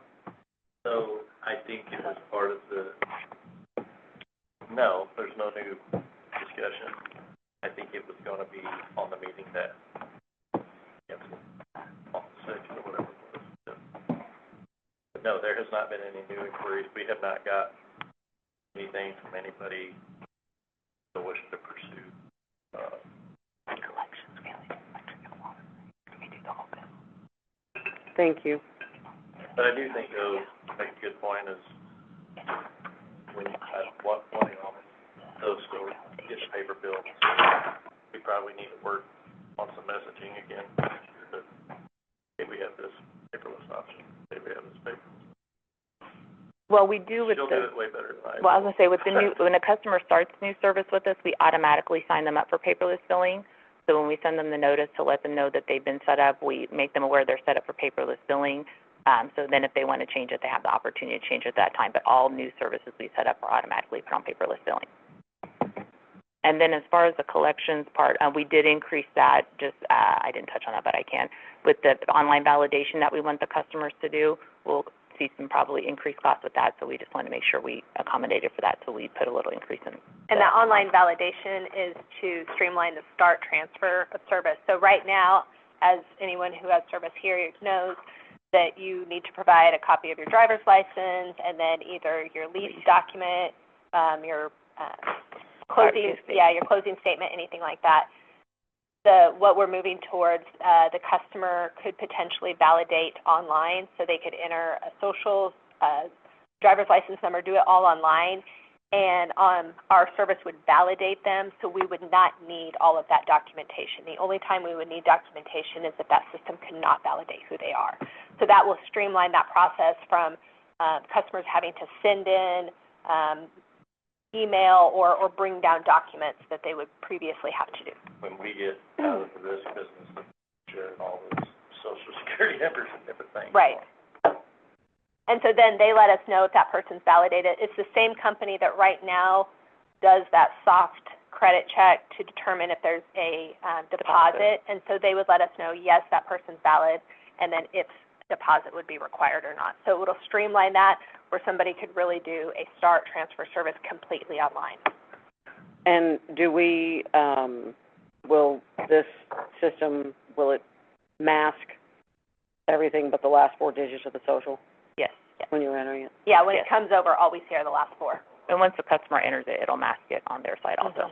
And is the only data we retain the last 4? No. System? So it's visible to the representatives as the last 4, but we do have the whole number because we have to send that over to the collection agency if we need to collect her to the state.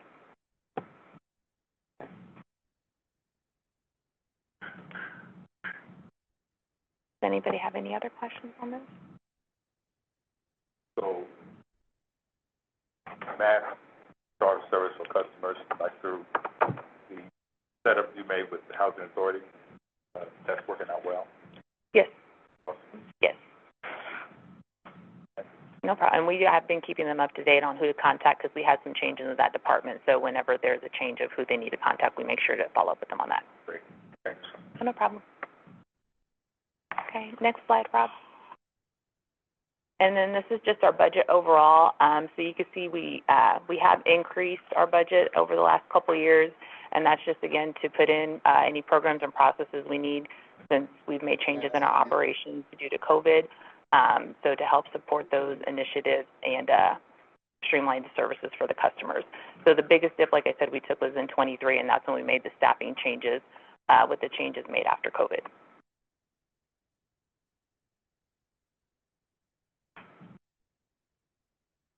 And then this is just a breakdown of the detailed budget, which I went over the major changes, and that's just the detailed breakdown. Does anybody have any other questions?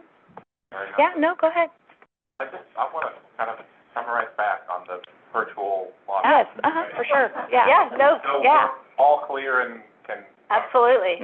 So once that's up and going, people can do in-person by appointment like we've been talking Normal, about. right, that won't take away that. Right.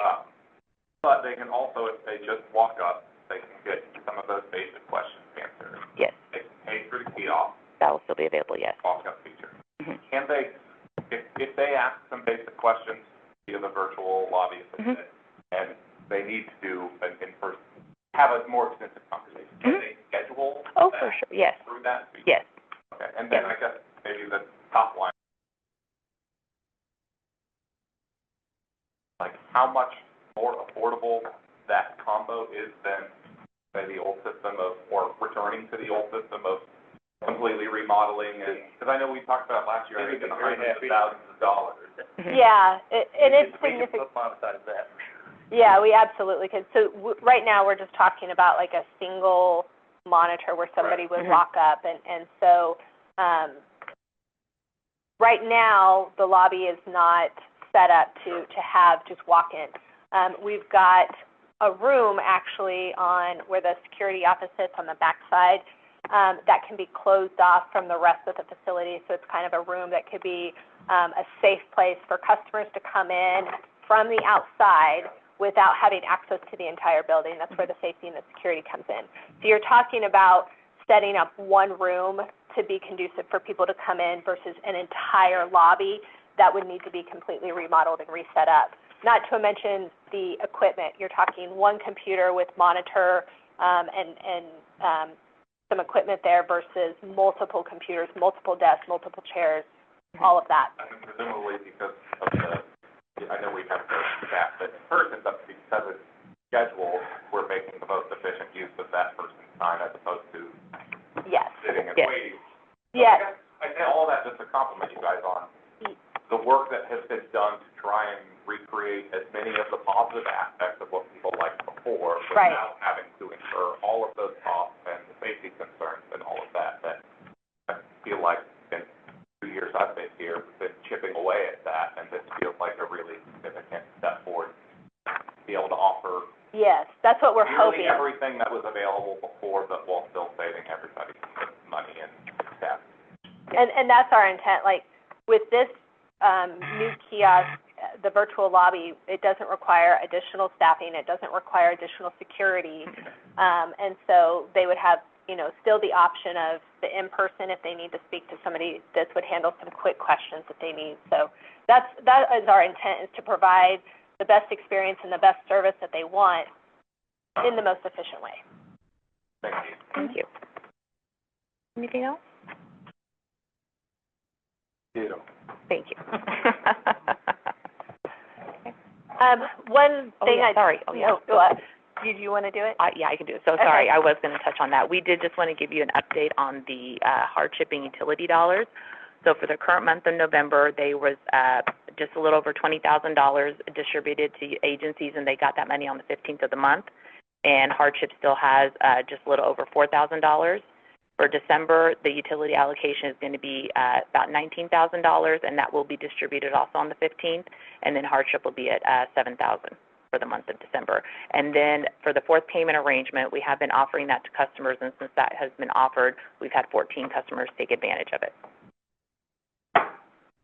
So between the utility, and the hardship remaining for the rest of the year, we're looking at about $50,000 left at this point. I take care of my bill. And the full SNAP payment is still out. Yes, yes. Whatever. That was, That's maybe between right. the federal government. Yeah, that was huge. When we found out that Kansas did release the full payment, that was huge. And so the payment arrangements, have been good for maybe anyone who was in a situation where they weren't getting a paycheck or something like that. Yeah. Okay, thank you. Thank you so much. Thank you, guys.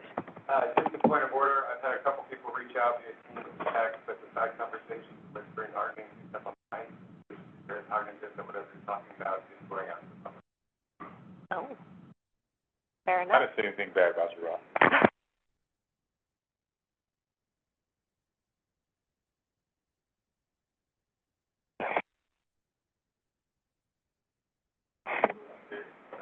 That's why I asked about, because I pointed at it, that's why. So we're looking at changing that as well. So we've had some changes in Amber's group in terms of staffing and in terms of managing that program. And so now is a good time. We have loaded concerns going forward from a Gen perspective. And again, these generally went to developer dollars, and therefore we think there's an avenue that they're going to continue to spend those dollars regardless of us providing those dollars. And so that's another omission that you may not notice because omissions are hard to see. But I'll let Jeremy talk through the various aspects that he sees, as well as, the different groups here, Amber and those type of people. So I'll step out. I just, before they start, I just want to give kudos to all our employees who always do United Way contributions. I mean, as long as I've been, involved with this organization, they've always been very generous. Kudos to all of them. Well, you have the wording in the books. I won't read through it, but I mean, really what we are trying to do is just what we set out in the strategy, and that is be about people, whether it be, caring for them, helping them, developing them, promoting them, sometimes moving them out. That's part of it too, right? And we're about financial stewardship, and we're about our systems operating, in a resilient fashion. And so those are the main things, you'll see in the general management area goals. And, my team of direct reports does a fantastic job of that. This is one of the first periods of time, I can remember here, near term, I'll say the last decade or so, that I really feel that we are caring about people, and we're doing what we need to do from a leadership standpoint to trust people, to empower people, to set boundaries, to give them goals, to help them attain those goals, and really feel good about the work they do here when they come back to BPU. So, or when they go home every night to BPU. You can scroll down, Rob. My budget, as you can see, is really, really quite small. So, and I'm perfectly fine with that. But there are some things that sit in the general management bucket in terms of community support type stuff, sponsorship, and then a few dollars, if you could go down one more, Rob. We don't have any real plans to change any of the level of team members we have in the general management area. Right here is probably where we would notice a little bit of a difference. Our legal services, we do from time to time, it's flat. We do from time to time go over. We do from time to time stay under. Just kind of depends on how the year goes, what we have to do. We do have some increase in dues, memberships, and subscriptions. Some of the trade associations and different things that we participate in, the memberships have gone up a little bit more than $100,000 there. And then you can see on some of our sponsorships, we took a look at some of the things we were doing that were probably really long legacy things, maybe that folks really cared about, but there wasn't a particular community impact. And then there's been some other direction from the legal department that there's some things that we can't participate in anymore. So we took a look at that, worked across the team, worked with legal, reduced about $50,000 or so there. And then we did move some money out. Scroll down one more, Rob. Maybe it's at the end of it probably, but yeah. We did move some money out, from our bucket over to, HR for the internships program. And we reduced a little funding into our scholarship program just because what was there was what was the original seed amount, and that amount didn't need to be there anymore. So we reduced about $20,000 out of that. Still left money in there to do the things we want to do with the interns and the scholarships and the recruiting efforts.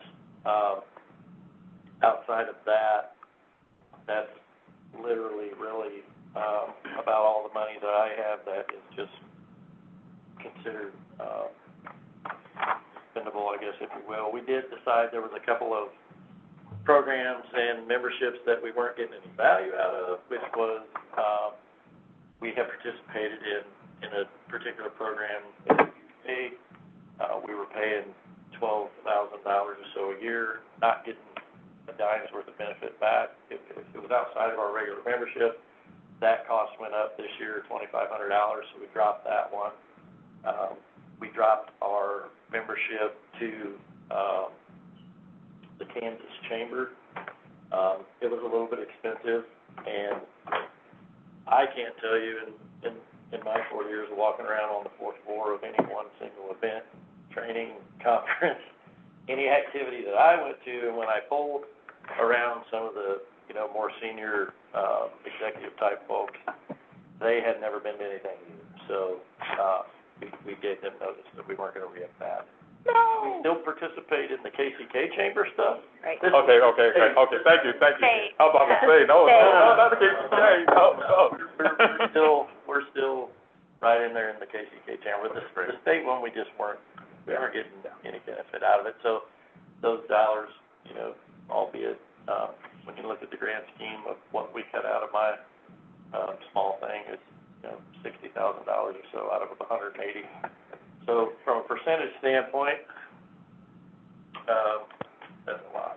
But, no, but it is. Again, it's all of, taking a look at what we're doing, where we're getting the value from, and if we're not getting value, let's move it somewhere else where we need to make an impact, or let's just get rid of it. So that's what we tried to do.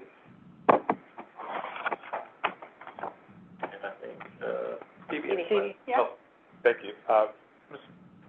Jeremy, my concern, with this, I think you said sponsorship, but I'm concerned about the nonprofits that we support with their annual, events, Friends of the AIDS, and those other organizations that we support. We're still going to maintain support for those. I think last year, for the first time, I think we supported Willa Gill, and those are the type of things. Are we still going to be able to support those? We're still doing all of the things, awesome. that we can. Awesome. The guidance we've got from the legal department, yes, sir. Very good. Thank you. I think, Amber's up. Yeah. Well, as you, Amber Otting, Director of Communications and Marketing with BPU, thank you for your time today. I'll be brief because my budget's really brief, but don't let that confuse you, because for the smallest department, we are the only department that touches every single customer and every single department that works at BPU. So, small but mighty, we like to say.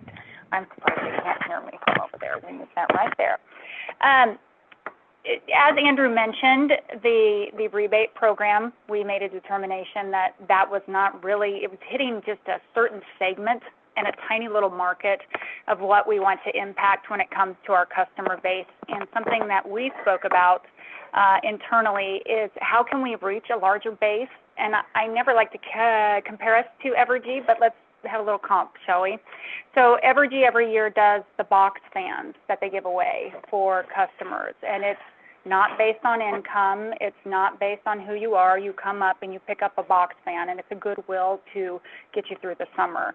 And one of the things that we discussed, while there is interest in our rebates from developers, we think there's a wider interest from our customer base on things like weatherization kits, and then how we tell them how to use those weatherization kits so that we're actually empowering our customers.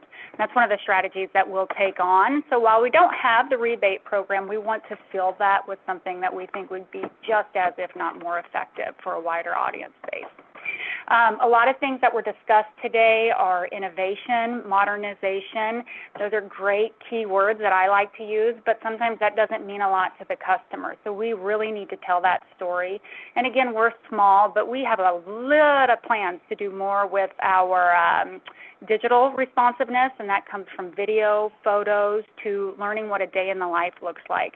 And we believe that if we can tell that story with more of a human approach and more of a strategy this year, we'll see that backfill in places like recruitment, our summer youth programs, retention of our young professionals who stay here. So last year really felt reactive for communications. It was my first year here. We moved Nick into a new role where he's our stakeholder affairs manager, and we hired Dominique Hampton, who was previously at the UG, who oversees all of our videography, photography, and our social strategy. And this year we really want to work towards being a more strategic communications department. And for us, that means doing things like tracking and making a very gray, ominous area, as my friend Mr. Ferris says, in the accounting department, and making it more black and white so that we can see when we're putting something out there, is it working? Do people relate to it? Do they still want to get their messaging on the bill, or do they want to get a regular mailer? Or are we hitting a target and a wide audience, that's our entire customer base, with our digital efforts? And we'll really be able to tell that with things like Sprout Social. It's a listening tool for social media. It can also be used across web traffic. We're going to do a website refresh as well. We have search engine optimization, which is a big fancy way of saying if you and I go and Google BPU, take me to a boardroom, we don't put a lot of strategy behind making sure people are getting that response on the website, and we want to change that. We are a utility, but we feel like when people search for something that is BPU related, whether it's how to stop a leaky toilet, how to keep Lyle from going into a coughing fit, but we want people to be able to find that. And AI adds to this another element. I don't know if you've done a Google search lately, but AI automatically starts pulling in-depth results. So we've really got to get our game ahead so we're not left behind on that. So no matter if a customer says, how do I sign up for new service without coming into the lobby, that result comes up because we know where they're located, we know what they're looking for, and it's more advantageous for everybody at hand. What we are trying to do is really make it a universal, equal experience that our customers get in terms of the number of layers that we have to communicate with them. And from our standpoint, what we hear is we have to communicate more, and that's one of the strategies of how do we keep diversifying that message and doing it through different channels so we're hitting the customers, again, where they're at. Any questions? It's going to be a great year. It really is. Yeah, we're just getting started, so we're very excited. And we're essentially flat on our budget. You know, we've made changes. We've put in some details on our line items so we know where that money is going and if we're using it all, whereas it was a little more broad before when I came in. We're really going to drill that down and see if it's effective and if we need to ask for more money next year or if we need to scale back. Any questions? I love that. Thank you. You're good at communicating. I have the gift of gab, that's for sure.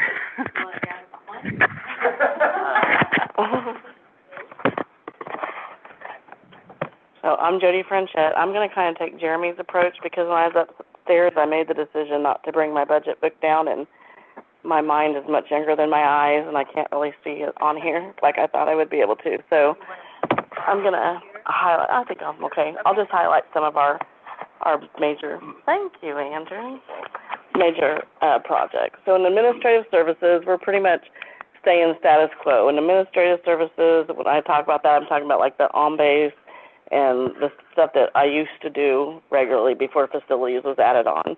And we're gonna kind of stay status quo there. We're not adding any new modules. We did reduce our system administrators from 3 to 2 beginning next year. So, with no modules and anything else coming on, we think we can do the job with just 2 administrators and be successful. So then the biggest jump for us would be the facilities. So I'll talk about some of the facility things we're gonna do. Our biggest projects are almost all at the service center this year. We've being 3 different departments, it's nice that we get to move that money around if we have certain buildings and areas that need more work than others.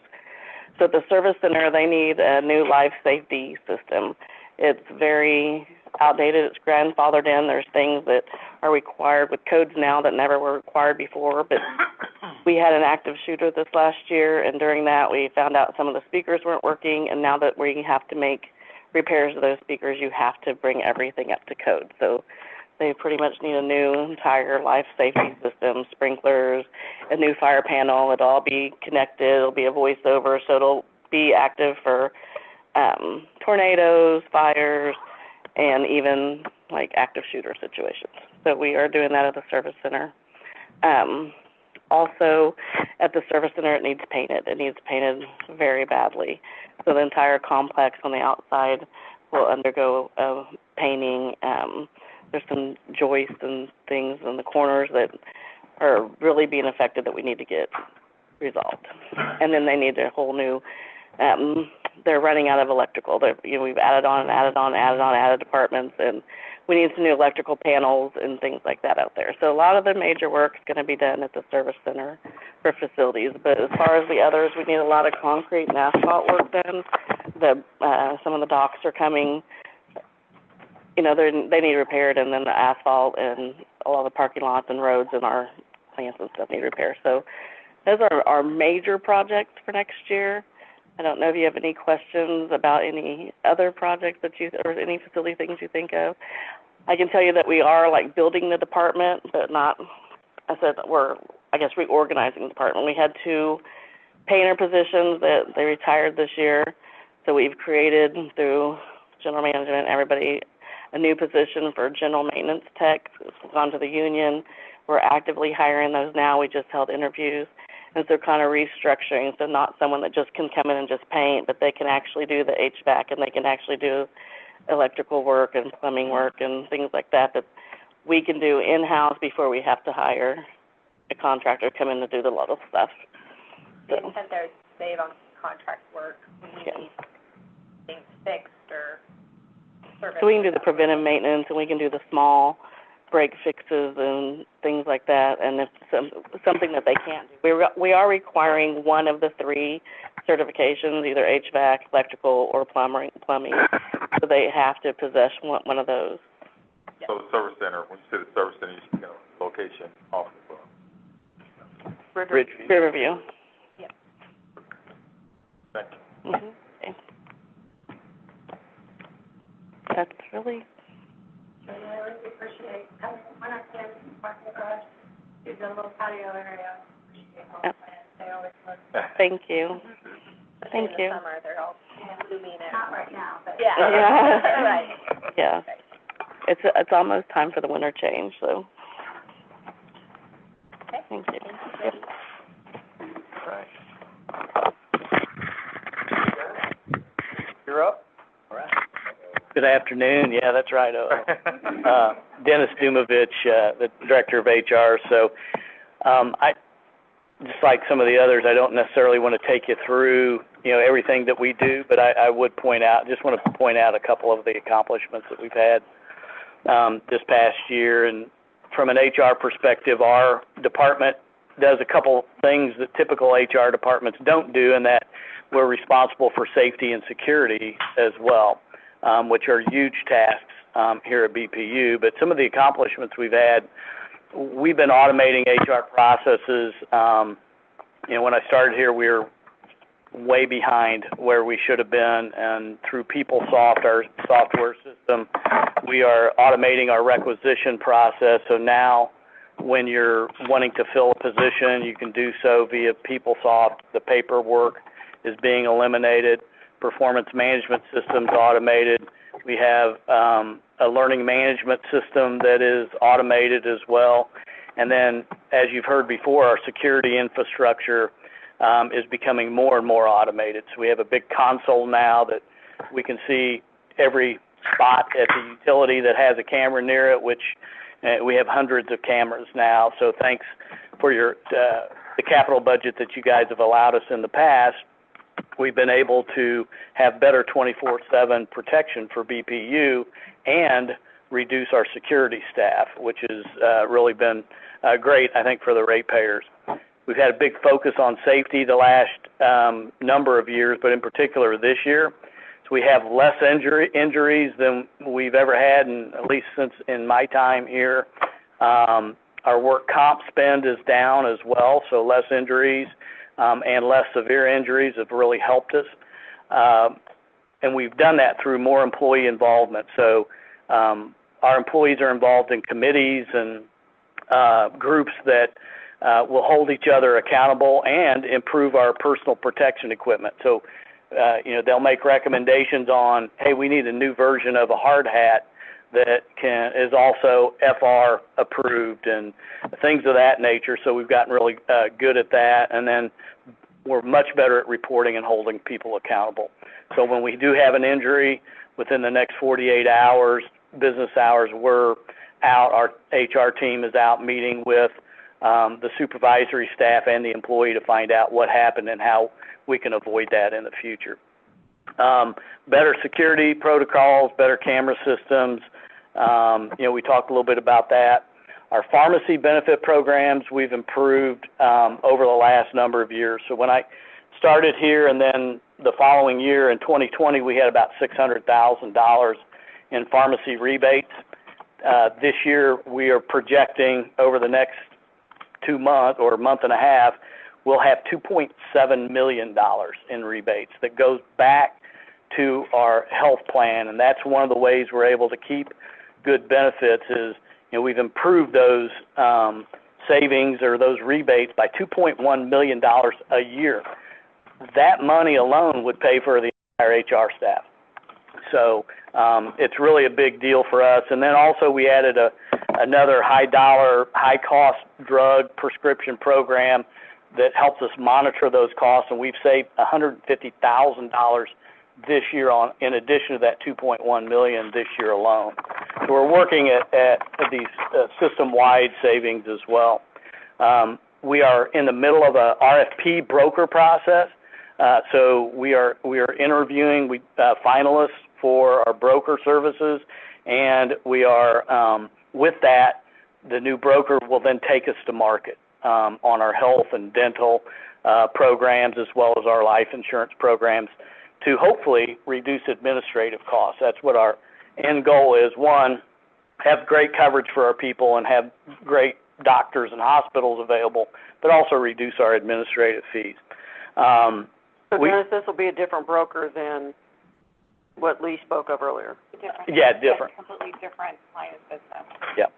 So hers is more liability, ours will be health, and two different groups.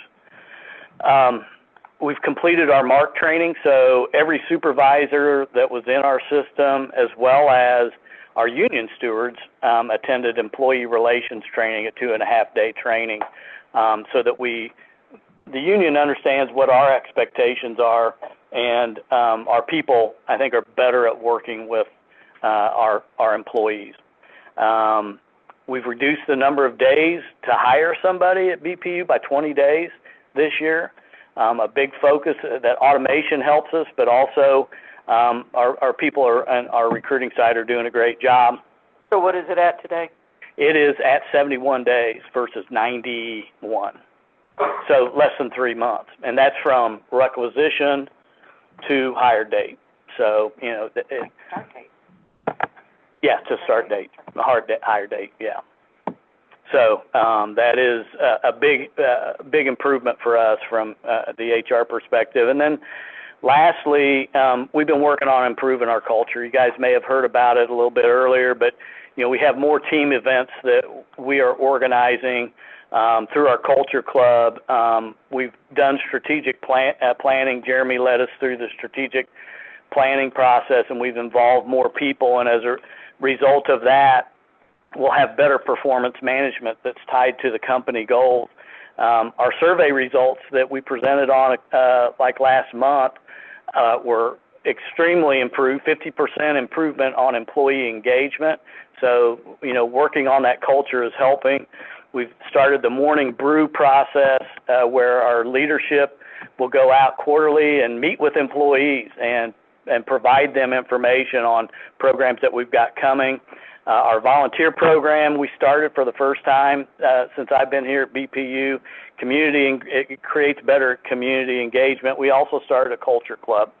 Internship and scholarship programs, we worked really hard on those, and I think they continue to get better. You've seen some of our interns come and present to you all at the board meetings, and really a great way to connect to our young people in this community. Again, performance management's improved, and then we've really worked hard on our benefit communication. So having said all that, I want to get, to the heart of the matter with regard to the budget. Just a couple of key points.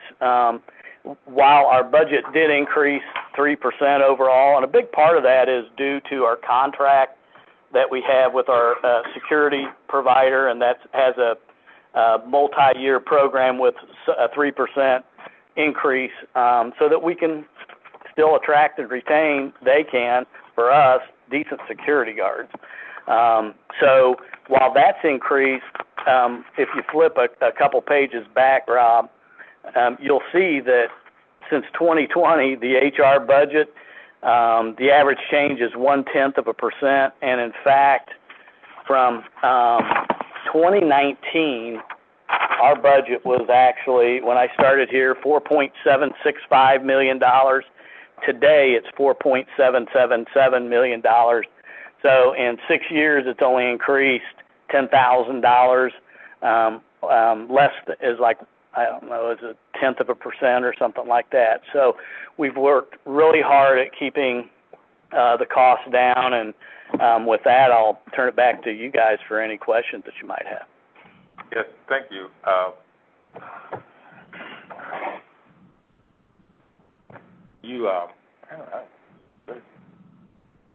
just noticed when you mentioned about the success as far as Employee engagement? the employee engagement, but there was something else I wanted to mention. But while I was reading that in the spotlight, I came across an opportunity to volunteer for Thanksgiving Day, handing out, and I clicked the link and it didn't work because I wanted to volunteer. Is that not available to those of us who use the type of email that we use? Or? Yeah, that was probably the case, because it is and we got Nesby from our IT department. She's shaking her head yes as well. So you have to be in the system to be able to do we're that. not in the system. But if you send me an email, okay, we'll get you on the list. Yeah, I was wondering who would see that, because I think I responded to something on there. You Hey, responded to Dom and I, yeah. You got it? Got it. And, Okay. and this is granular, but one of the things is people who do not have that login to Microsoft like we do, like Abby, Jeremy, everybody here does, we brought in a subscription service to where it's open to everybody, so you won't run into that again. You won't have to be within the network in order to sign up for things. Something like that. Yeah. Also, employees were allowed to contribute through their income to the United Way. Is there a way that we can do that through our contribution that we receive as board members? Yeah, now that you're employees, we should be able to do that. I was going to say, since we're just a different class of employees. We've always been employees. We were Yeah. contractor employees, but Right. now we're. Now, the IRS is just getting your money earlier now. Oh, that they are. I'm okay either way, just for the record, Dennis. But if you want to let us know, we can get you the United Way card and have you fill one out in person, and we'll bring it to the next board meeting. One of the things Dennis' team has done a great job of, working with Jerry's team, and taking advantage of the text messaging to push information out to all of our employees. We get something, I feel like every week, reminding us of something, asking questions. You know, they do a big push a lot of times about mental health, you know, things that we have available certain times of year when we're having different drives. Don't forget, you know, flu shots, health fairs, all the things. So that's something I think that when he talks about the employee engagement, you know, increase and all that, Andrew and I talk about it all the time, is all that has a real value, is when people are more engaged and they're more productive and they're more willing to share and help somebody else or tutor or train or whatever that, how do we put a value on that? Well, you know, purchasing that type of module, Jerry's team running it, Dennis's team pushing it, I mean, that's all the measurable on the back end that we're getting these increased, you know, employee engagement things. And so they've really bought into a number of the things that the employees have that, you know, that we've pushed out or tried to push out. I'm not sure where the idea about the morning brew came from. Somebody other than I, but Culture Club been really great, and the Culture Club's been really great, and that's something they do a lot of work, kind of shepherded out of Dennis's office, I think. But there's somebody on the Culture Club and on the they've got another club too, a little subset of that. Yeah, we got three. 3 pillars. Yeah, so it sort of matches our strategy, is they've got their big group and then they've got their 3 subgroups, and they go around and do the things. They just completed the drive for the coats and foods and things, and so it's been good to see. And again, you know, us taking and using those technologies that you allow us to invest in and using them to do those kinds of things. So they have, his team's done a good job of using that stuff to push information. I appreciate it. Yeah.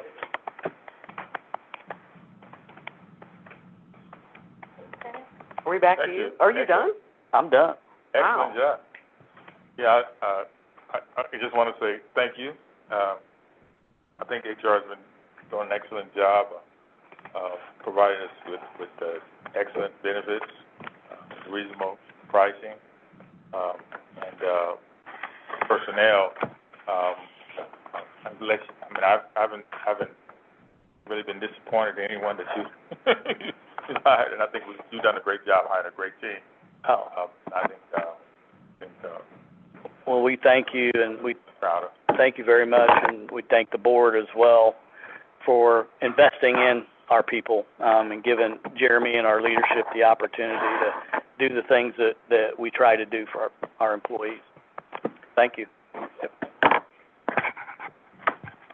So, well, rounding out the crew here today is Jerry's team, and he's brought some folks, and Jerry's team's another team that touches literally every part of the organization. So they've got a lot of work to do, and they do a good job with it.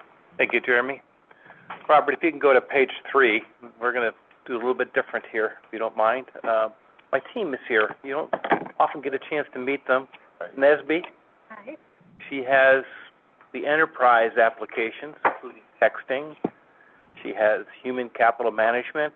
She has the Fusion financials, the accounting system. She also has BPU Central, which is our internal website, and the texting solutions. A whole lot of things her group does. She does all the integrations for team between all the applications. Nesby, the supervisor there, was a project manager. We moved her from there over to there to lead that group. She also does the testing. So we've got some plans here to do some more automated testing to do things quicker, faster, better, and more secure. So that's Nesby's area. I want her to talk about some things she's doing here, coming up here. Dustin's our director for the utility ops applications.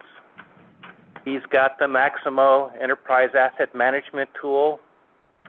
He's got all the utility things that supports Jaren's group, Steve, Darren, Don.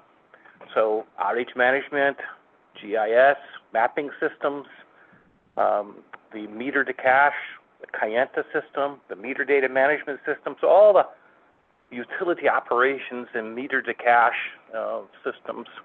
So she has the financial ones at the headquarters, the administrative type things, HR. We also have Robert, who's puts this all together. So Robert is the key. He's the project management office. We make sure the projects go well, make sure that things are planned, designed, built, tested, and trained and deployed. So the whole full life cycle, his team monitors all of that. He's also got the architecture group. One person.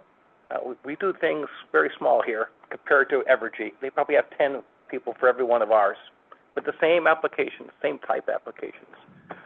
Brian in the corner there. Brian's got the network. He's got security, telecom. He's got the help desk. I don't see Kyle here. Is Kyle here? Kyle's connected online. He was, Okay. And Kyle helps out with that as well. So the cybersecurity, network and operations, the data centers, the servers, all of the hardware. So essentially, if you go, our group, and I'll get to the goals in the organization here in a minute, but I'm going to go bottom line up front, where we are with the budget, so you get a sense of where we are. And let me tell you what we're doing to exceed everyone's expectations from our external customers and internal customers. With that being said, essentially, IT is easy. It's hardware, it's software, and we have, the people that make the project management team work. So hardware and software. So that's, everybody does that here. It's very simple. If it goes well, nobody notices us. If it doesn't go well, we have a cyber attack, things are broken. So we categorize our type of projects as break fix, make sure it's reliable, make sure we take first priority, making sure that everything works together. We also know that we have to do things to improve. If we think we're here, customers internally and externally want it to be here. So we're constantly making movements. It's called enhancements. We've got an enhancements project that tries to constantly improve. So break fix and enhancements. Then we also have projects, which are essentially the capital initiatives that bring something new on board, that takes required effort to test it and deploy it. Okay, so develop the requirements. All of these things cost money, and I will say to start with, it is a full-time job for everyone on my team to make sure we push back on cost increases from these vendors. We've had vendors that want to increase it $1 million. For example, our IBM tool, it was a couple of years ago. We got that down to just almost nothing. So we fight back when we can. We have some wins. Most of the time we do. We just make sure that we're doing things at a low cost. All the maintenance and services typically go up by 5 to 8% a year. What is maintenance and services? I'm almost done before I get to the topic here, but maintenance services, all the software that we buy one time has maintenance support going forward. You want the upgrades, you want the cybersecurity patches, you want the enhancements, you have to pay the vendor money to keep their people employed to do that. So it's given. You buy the product, and typically it's about 20% to have the maintenance and support. So we have to eat those costs, 5 to 8%. So let's go over what the page 3, which is the whole summary of the budget for our department. On the top, we've had personnel costs that go up largely because we filled vacancies, largely because merit raises and healthcare costs. It went up by $700,000. However, services went down, and that went down by $415,000. It's almost a wash. So we've reduced our contractors, and we've added an employee. We're adding an employee this year, an intern. You saw that individual there in IT. You may remember him. He's a memorable character. Very talented guy, coming in at a junior level to work in our help desk. So services went down because we also let go a couple of contractors in business intelligence. Dashboards, we already had them built out, so we didn't need them anymore. So we made some other changes to reduce contractors and then add one employee in the overall, help desk area. And that's a starting location, and generally there, they learn a lot of the trades, and they move on to other areas. On materials and services, we've actually reduced that by almost $100,000, which is the things I said was going up by 5 to 8%. We reduced it in total because of good negotiations. We knew we would be in this situation where we had to find ways to find better ways and cheaper ways to get things done. With that being said, the operating budget went up by, 1.5%. Not a bad story at all. Now we get down to the bottom here where you have the capital spending. The capital budgets went up by 3.5%, and that's what I'm going to lead into what we're doing. So if you go over now back to page 1, which is the goals, then I'll let some of my people talk about it, and then we actually show some of the more details. On the page 1, on the top, we have 4 departments, but I have down 3 there. Application development, that's the software.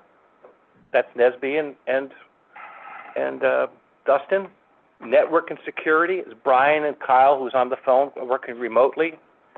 We have administration, which is Robert and I and his team. And in this network and security with Brian, he has the help desk people.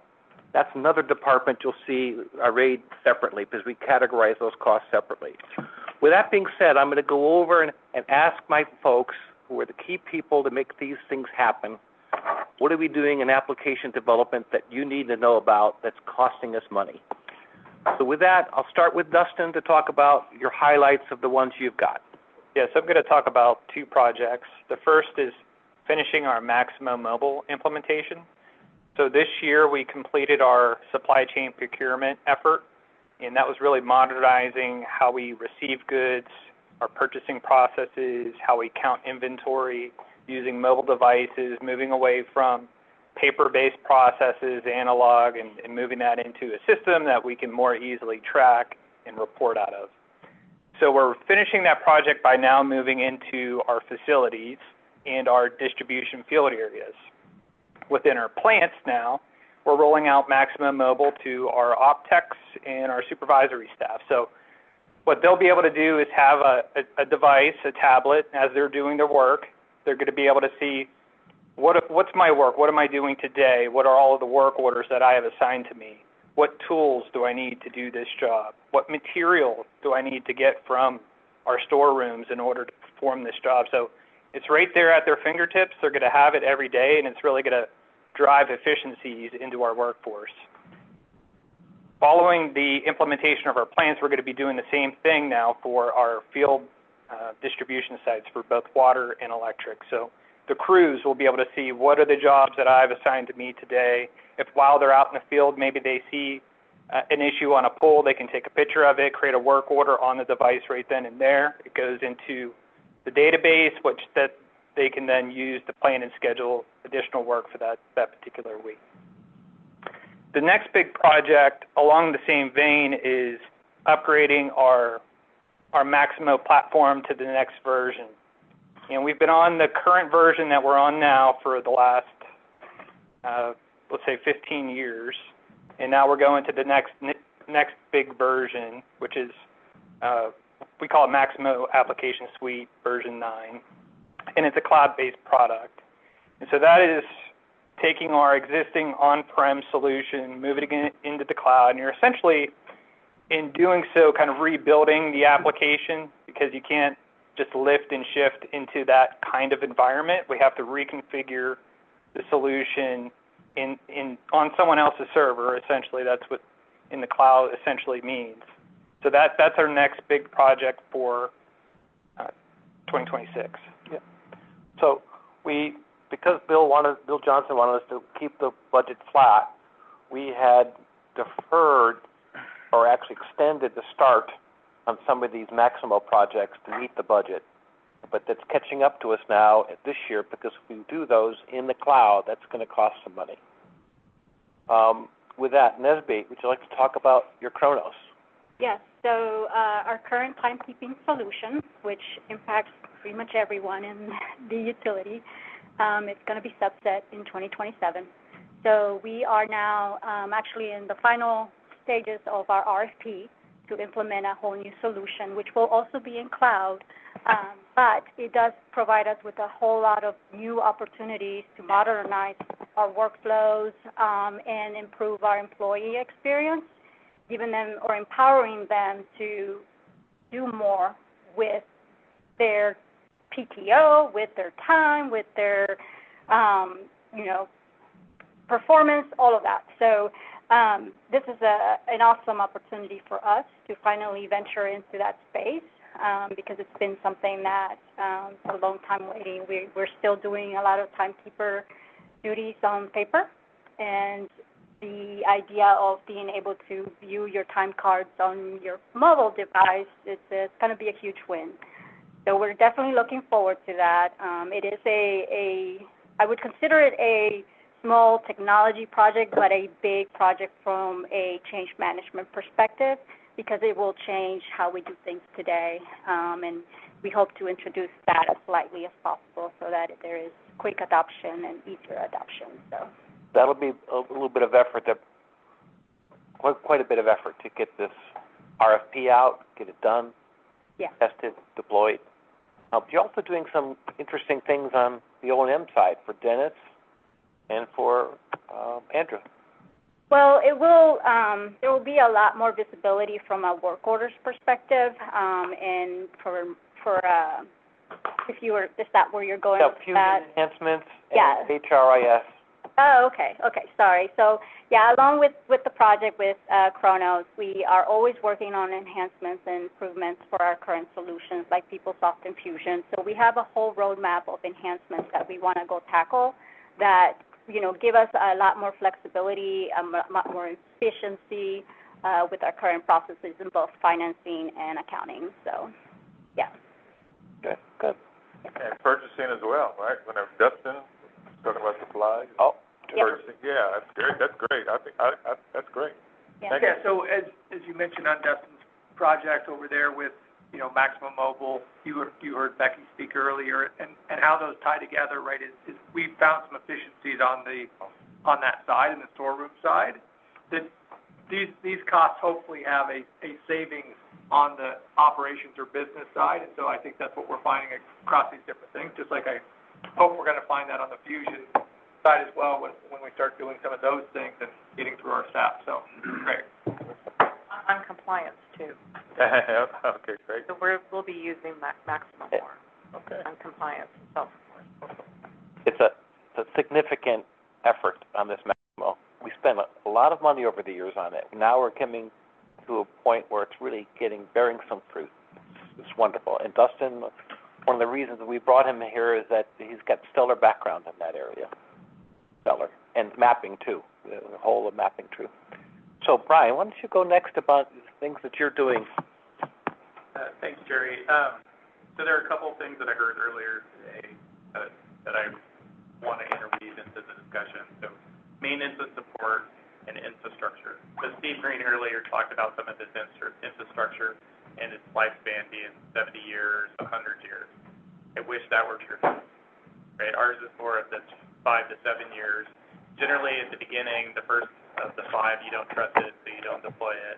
So that window is narrower, and so we spend a lot of time with maintenance and support, keeping things supportable so the applications can run and enable our employees to be able to do their job effectively.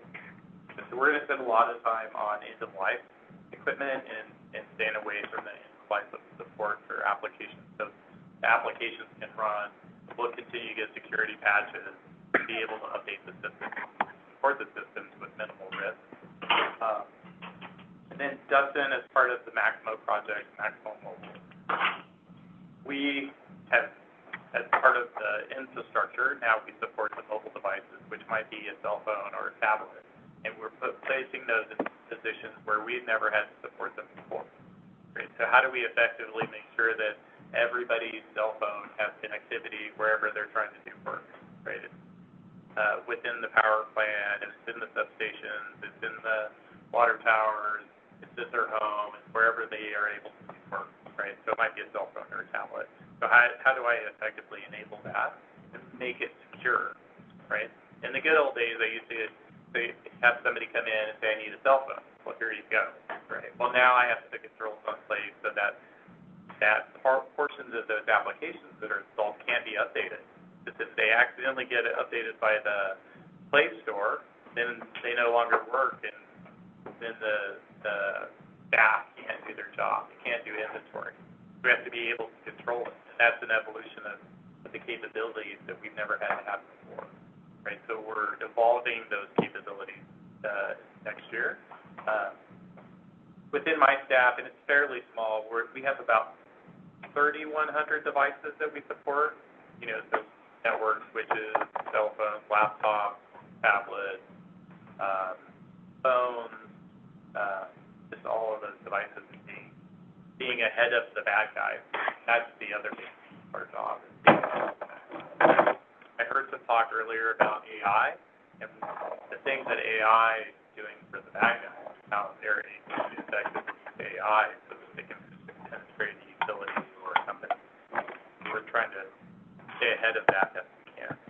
So that's going to be a big part of next year's evolution for my staff, keeping ahead of the support and maintenance for all of these places. Yeah, so, yes. Now, question, will you be able then to update the systems remotely? Fully remotely. Awesome.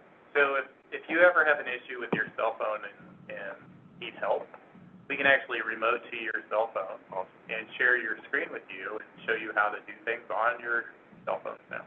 So it's just like any other computer. So when I joined the IT workspace in '96, right, 30 years ago, the computers that we had on everybody's desk were not nearly as smart as these. The capabilities are just incredible. But now it's just like any other computer. Somehow people got to the moon with devices not nearly as smart. Right. So, you've got a Security and Network Operations Center. Your invite's still out there if you'd like to see it. It's quite interesting. Really smart people that run it, including Brian and Kyle, who's on the phone. The threats are there. Every board is should be interested in knowing about our cybersecurity posture. We just have to keep one step ahead of the threats, and the threats here are AI, breaking in, north-south, getting into the system, east-west, they propagate. Now we're finding out through our courses that we're attending and some conferences we attend, the AI is changing the code so that you don't recognize that it's a malware. So all the protections we have may be out of date. So we've got to constantly keep abreast of it. We've got the funds in here to keep that going. But it's a constant challenge, and I think the team is good, but we're still vulnerable, as every utility is. Now, Robert's going to talk about all the things he just heard and how he's coalescing his team and leading their teams and making sure these projects are gone effectively. Robert? Thank you, Jerry. So like Jerry said at the beginning, technology is really focused on hardware and software, and that's what Brian and Nesby and Kyle and Dustin are really focused on. PMO is much more focused on people and process. We're getting the changes communicated and that we're following standard processes, that we're sticking to our budgets and our timelines.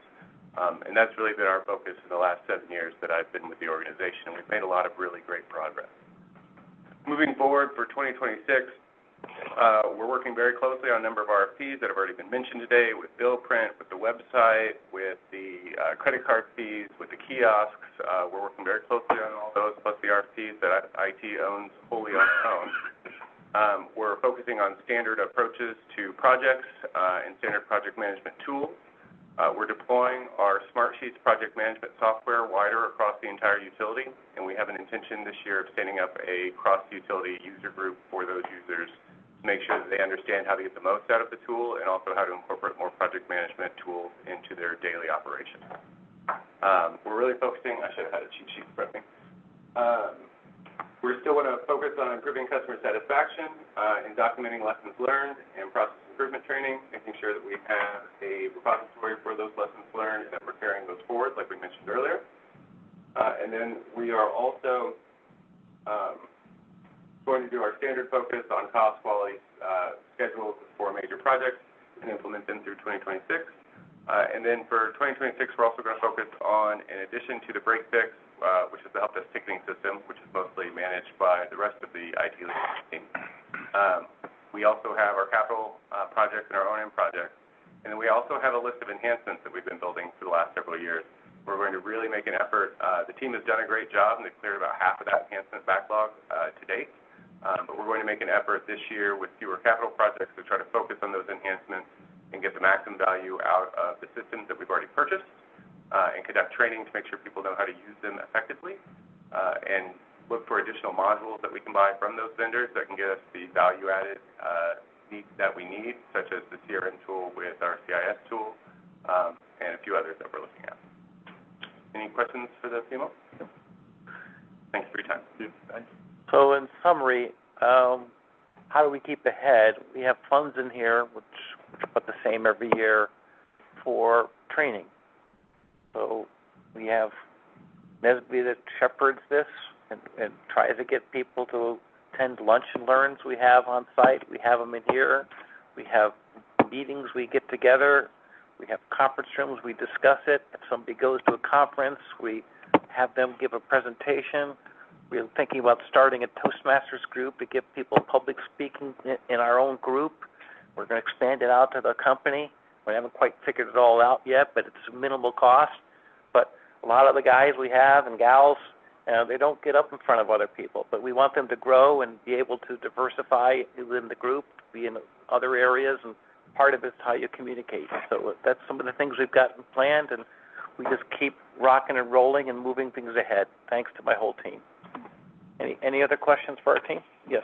Jerry, first of all, thank you guys. The work you do permeates literally every piece of this utility, and it does not go unnoticed or unappreciated, certainly by me, and I know by the rest of the board as well.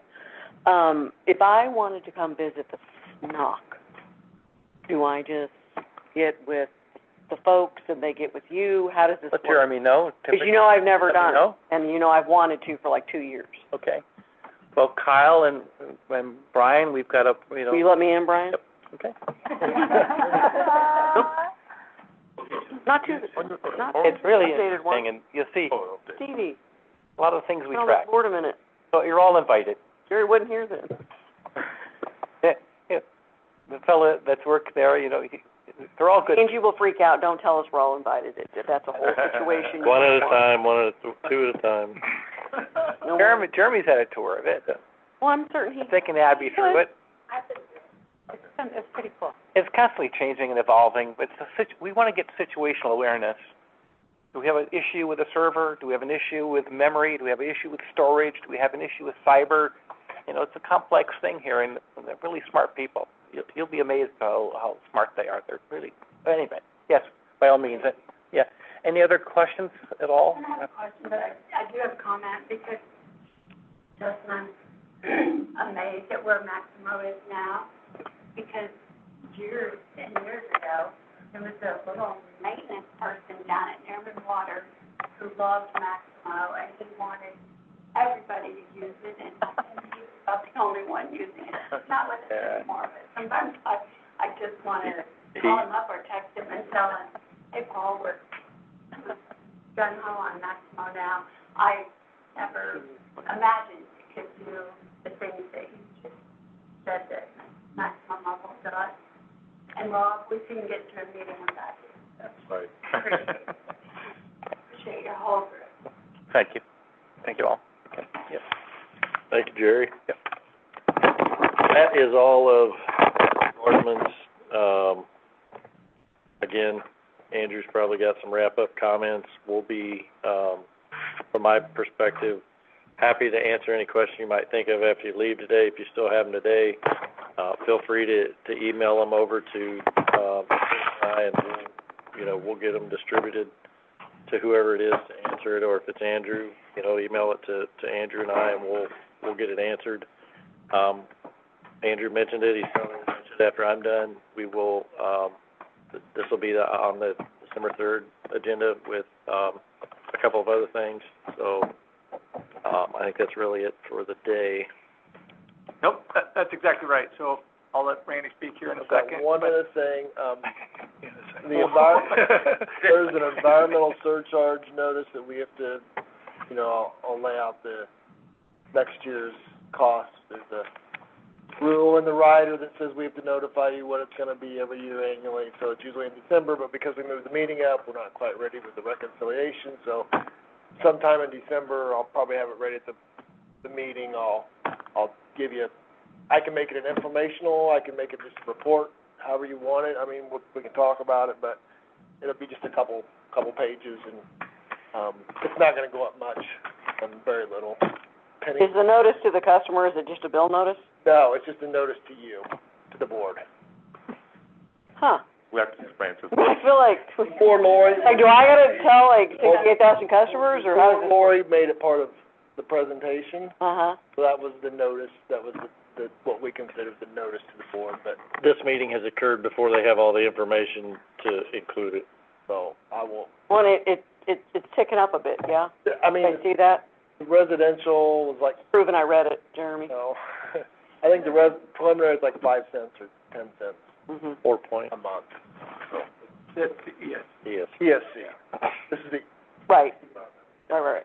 So it's all, there's a schedule, right, for a long period of time. It's just whether the true up needs to be modified. Like you said, it's a few cents is what it is. It's not a material adjustment across accounts. But, yeah, and as Jeremy alluded to, is we have a couple takeaways that I want to make sure that I point out, is to provide a little information in terms of what we believe the cost differential is between, I'll say, the program that we're standing up in terms of the customer service versus the lobby piece, and then the number of credit card transactions that we're doing annually and what that looks like. If there's, again, as Jeremy mentioned, if there are other questions that come up, we want to make sure that we bring those back to you on December 3rd, so that there's no questions as to what you like and dislike about it, so that we can move forward. So, anyway, we're open to any questions you guys have, any consternations or concerns, and we'll take them from there. But I appreciate everybody's time. I know it's a long, long day. It's good to hear from all the different speakers, managers, directors, everybody else. And so I think that's a great chance for them to speak and share what they do. And so sometimes we don't all get to see all the stuff that goes on behind the scenes. You just get to see my face or something like that, and everybody else does all the work. So anyway, this was a great day. I appreciate everybody's time, and we'll take it from here. So on that note, I think we're clear. Thanks, Rob. Are we? We need a motion to sorry. adjourn, and a roll call, please. I so move. A second. Move to second. Roll call. Bronwyn, Aye. Gonzalez, Aye. Wait, Aye. Haley. Parker, Aye. Mulvaney, Henry. Aye. Motion passes. We are. All right.